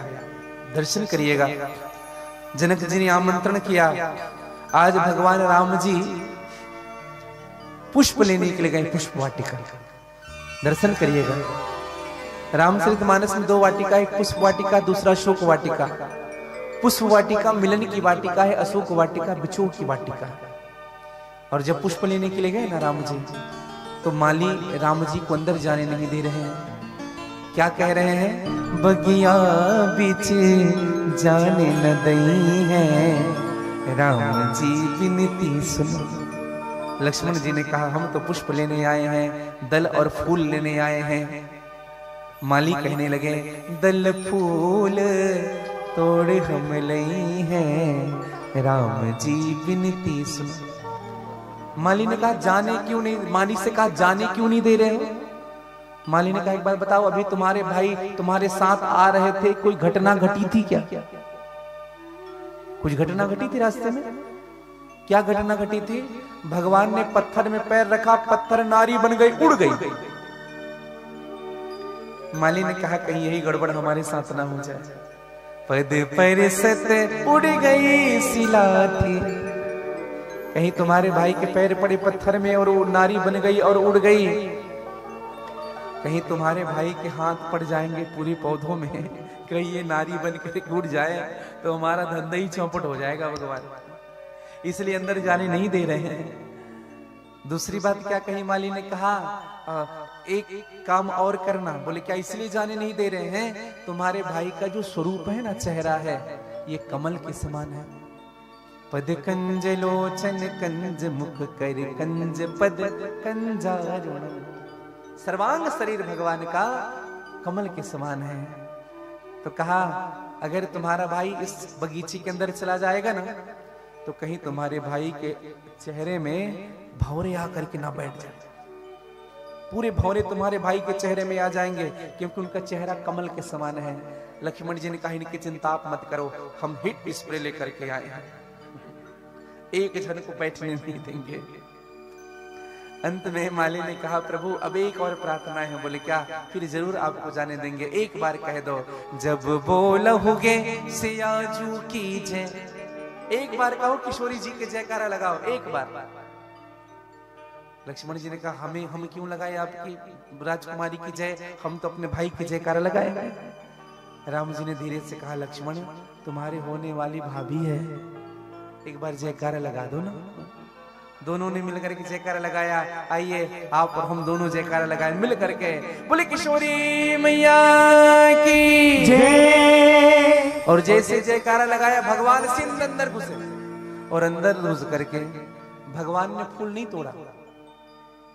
अब एक निवेदन करूं आपको, यहाँ स्पष्ट लिखें गोस्वामी तुलसीदास जी, लगे लेने दल फूल मुदित मन। देखो इनको कहते हैं लेना, देखो इनको कहते हैं लेना। तोड़ना किस, जैसे हमारे हाथ डंगाल है, ये पुष्प है, इनको कहेंगे तोड़ना। परिहर जी, इनको कहेंगे तोड़ना और इनको कहेंगे लेना। अच्छा, दे कौन रहा है? कौन दे रहे हैं? पुष्प के वृक्ष दे रहे हैं। अच्छा विचार करिए, मेरी मां सीता का जन्म कहां से हुआ? पृथ्वी से हुआ। और ये जितने पेड़ पौधे उन सबका जन्म पृथ्वी से हुआ। तो मेरी मां सीता के क्या हुए? भाई हुए ना? भाई हुए कि नहीं? हाँ। और राम जी के अभी नहीं हुए हैं। हाँ, होने वाले साले हैं। अच्छा, कौन साला चाहेगा जीजा जी घर में यार उनको मेहनत करना पड़े? इसलिए ना फूल झुक झुक करके दे रहे हैं, लो जीजा जी आपको मेहनत करना ना पड़े। दर्शन करिएगा, जब भगवान राम जी पुष्प ले लिए उसी समय मेरी मां सीता आई। और सीता ने जब भगवान राम को देखा, राम जी ने जब सीता को देखा, सीता जी ने निर्णय ले लिया यही मुझे पति के रूप में प्राप्त हो। और माँ गौरी जी के पास जाकर के प्रार्थना की, मैया आप तो मेरी मन की बात जानती हैं। और माँ गौरी ने आशीर्वाद भी दे दिया, मन जाहि राजियो मिलई सोवरे, सहज सुंदर सावरो। और कैसा मिलेगा? गुण बताया, करुणा निधान सुजानशील, स्नेह जानत रावरो। स्नेह जानत रावरो, सबसे बड़ा गुण क्या है बताएं आपको? स्नेह जानत रावरो। हम ना जब किसी से प्रेम करते हैं तो अपने प्रेम का प्रमाण देते हैं। क्या प्रमाण देते हैं? आप समझ नहीं रहे हम आपसे कितना प्रेम कर रहे हैं। हम समझाते हैं सामने वाले को, भैया आप समझ नहीं रहे हो आप हमारे लिए क्या हो। समझिएगा भैया। लेकिन माँ गौरी ने आशीर्वाद क्या दिया कि सीता तुम्हारा विवाह जिनके साथ होगा वह तुम्हारे प्रेम को समझेगा। स्नेह जानते रावरो। और दर्शन करिएगा, इधर मैया सीता को आशीर्वाद मिला, इधर राम जी गए कहा? अपने गुरुदेव के पास। और गुरुदेव जी से जाकर के कहा, गुरुदेव जी हम अभी पुष्प वाटिका गए थे। बोले हाँ राम। गुरुदेव जी हम आपसे झूठ नहीं कहेंगे, वहां ना जनक जी की बेटी भी आई थी जिनका नाम था सीता। अच्छा, फिर कहा गुरुदेव जी हाँ सीता जी हमें देख रही थी। अब ये नहीं कह रहे कि हम भी देख रहे थे। क्या कह रहे राम जी? सीता जी हमें देख रही थी। हाँ, गुरुदेव जी समझ गए ये ऐसी बात नहीं है। गुरुदेव ने कहा कि जाओ बेटा, सुफल मनोरथ हो तुम्हारे, राम लखन सुन भय सुखारे। क्या कहा? तुम्हारी मनोरथ पूर्ण होगी, ये मैं आशीर्वाद दे रहा हूं। अच्छा विचार करिए, राम जी की मनोरथ तो पूरी हो रही है, लेकिन लक्ष्मण जी की भी मनोरथ, क्योंकि गुरुदेव ने ये नहीं कहा सुफल मनोरथ हो तुम्हारा, नहीं कहा तुम्हारे कहा। लक्ष्मण जी गुब्बारे की तरह फूल गए। क्यों फूले बताएं आपको? राम जी को तो आशीर्वाद मिल गया। क्यों? क्योंकि सीता आई थी, राम जी सीता जी को देख रहे थे। और गुरुदेव जी जानते हैं जब सीता जी को राम जी देख रहे थे ना, तो सीता जी के साथ उर्मिला मैया भी आई हुई थी। तो लक्ष्मण जी उर्मिला जी को देख रहे थे। दोनों की मनोरथ पूरी हुई। अब धनुष यज्ञ हुआ। धनुष यज्ञ हुआ, खूब धनुष यज्ञ की खूब टंकार चल रही है, खूब बाजे बज रहे हैं। आज भगवान राम लक्ष्मण विश्वामित्र जी के साथ जनक जी ने पूरे नगर का अवलोकन करवाया। कहा महाराज मेरी बहुत छोटी बेटी थी जो इस शिव के धनुष को यहां से उठा करके यहां रखी है। ये मणिकृत मंडप है महाराज जहां पूरे राजा बैठेंगे। ये सोने का पलंग है जहां संतों का आगमन होगा, संत यहां बैठेंगे। ये मणिकृत भवन है जहां मेरी किशोरी रहती। खूब घर दिखाया और विश्वामित्र जी ने खूब तारीफ किया, वाह दिव्य, अति दिव्य, आनंद है, वाह कितना सुंदर। राम जी ने कहा गुरुदेव ज्यादा हो रहा है, ज्यादा तारीफ मत करो। गुरुदेव ने कहा बेटा राम, जिनके यहाँ जाओ ना उनके यहाँ तारीफ जरूर करना। हाँ, एक व्यक्ति हमें बता रहे थे भैया जिनके यहाँ जाते हो ना उनके घर की तारीफ जरूर करना। चाहे घर कैसा भी हो, अगर तारीफ नहीं करोगे तो एक कप चाय नहीं मिलेगा। एक हमारे गांव में है, तो वो ना तारीफ के बड़े भूखे आदमी, कुछ लोग होते हैं। हाँ, तो उनके ना भजिए की दुकान थी पहले, और एक बार उनकी तारीफ कर दो 1 प्लेट भजिया तुरंत मंगाते थे, इनको खिलाओ, और ज्यादा तारीफ कर दो चटनी और दो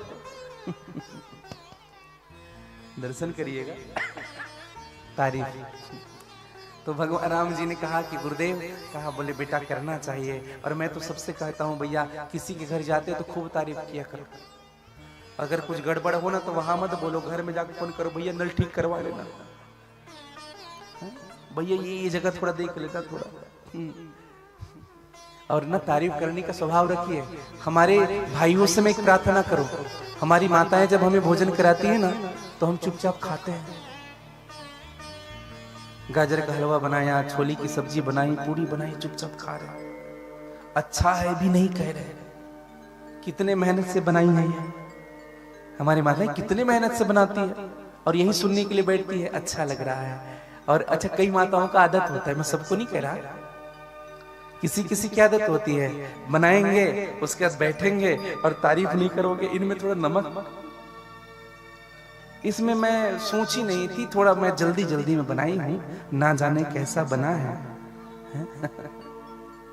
फिर तुरंत बोलेंगे ना बहुत बढ़िया, अच्छा होता है कभी ऐसा जीवन में। और तारीफ करना भैया, करना चाहिए तारीफ, क्योंकि हमारी जो माताएं होती है ना दिन भर किचन में रहती है, दिन भर आपकी सेवा में लगी रहती है, केवल तारीफ की, केवल तारीफ नहीं, केवल थोड़ा सा अगर कह दोगे ना उनको एक नई एनर्जी मिल जाती है।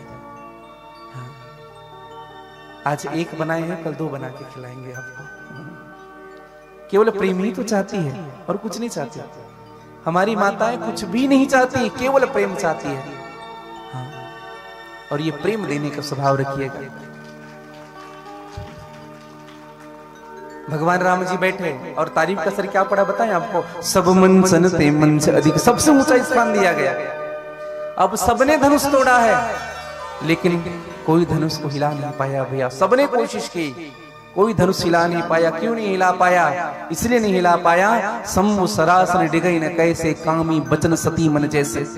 जिस प्रकार से कामी पुरुष किसी सती के मन को डिगा नहीं सकता है, उसी प्रकार से इस शिव के धनुष को ये कामी राजा नहीं हिला पा रहा है। जब कोई तोड़ नहीं पाया, राजा जनक खड़े हो गए। राजा जनक ने कहा, मैं जान गया इस पूरी पृथ्वी में वीर एक भी नहीं है, वीर विहीन वहीं मैं जाना।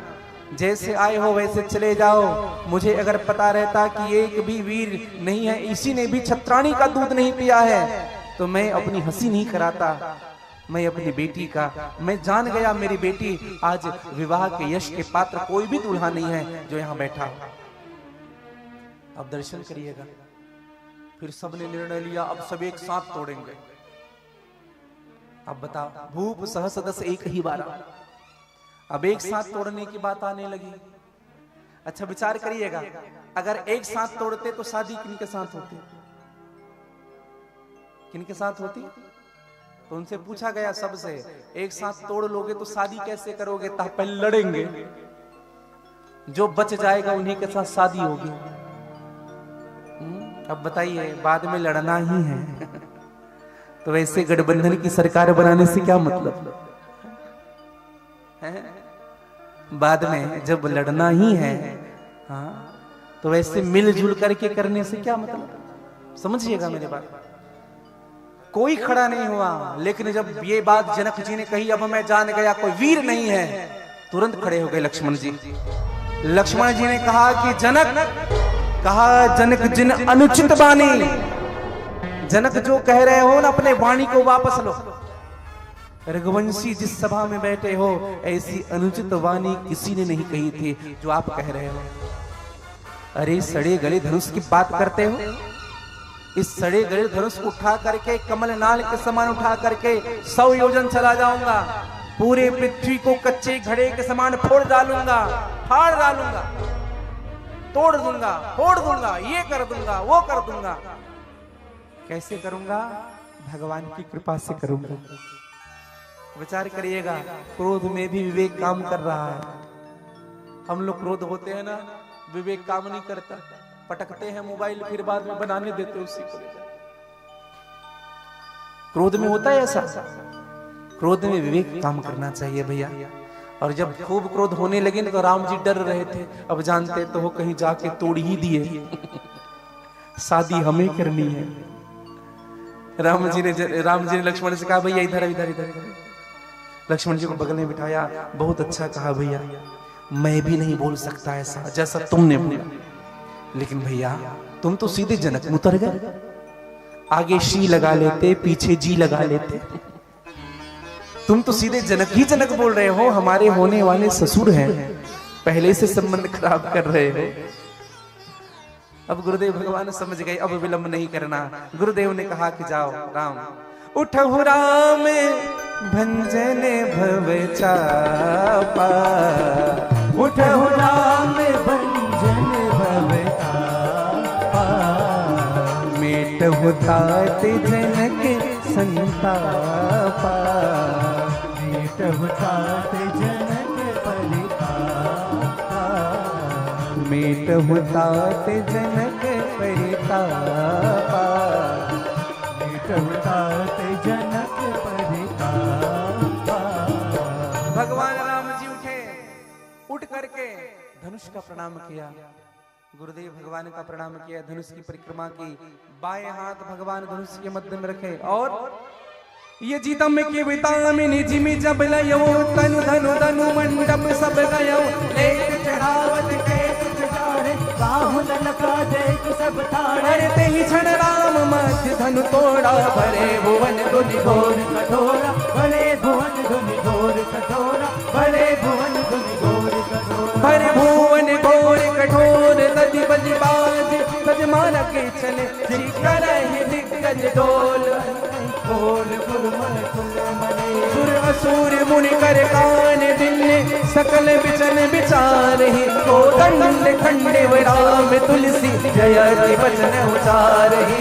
जयति वचन उचार ही, अरे लेत चढ़ावत कैसत गाड़े, काहू न लगा देख बैठारे, लेत चढ़ावत कैसत गाड़े, काहू न लगा देख सब ठाड़े, अरे नहीं क्षण राम मत धनु तोड़ा, भरे भुवन धुनि घोर कठोरा, नहीं क्षण राम मत धनु तोड़ा, भरे भुवन धुनि बोले राजा रामचंद्र भगवान की। धनुष टूट गई है और जैसे धनुष दो भाग विभाजित हुआ, अब तो सतानंद मुनि ने कहा कि जाओ सीता को लेकर के, और मैया सीता आई है जयमाला लेकर के पहनाने के लिए, लेकिन राम जी झुक नहीं रहे हैं। दर्शन करिएगा, राम जी ऐसे हैं, झुक नहीं रहे हैं। आज का समय होता तो क्या करते, क्या करते हैं? नहीं नहीं नहीं नहीं, आज उठा देते हैं। आज का समय उठाने का, समझिएगा। आजकल जयमाला कैसे होती बताओ, ऐसे जयमाला जैसे युद्ध हो रहा हो। इधर लड़के को उठाएंगे, इधर लड़की को उठाएंगे। एक जगह हम गए थे भैया, पीछे गटर था जो बना हुआ था ना मंच, उन्हीं के पीछे लड़का को उठाया। हाँ। पहले के समय में और अब में बहुत अंतर है। देखो एक बात कहूं मैं आपको, ये परंपरा समाप्त करिए। ये उठाने वाला करना क्या चाहिए बताएं आपको। अगर वधू माला लेकर के जब आ जाए ना वर के सामने, तो वर को झुक जाना चाहिए। ऐसे क्यों झुकना चाहिए बताएं? माला वो आपको पहना रही है जो जीवन भर आपके परिवार में झुक करके रहने के लिए आई है। जीवन भर झुकेगी वो, अपने सास के सामने, अपने ससुर के सामने, आपके भाई के सामने, आपके परिवार के सामने, आपके पूरे जितने परिचित हैं उन सब के सामने। क्या आज तुम उनके सामने नहीं झुक सकते? समझिएगा, नियम बना लीजिएगा। लेकिन राम जी नहीं झुक रहे हैं, सखियां कहने लगी झुक जई हो तनिक रघुबीर लली मोरी छोटी सी। हाँ, बड़ी सुंदर सुंदर भजन है, राम कथा में खूब सुनाएंगे अभी, लेकिन संक्षिप्त में निवेदन करूं। राम जी झुक नहीं रहे थे तो सखियों ने बुलाया, ए इधर इधर इधर। किनको? लक्ष्मण जी को। लक्ष्मण से कहा चल अपने भाई का प्रणाम कर। लक्ष्मण जी ने कहा ये कैसा नियम है, भाई के प्रणाम करने का नियम क्या? बोले हमारे यहाँ मिथिला का नियम यही है, जब बड़े भाई को माला डाली जाती है ना तो छोटा भाई प्रणाम करता है। अब लक्ष्मण जी ने दंडवत प्रणाम किया, जैसे प्रणाम किया राम जी झुक करके जैसे उठाए, सखियों ने कहा डाल दे, और जैसे डाला जयकारा लगाया गया, सियावर रामचंद्र भगवान की जय। और जैसे जयमाला डाली गई विवाह प्रारंभ हुआ है। दर्शन करिएगा। अयोध्या में आमंत्रण भेजा गया, वहां से बारात निकली। दुनिया में बहुत बारात हमने देखा होगा, लेकिन बिना दुल्हा का बारात नहीं देखा होगा। राम जी का बारात बिना दुल्हा का। राम जी तो पहले ससुराल में बैठे हैं। अब बारात जब गई तो सब पूछते थे भैया दूल्हा नहीं दिख रहा है, तो आगे वाले से पूछे तो पीछे भेजते थे, पीछे देख। पीछे वाले को पूछे तो बीच में भेजे। किसी ने राजा दशरथ से पूछ लिया भैया दूल्हा नहीं दिख रहा है। राजा दशरथ ने गुरुदेव से कहा गुरुदेव दूल्हा को आप, हमने पहले ही कहा था गुरुदेव बुला लेते हैं फिर चलते हैं, आप तो कहा कि वही देखेंगे। भरत आया है, बोले हाँ गुरुदेव आया है। सहरा है साथ में, बोले हाँ गुरुदेव भरत को बुलाया जाए। भरत को बुलाया, सहरे को डाल दिया भरत के सिर में। भरत से कहा चुपचाप रहना, कुछ बोलना नहीं, अगर तुमसे कोई पूछने तुम दूल्हा हो तुम सिर झुकाना, बस सिर हिलाने से। और जब यहां से अयोध्या पहुंचने तक तुम ही दूल्हा। सब भीरे भरत सराहन जोगो, सभी विधियों में भरत सराहन योग्य था राम की तरह। अब बारात पहुंची भैया, सबने स्वागत किया। जब भरत और शत्रुघ्न को देखा ना तो सब विचार करने लगे, अरे ये तो वही है ना धनुष तोड़े थे, ये जो सामने जो दिख रहे हैं सांवले से। तो बगल वाले ने कहा ये वो नहीं है, इनके छोटे भाई है। हाँ, इनका नाम भरत, इनका नाम शत्रुघ्न। अंदर दो भाई और हैं जो एक धनुष तोड़े थे और जो खूब गर्म हुए थे। हाँ, दो भाई अंदर हैं। तो वहां की नारियों ने क्या कहा, हे भगवान कृपा करना, इन दोनों का भी ससुराल यही मिथिला में बनवा देना। ये चारों भाई यही मिथिला में ससुराल बना लें, हम इनको देखते रहेंगे, हमें बड़ा सुख मिलेगा। और दर्शन करिएगा। फिर सबको भोजन कराया गया, सबको भोजन कराया गया। और भोजन में क्या खिलाया गया? दही और चूड़ा। आज भी मिथिला की परंपरा है, आज भी भोजन में दही और चूड़ा। आजकल भोजन बदल गए हैं। पहले भोजन कैसे बनते थे? जब भोजन ऐसे बने कि मिलत रहे प्रिय गोद। आजकल भोजन बदल गए हैं, पूरी कचौरी मेरे प्रथम तोड़ा तोड़ी होत। तोड़ी तोड़ी से शुरू होता है भोजन। तो जब तोड़ी तोड़ी से होता है तो किसी की शादी 6 महीने, किसी की साल भर में टूट जाती है। चावल से क्यों हमको संतुष्टि मिलती है बताएं आपको? क्योंकि चावल को मिला करके पाया जाता है। दर्शन करिएगा, निवेदन करो। आज भगवान का विवाह हुआ, सबको भोजन कराया और सखियां गारी देने लगी। क्या गारी दे रही है? ऊंचे अटारी पर चढ़ करके गारी दे रही है। अरे सुन रहे हो क्या गारी? सखियों ने कहा अयोध्या में तो स्त्री और पुरुष का कोई काम ही नहीं है, वहां तो खीर खाने से पुत्र का जन्म होता है। अब ये बात को सुन करके बड़ा बुरा लगा। कहा कि बेइज्जती करा रहे हैं, खिला रहे हैं कि बेइज्जती करा रहे हैं। तो एक बाराती खड़ा होकर के कहने लगे, हमारे यहाँ तो खीर की भी जरूरत पड़ती है, तुम्हारे यहाँ तो जमीन के अंदर से। और जैसे राम जी ने पलट करके देखा ना, राम का रूप निहारत ही मोह गई सब गाँव नहारी। और ऐसी मोहित हुई कि लेते रहे अवधेश का नाम और देने लगे मिथिलेश को गारी। राजा दशरथ का नाम भूल गए, जनक जी को गारी दे रहे हैं। राम जी ने कहा कुछ मांगो, क्या चाहते हो? सखियों ने कहा कि महाराज हमें कुछ नहीं चाहिए, मिथिला निवासी परदेश के उपासी सदा, हमें क्या प्रयोजन रघुनंदन धनवान से। आप होंगे ब्रह्म ठौर जीव, पर मिथिला में केवल दुलरवा मेहमान से, मिथिला में केवल दुलरवा मेहमान से। राम जी ने कहा मांगो क्या चाहते हो? तो सखियों ने क्या मांगा समझिएगा। सखियां कहती है हमका न चाहिए दुल्हा धनुष और बाण रे, हमका तो चाहिए पाहुन मंद मुस्कान रे, हमका तो चाहिए पाहुन। ऐ पहुना आप ना हमें देख करके मुस्कुरा दिया करो बस, और कुछ नहीं चाहिए आपसे, बस यही हमारे लिए सब कुछ है। और दर्शन करिएगा, रामचरितमानस की कथा ही ऐसी है भैया। निवेदन करूंगा हम सबसे, आज भगवान राम का विवाह हुआ, भगवान राम जी को राज्य देना चाहते हैं राजा दशरथ, लेकिन भगवान को वनवास हुआ। वनवास भगवान को वनवास काल में भगवान रहने लगे। गोहराद निखात के पास केवट से मित्रता हुई। भगवान गंगा नदी पार करते हैं। पंचवटी पर सूपनखा आई, नाक और कान काट दिए गए हैं। रावण का ना हुआ, सीता जी का हरण हुआ है। भगवान राम जी रुदन करने लगे। हनुमान जी भगवान राम जी से भेंट करते हैं। सुग्रीव से मित्रता हुई है। बाली का वध हुआ है। भगवान ने कुंभकर्ण का वध किया, मेघनाद का वध किया। अंतोगत्वा रावण आया है और भगवान ने रावण को 31 बाण संधाने हैं। खींच सरासर श्रवण लगी, छाड़े सरी 31। रघुनायक सायक चले, मानहु काल फनिस। काल के समान बाण चलने लगा। 10-20 भुजाओं को काट करके गिराया है, 10 सिर को काट कर गिराया है। एक बाण पेट पर लगा है। रावण नीचे गिरा धराशायी होकर के। एक बार कहा हाय राम रणहतोपचारी। एक बार राम कहा रावण ने। क्यों कहा बताएं आपको? रावण राम के नाम के मूल्य को समझता था। क्या मूल्य समझता था रावण? क्यों क्या कह रहा है मरने के बाद? अब मैं जीकर क्या करूंगा, अब मैं जीकर क्या करूंगा, जीवन रस पीकर क्या करूंगा। जिस राम के नाम को बसाया था हृदय में, वह मुख से बाहर निकल गया। अब मैं जीकर क्या करूंगा, समझिएगा।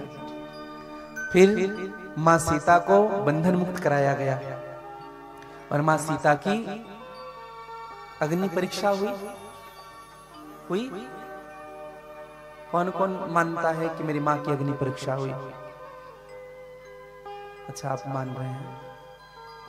रामचरितमानस में लिखा है हुई है, लेकिन हमारे साथ एग्री कौन कौन है हुई है ऐसा? एक निवेदन करूं आप सबसे, मेरी मां सीता की अग्नि परीक्षा नहीं हुई है। निवेदन करूं मैं आप सबसे, ध्यान चाहूंगा आप सबका, सभी सनातनियों का ध्यान चाहूंगा मैं। कुछ विधर्मी लोग हमारे रामचरितमानस को, हमारे भगवान राम को बदनाम कर रहे हैं। क्या बदनाम कर रहे हैं? कि राम जी को अपनी पत्नी पर भरोसा नहीं था, उन्होंने सीता की अग्नि परीक्षा ली। ध्यान चाहूंगा आप सबका, मेरे प्रभु राम ने मेरे मां की अग्नि परीक्षा नहीं ली है। अब आप कहेंगे महाराज अग्नि परीक्षा लेते हुए दिखाया गया, समझिएगा।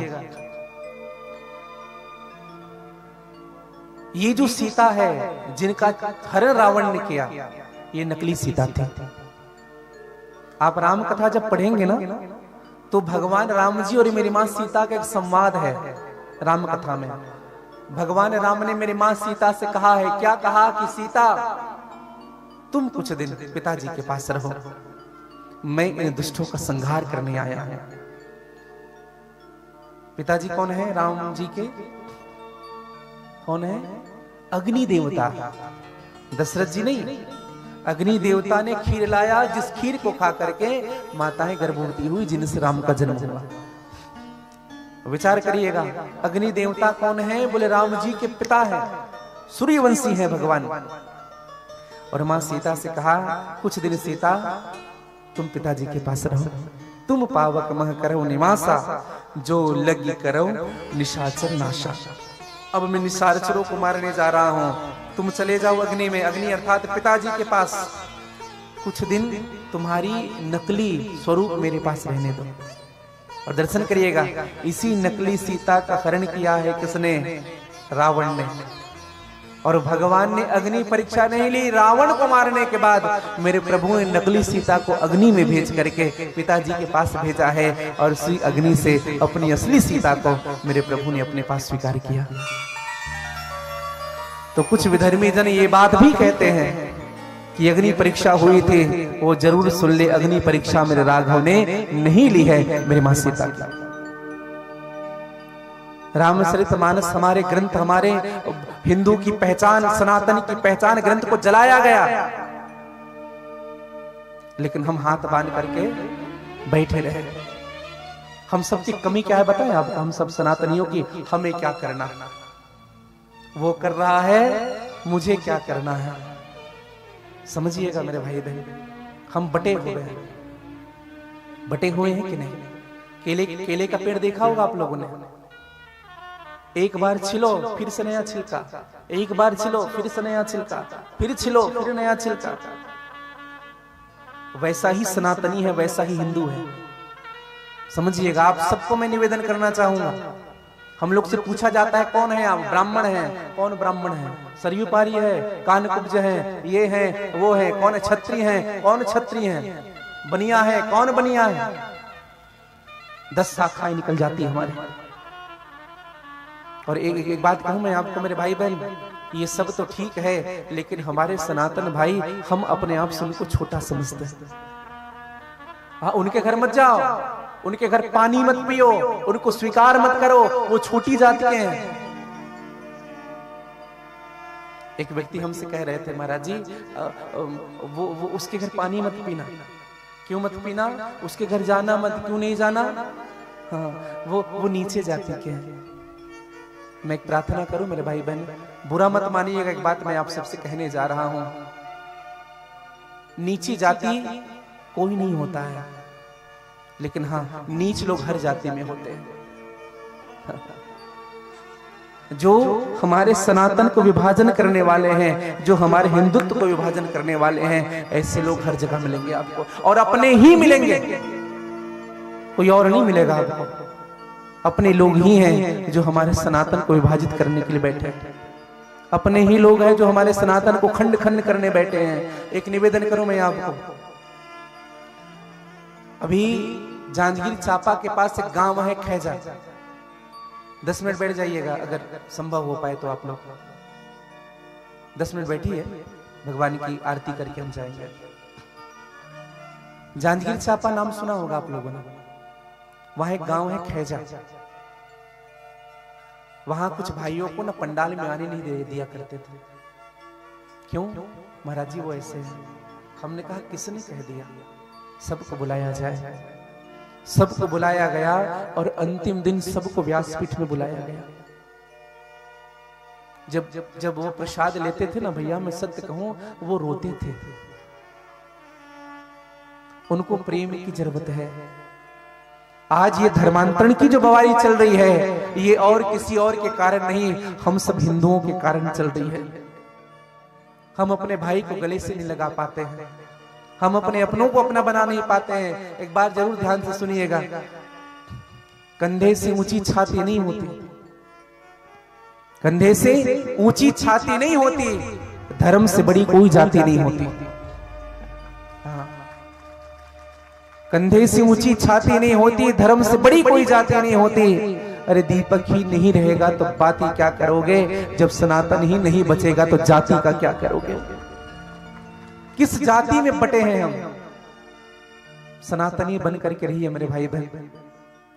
और इस जो सनातनी है ना भैया, जो राम का नहीं वो किसी काम का नहीं, जो अपने धर्म का नहीं हो सकता ना, वो किसी और का नहीं हो सकता। और कुछ विधर्मी यह भी कहते हैं कि मां सीता को गर्भवती थी, राम ने छोड़ दिया, जंगल में छोड़ दिया, अकेले छोड़ दिया। ऐसी कोई बात नहीं।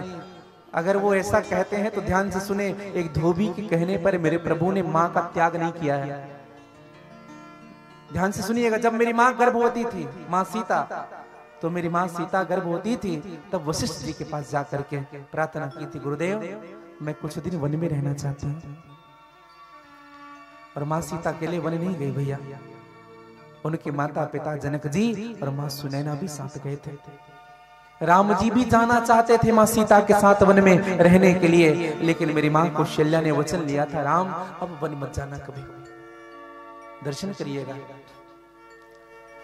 राम जैसे आदर्श का स्थापन करने वाले, राम जैसी आदर्श भूमि आज हमारी इस भारत भूमि है।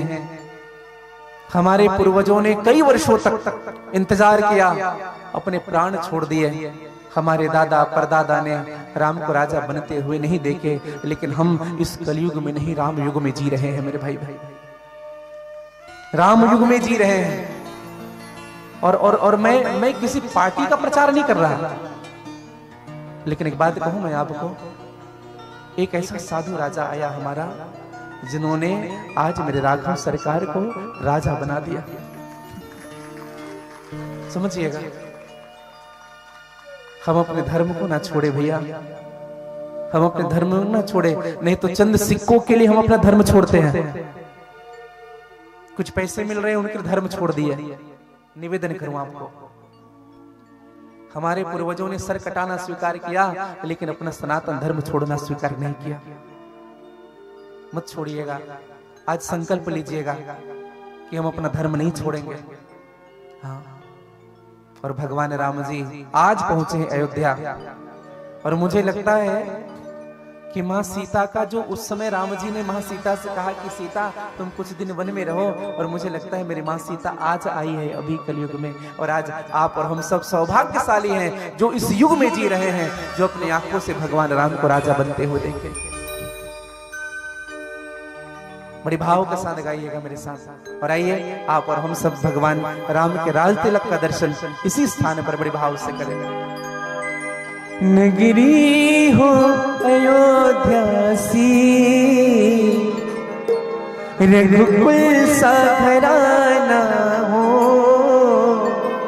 चरण हो राघव का जहाँ मेरा ठिकाना हो। थोड़ी आनंद के साथ कर लीजिएगा।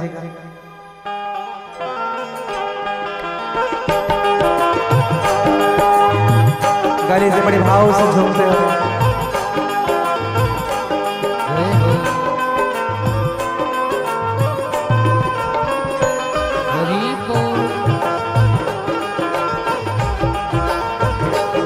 नगरी हो अयोध्या सी, नगरी हो अयोध्या सी, रघुकुल सा घराना हो,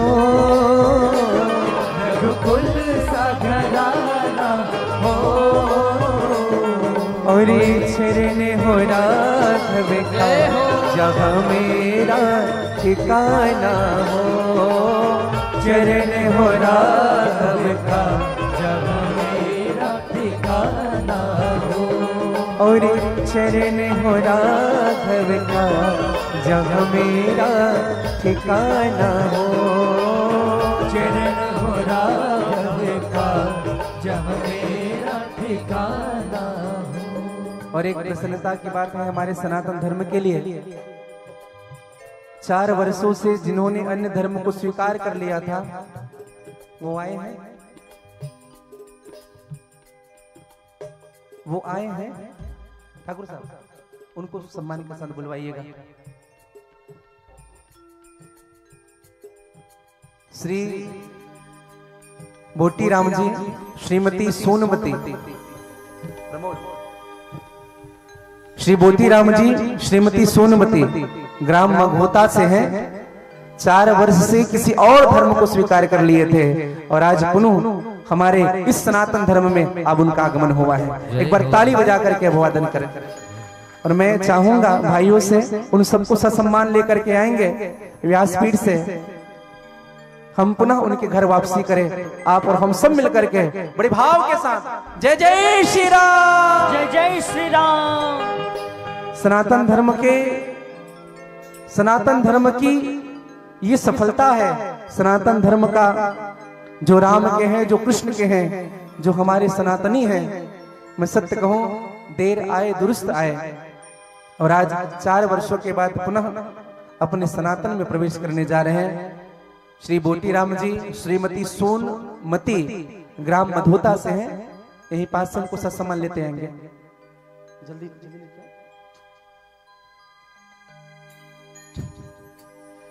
बड़े भाव के साथ राम आएंगे आएंगे राम आएंगे, राम आएंगे आएंगे राम आएंगे, राम आएंगे आएंगे राम आएंगे, राम आएंगे आएंगे राम आएंगे।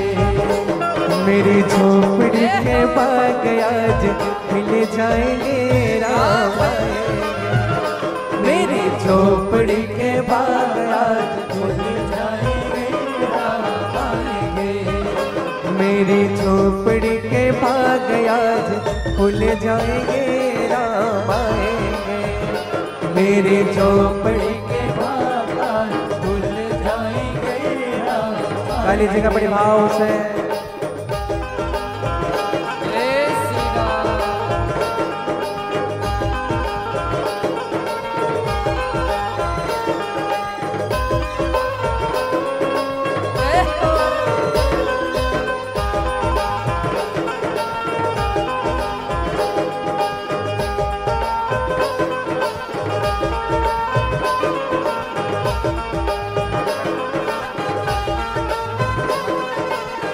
कैमरा में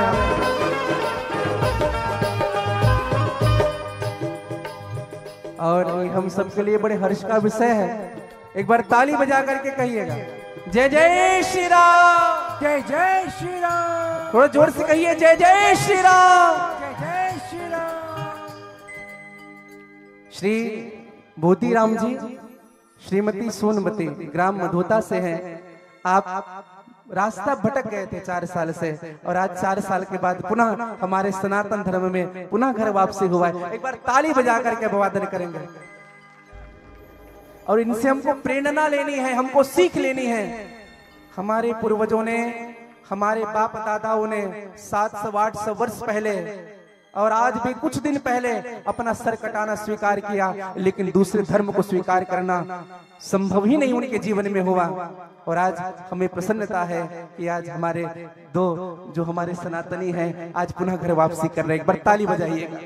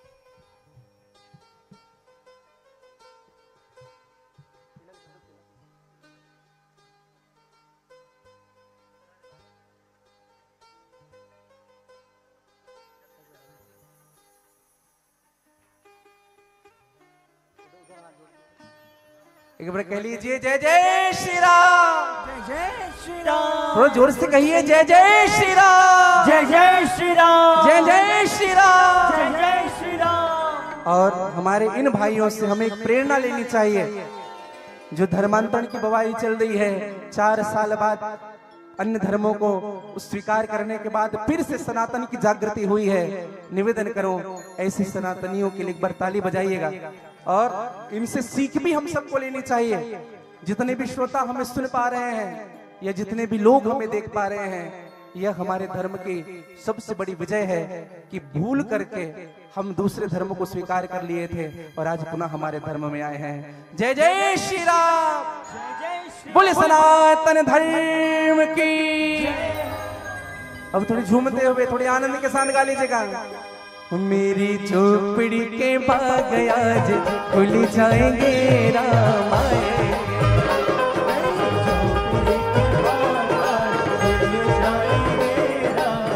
जय हो।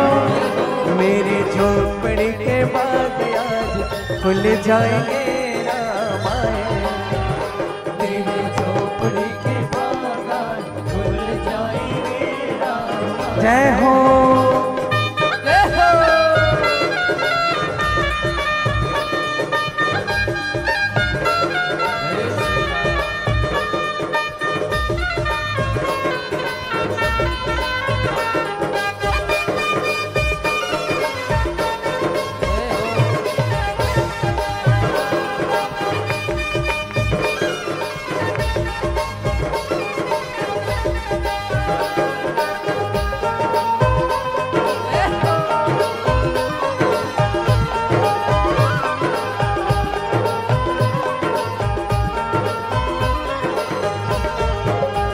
मैं तो रुचि रुचि भोग लगाऊंगे, मैं तो रुचि रुचि भोग लगाऊंगी, हो मैं तो रुचि रुचि भोग लगाऊंगे, मैं तो रुचि रुचि भोग लगाऊंगी, हो माखन मिश्री में राम को खिलाऊंगे, माखन मिश्री में राम को खिलाऊंगी, माखन मिश्री में राम को खिलाऊंगे, माखन मिश्री में राम को खिलाऊंगी, हो मेरे जन्मों के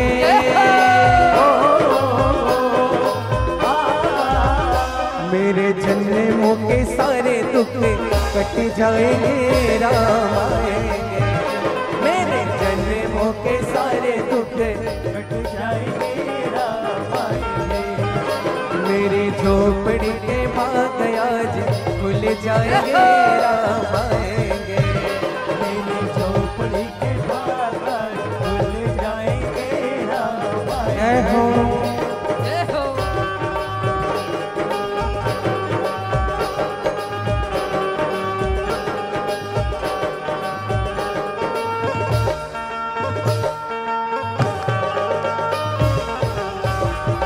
जय हो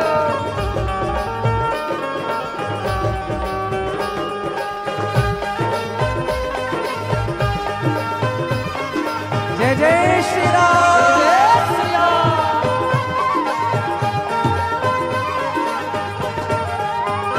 राम झूलेंगे तो पालना झुलाओगे, राम झूलेंगे तो पालना झुलाऊंगी, मीठे मीठे मीठे भजन सुनाओगे, मीठे मीठे मीठे भजन सुनाऊंगी, वो राम झूलेंगे पालना झुलाओगे, राम झूलेंगे तो पालना झुलाऊंगी, ओ मीठे मीठे मीठे भजन सुनाओगे, मीठे मीठे मीठे भजन सुनाऊंगी, ओ मेरे जिंदगी के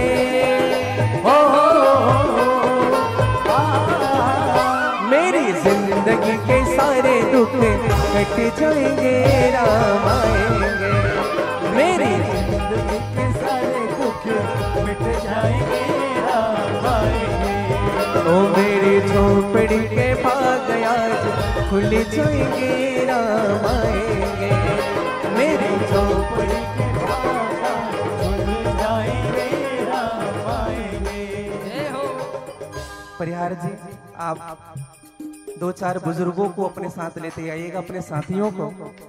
और आज बस्तर क्षेत्र में परिहार परिवार के द्वारा और आप सबके तत्वावधान में हो रहे विशाल श्री शिव महापुराण के इस पवित्र आयोजन में आप और हम सब राम राज्य की स्थापना करने जा रहे हैं। और भगवान से प्रार्थना करें यह पूरा बस्तर राममय होकर के रहे। बड़े भाव के साथ मैं श्रवण दीपक जी से भी मैं कहूंगा आप भी आएंगे अपने साथियों को थोड़ी आनंद के साथ। जय हो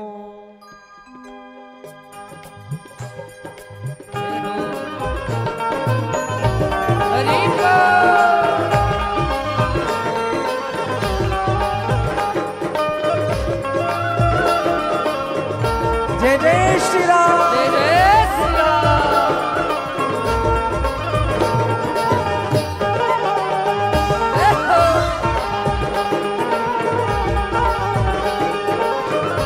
जय हो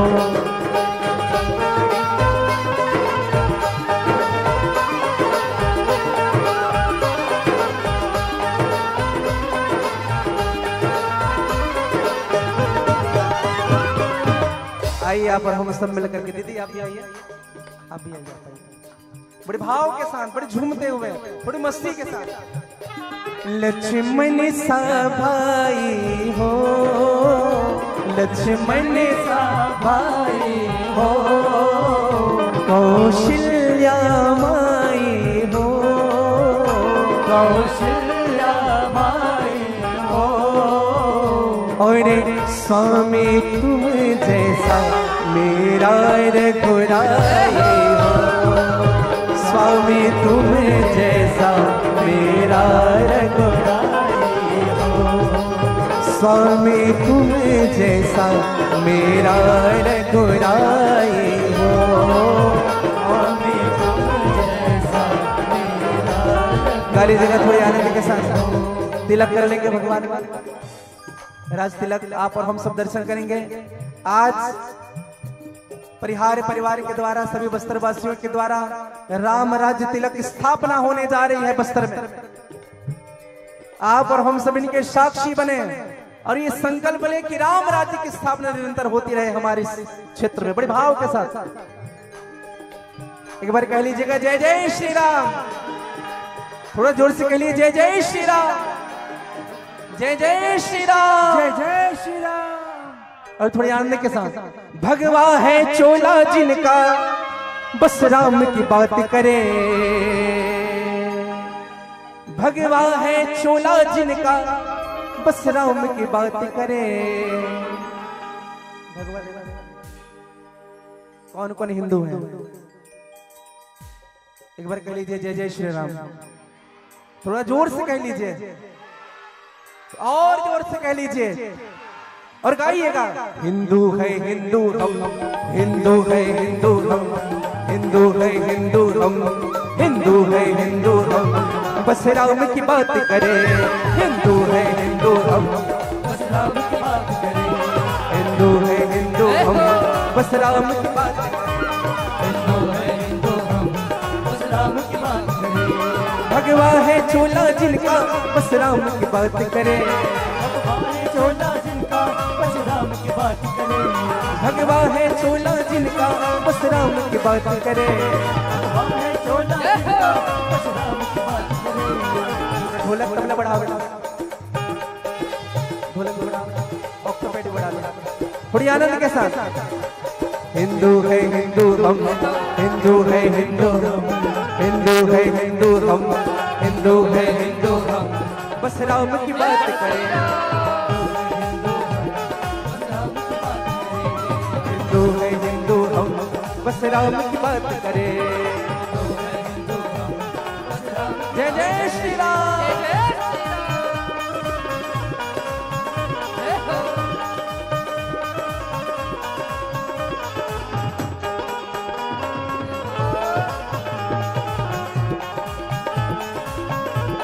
जय हो।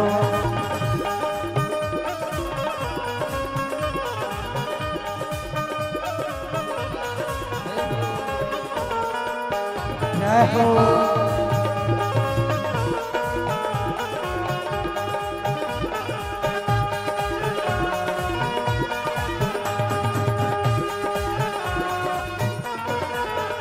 अयोध्या भी सजा दी है, काशी भी सजा दी है,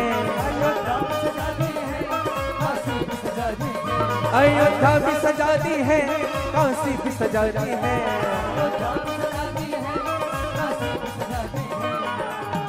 कौन कौन अयोध्या गए? जो गए हाथ ऊपर करें। कैसा सज रहा है अयोध्या? काशी कौन कौन गए? अब किसकी बारी है?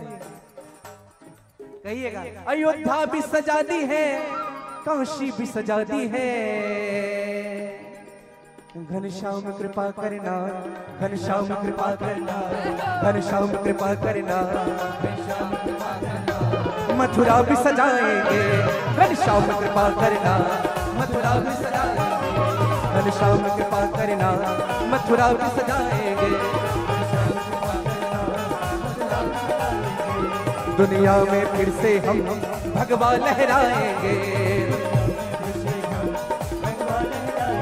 ओ दुनिया में फिर से हम भगवा लहराएंगे।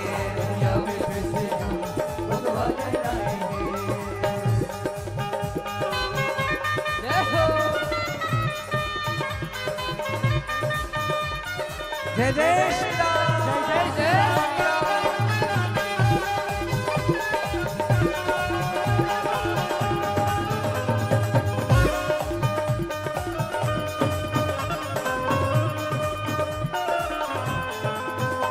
जय हो।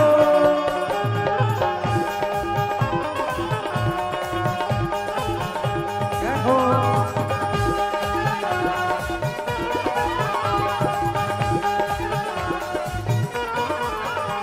ऊपर से नहीं है हम अंदर से राम के हैं।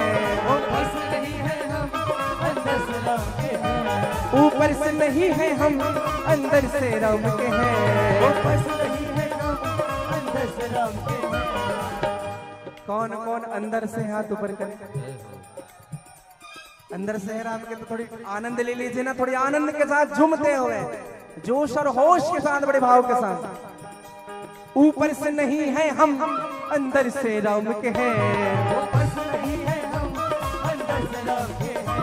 ऊपर से नहीं है हम अंदर से राम के हैं। ऊपर से नहीं है हम अंदर से राम के हैं। बस इसीलिए हम सब, बस इसीलिए हम सब, बस इसीलिए हम सब, बस इसीलिए हम सब बंदे कमाल के हैं।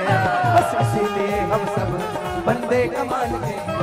बस इसीलिए हम सब बंदे कमाल के हैं। भगवा है चोला जिनका बस राम की बात करे। भगवा है चोला जिनका बस राम की बात करे। गाइए हाथ पसार करके, हिंदू है हिंदू हम, हिंदू है हिंदू हम, हिंदू है हिंदू हम, हिंदू है हिंदू हम, बस राम की बात करे। हिंदू है हिंदू हम, बस राम की बात करे। हिंदू है हिंदू हम, बस राम की बात करे। हिंदू है हिंदू हम, हिंदू है हिंदू हम, बस राम की बात करे। हिंदू है हिंदू हम, बस राम की बात करे। हिंदू है हिंदू हम, बस राम की बात करे। हिंदू है हिंदू हम, हिंदू है हिंदू हम, बस राम की बात करे। हिंदू है हिंदू हम, बस राम की बात करे। राजा रामचंद्र भगवान की, हिंदू सनातन धर्म की, आज के आनंद की, नमः पार्वती पतये हर हर महादेव।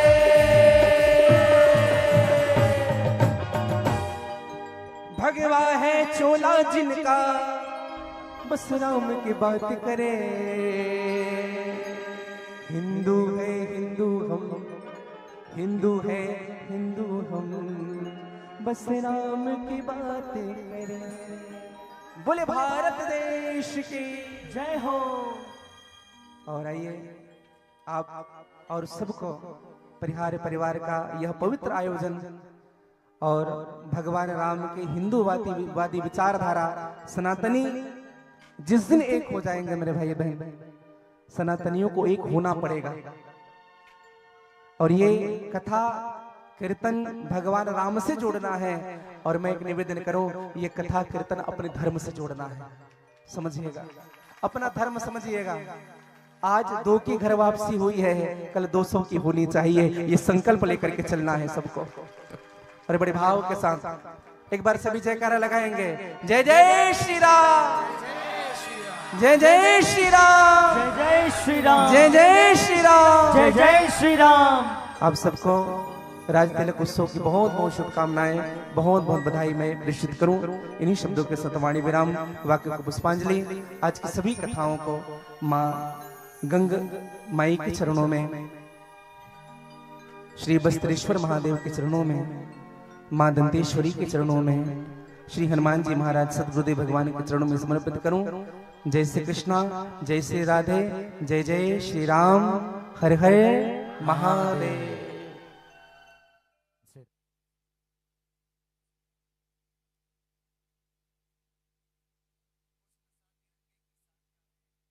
उनके इंस्टाग्राम, फेसबुक और YouTube चैनल को सब्सक्राइब जरूर करें।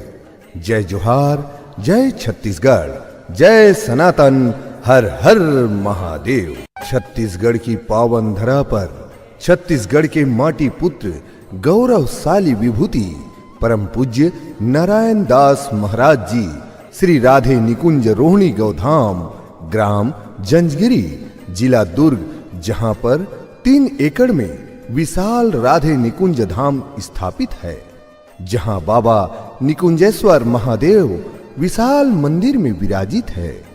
मंदिर के सामने बहुत ही सुंदर मनमोहक राधा वाटिका है जो मन को मोह लेता है। साथ में पूज्य महाराज जी के द्वारा निरंतर 9 सालों से रोहिणी गौधाम में वल्लभो विजयते तरा वंदे बोधमयं नित्यं गुरुं शंकररूपिणो यमाश्रितो हि वक्रोऽपि चन्द्रः सर्वत्र वन्दते वंशी विभूषितकरानवनीरिदावात् पीताम्बरादरुणबिम्बिफलादरुष्ठात् पूर्णेन्दुसुन्दरमुखादरबिम्बनेत्रात् कृष्णाद् परं किमपि तत्त्वमहं न जाने। ध्येयं सदा परिभवग्नभीष्टदोहम् तीर्थास्पदं शिविविरञ्चिनूतं शरण्यं भृत्यार्तिहं प्रणतपालभवाब्धिपोतं वन्दे महापुरुषते चरणारविन्दम्। नारायणं नमस्कृत्यं नरं चैव नरोत्तमं देवीं सरस्वती व्यासं ततो जयमुदीरयेत्। यत्र यत्र रघुनाथकीर्तनं तत्र तत्र कृतमस्तु काञ्चनं बाष्पवारि परिपूर्णलोचनं श्रीमारुतिनमत राक्षसान्तकम्। श्रीगुरुचरण सरोज रज निजे मन मुकुर सुधार बरनो रघुवर विमल जस जो दायक फले चार। सिया राम में सब जग जान करहु प्रणाम जोरी जुग पानी।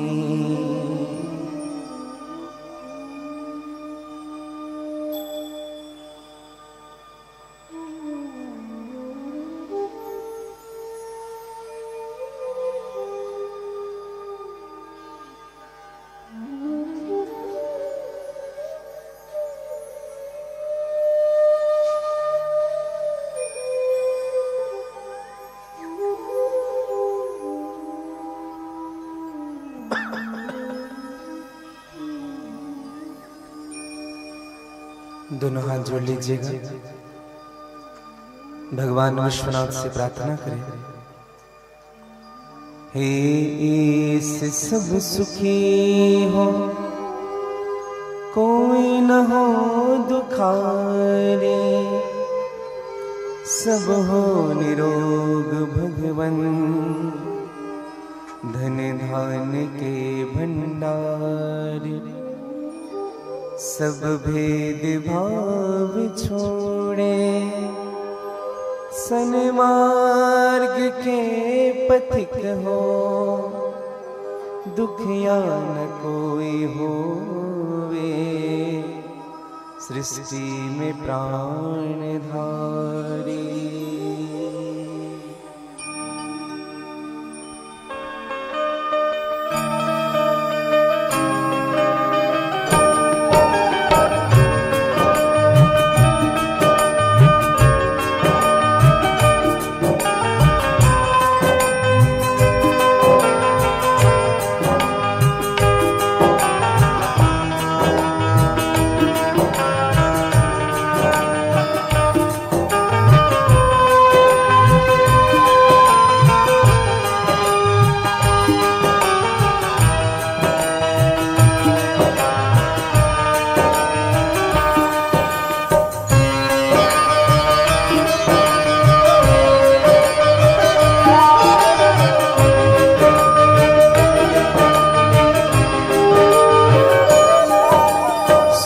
बसे संसार सब दुखिया रहे न को, यह अभिलाषा हम सबकी भगवन पूरी हो।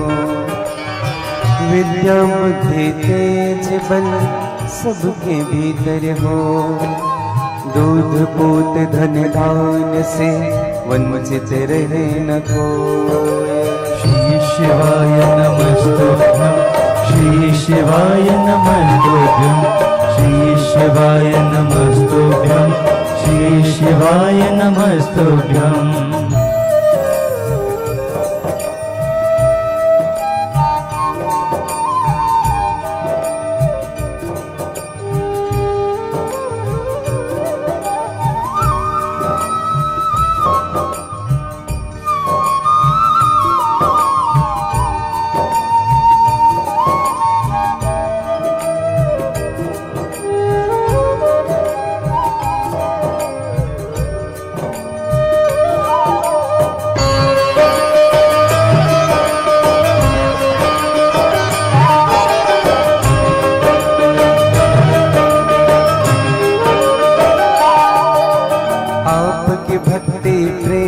से मन हुए भरपूर, राग द्वेष से चित्त मेरा हो सौभाग्य दो। मिले भरोसा आपका हमें सदा जगदीश, आशा तेरे नाम की बनी रहे मम देश।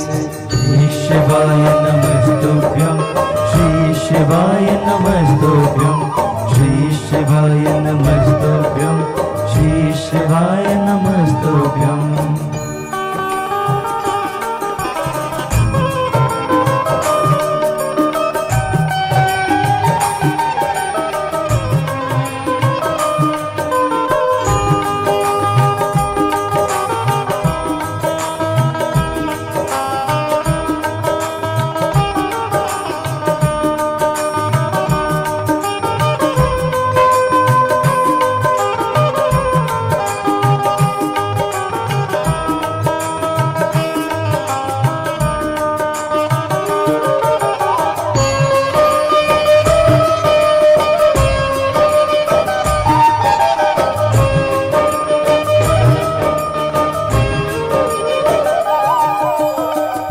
से हमें बचाइए करके दया दया, अपना भक्त बनाए सबको करो निहार। हाथ जोड़ विनती करो सुनिए कृपा निधान, साधु संगत दीजिए दया धर्म का दान। साधु संगत दीजिए दया धर्म का दान, साधु संगत दीजिए दया धर्म का दान। जय जय श्री गिरिजारमण, जय जय भूप किशोर, जय भक्तन सर्वस्व प्रभु, जय गणपति चित छोर। जय भक्तन सर्वस्व प्रभु, जय गणपति चित छोर। श्री विश्वनाथ भगवान की जय। श्री निकुंजेश्वरनाथ भगवान की जय। आदि शक्ति श्री दंतेश्वरी मैया की जय। आदि शक्ति श्री गंगामाई मैया की जय। श्री हनुमान जी महाराज के जय। श्री शिव महापुराण के जय। सद्गुरुदेव भगवान के जय। श्री राधा वल्लभ लाल के जय। हिंदू सनातन धर्म के जय। गौ माता के जय। माता पिता के जय। सब संतन के जय सब भक्तन के जय जय जय श्री सीताराम जय जय श्री राधेश्याम नमः पार्वते पतये हर हर महादेव।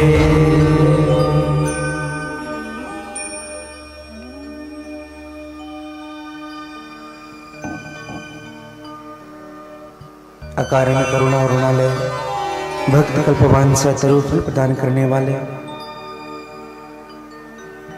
दैहिक दैविक भौतिक त्रितापहरण करने वाले अर्थ धर्म काम मोक्ष चतुर्थ पुरुषार्थ प्रदान करने वाले मेरे परम आराध्य श्री राधा वल्लभ सरकार श्री निकुंजेश्वर नाथ जी की असीम कृपा, माँ चंद्रघंटा शैलपुत्री कात्यायनी माँ दुर्गा कुसमांडा ब्रह्मचारिणी महागौरी स्कंद माता कालरात्रि आदि शक्ति माँ दंतेश्वरी माँ गंगादाई की सहज कृपा, श्री हनुमान जी महाराज श्री बस्तरेश्वर महादेव श्री सद्गुरुदेव भगवान के विशेष कृपा के फलस्वरूप छत्तीसगढ़ के पवित्र भूमि बस्तर जिला का प्राण स्थलीय छत्तीसगढ़ की पहचान, जिनकी संस्कृति छत्तीसगढ़ को सुगंधित करती है, ऐसे पवित्र स्थल बस्तर में परिहार परिवार के द्वारा हो रहे शिशु महापुराण के इस उत्सव में पधारे हुए आप सभी श्रोताओं का मेरे व्यासपीठ स्वागत करती है। इस कार्यक्रम के आयोजक जिनका समर्पण अपने साथ पूरे नगर का कल्याण, पूरे क्षेत्र का कल्याण करने का भाव, जीव को शिव से जोड़ने का पवित्र संकल्प हमारे आत्मीय श्री अरुण सिंह परिहार जी, आपके सहचरण श्रीमती कुसुम परिहार जी, साथ में समस्त परिवार उपस्थित आसपास क्षेत्र से पधारे हुए अतिथिगण, जगदलपुर से आए हुए हमारे सभी आत्मा शिष्य परिवार, धनोरा से पधारे हुए श्री श्रवण दीपक जी, आपके सभी परिकर,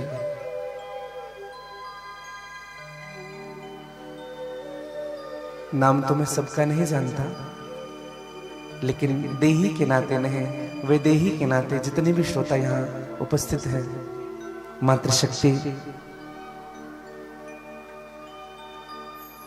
विद्वान आचार्यगण, विद्वान संगीतज्ञ गण और निकुंज पद चैनल के माध्यम से जितने भी श्रोता श्री शिव महापुराण में अपने जीवन का यथार्थ लाभ लेने के लिए उपस्थित हैं, आप सबों को मैं व्यासपीठ से साधुवाद ज्ञापित करता हूँ और आप सबके हृदय में जो मेरे महादेव के चरणों के प्रति प्रेम है, उनको मैं वंदन करता हूँ, प्रणाम करता हूँ। आइए मन वाणी कर्म की शुद्धता के लिए भगवान के चरणों में भजनों की पुष्पांजलि अर्पित करें। पश्चात जैसे मेरे गोविंद की इच्छा होगी, श्री हनुमान जी महाराज की इच्छा होगी, माँ गंगादाई की कृपा होगी, भगवान श्री बस्तरेश्वर महादेव जी की अनुकंपा होगी, आज की कथा में हम प्रवेश करेंगे। एक बार सभी कह लीजिएगा हर हर, थोड़ा जोर से कह लीजिए थोड़ा और जोर से कह लीजिएगा, बड़ी भाव के साथ।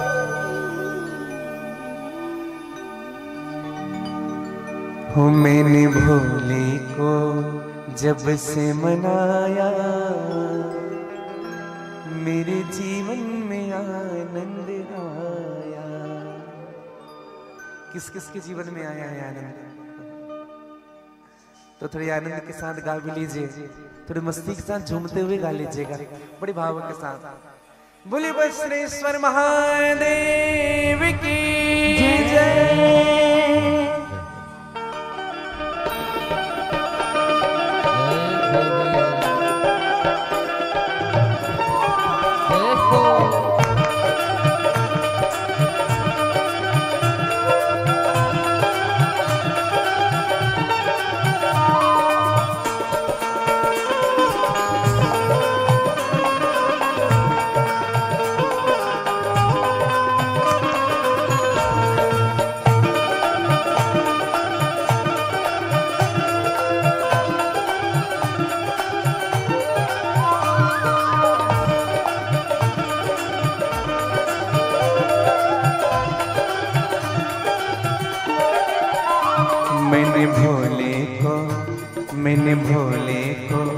मैंने भोले को जब से मनाया, मैंने भोले को जब से मनाया, गाइएगा, मेरे जीवन में आनंद आया।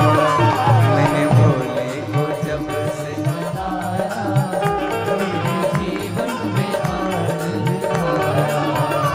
भोले बाबा को जब से मनाया, मेरे जीवन में आनंद आया। भोले बाबा को जब से मनाया, मेरे जीवन में आनंद आया। मेरे जीवन में आनंद आया, गाइएगा, मेरे जीवन में आनंद आया। ओ मेरे जीवन में आनंद आया, मेरे जीवन में आनंद आया। भोले बाबा को, भोले बाबा को, भोले बाबा को जब से मनाया, मेरे बाबा को जब से मनाया, मेरे जीवन में